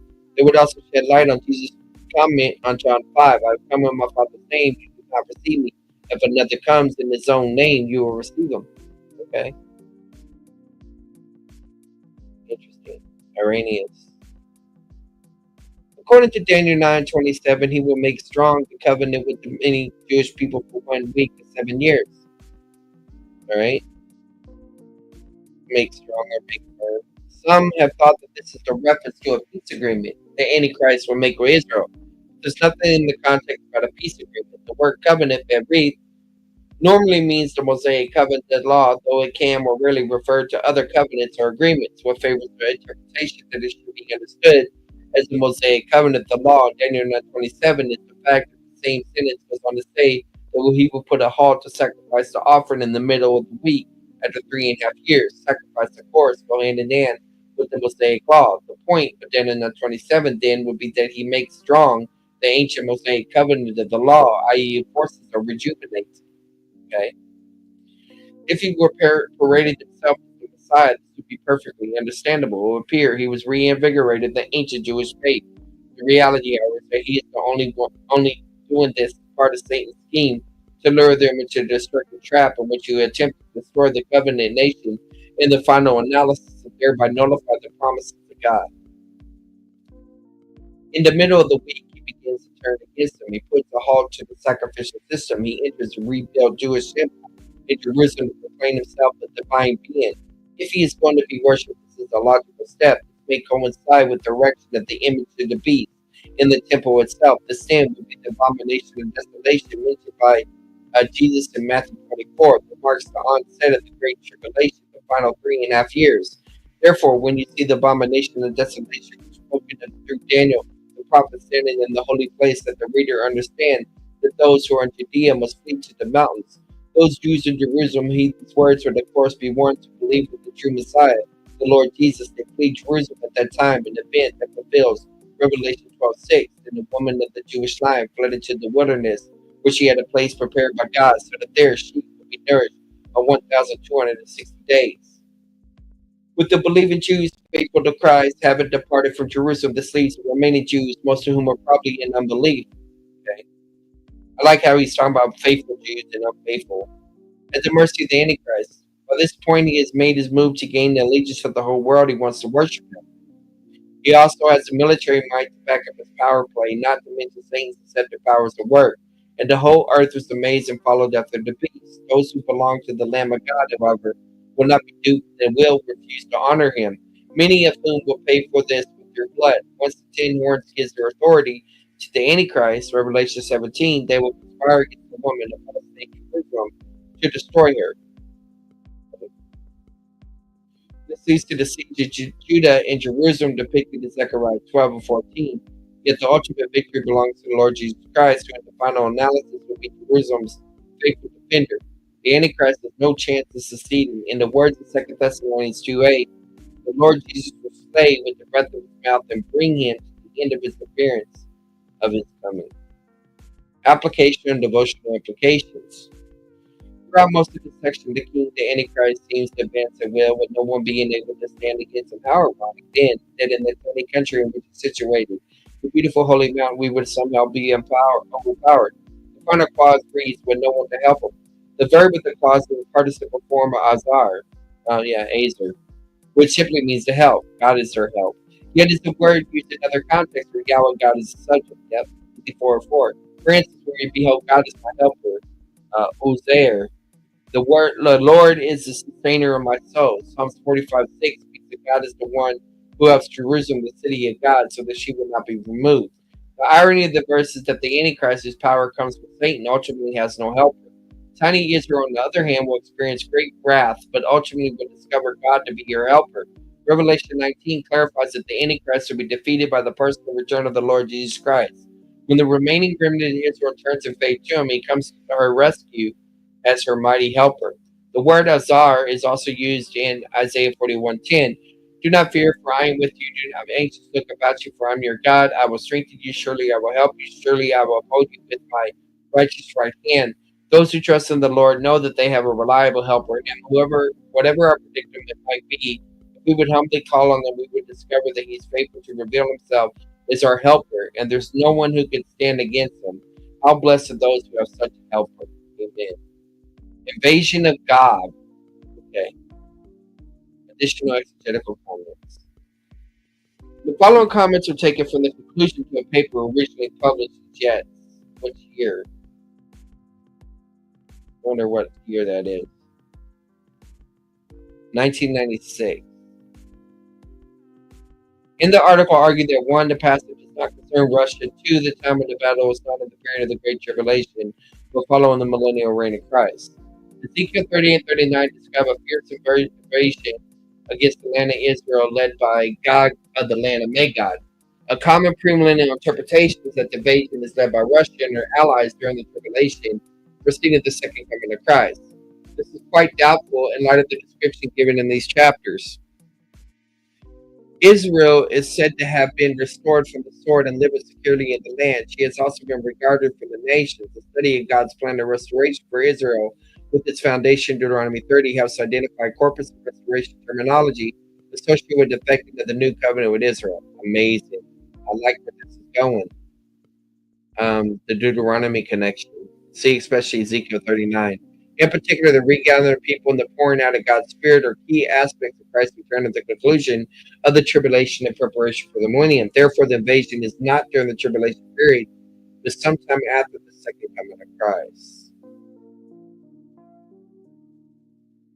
We gather from the nations. Okay. So it's after the all right, so let's look at this more. Therefore, the invasion is not during the tribulation, but sometime after the second coming of Christ. Right? Furthermore, the primary antagonist is most likely not Russia. In Ezekiel 39, the name Rosh is best understood as the descriptive adjective chief prince of Meshach and Tubal. The other proper names are linked with people groups in the territories north of Israel. The stipulation is the invasion originates from the remote parts of the north. It does not demand any place so remotely north of Russia.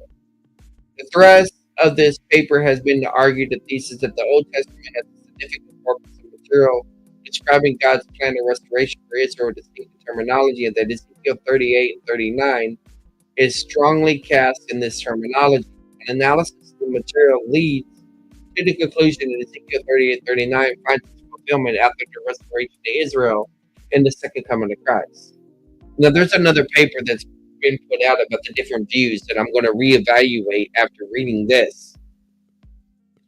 This would not demand the conclusion of Revelation 20 is the proper fulfillment of existing details of the past to suggest the time after Israel's regathering with God has restored them through the new covenant. The most plausible time of fulfillment is the end of the millennium when Satan has been released and allows to see the nations one final time to strike Israel.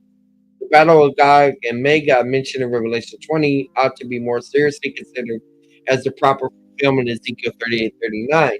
Objections to this view are not so determinative as to militate against it, since Revelation 20 is only a brief summary of the significant event. We should not expect detailed correlation of these passages.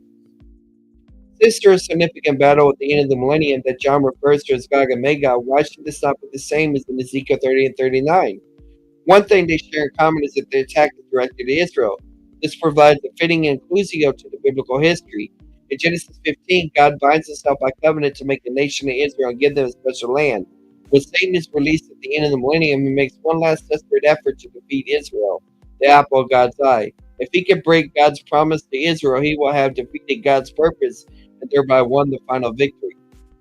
But the Word of God assures us that this will never happen. God allows the final attempt to eternally demonstrate his own character. Ezekiel's account makes us conscious of who God is, the God who does not abandon Israel to our own devices, because he is jealous for the holiness of his name, who remains true of his people because he remains true to his name. God's promise to Israel are unshakable.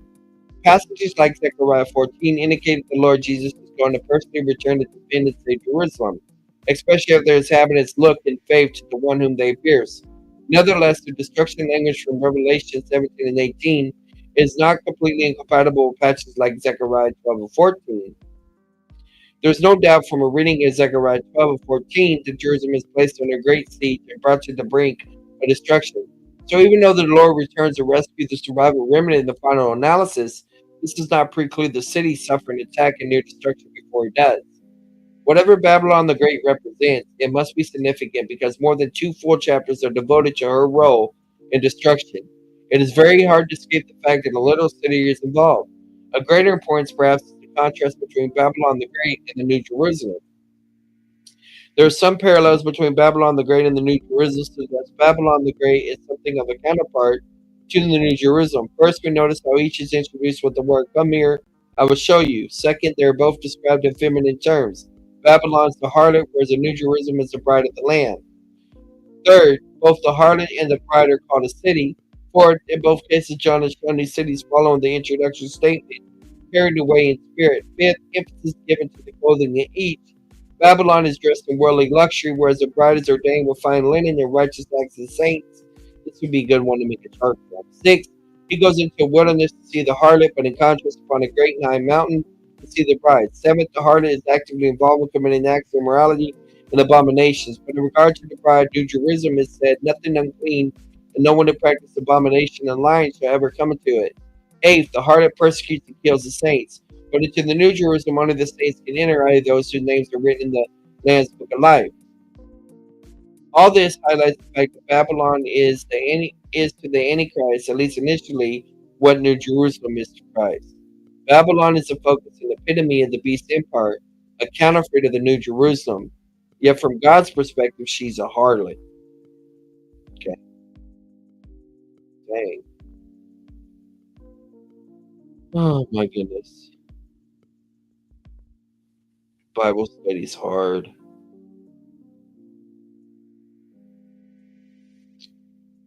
But we're gonna keep working at it. There were some convincing things that all of these writers, you know, um, glad I'm having debates on eschatology because there's a lot of things that some people are so dogmatic about that I don't think they should be.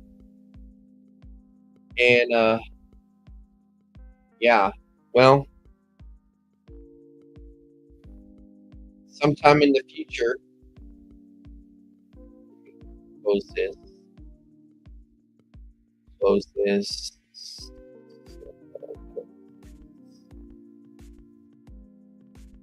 Maybe sometime in the future, soon.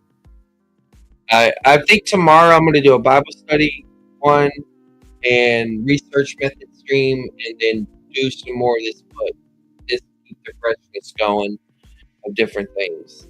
but I need to rest my voice right now. So y'all check out more content, old stuff, new stuff. Go back and start the beginning of this series.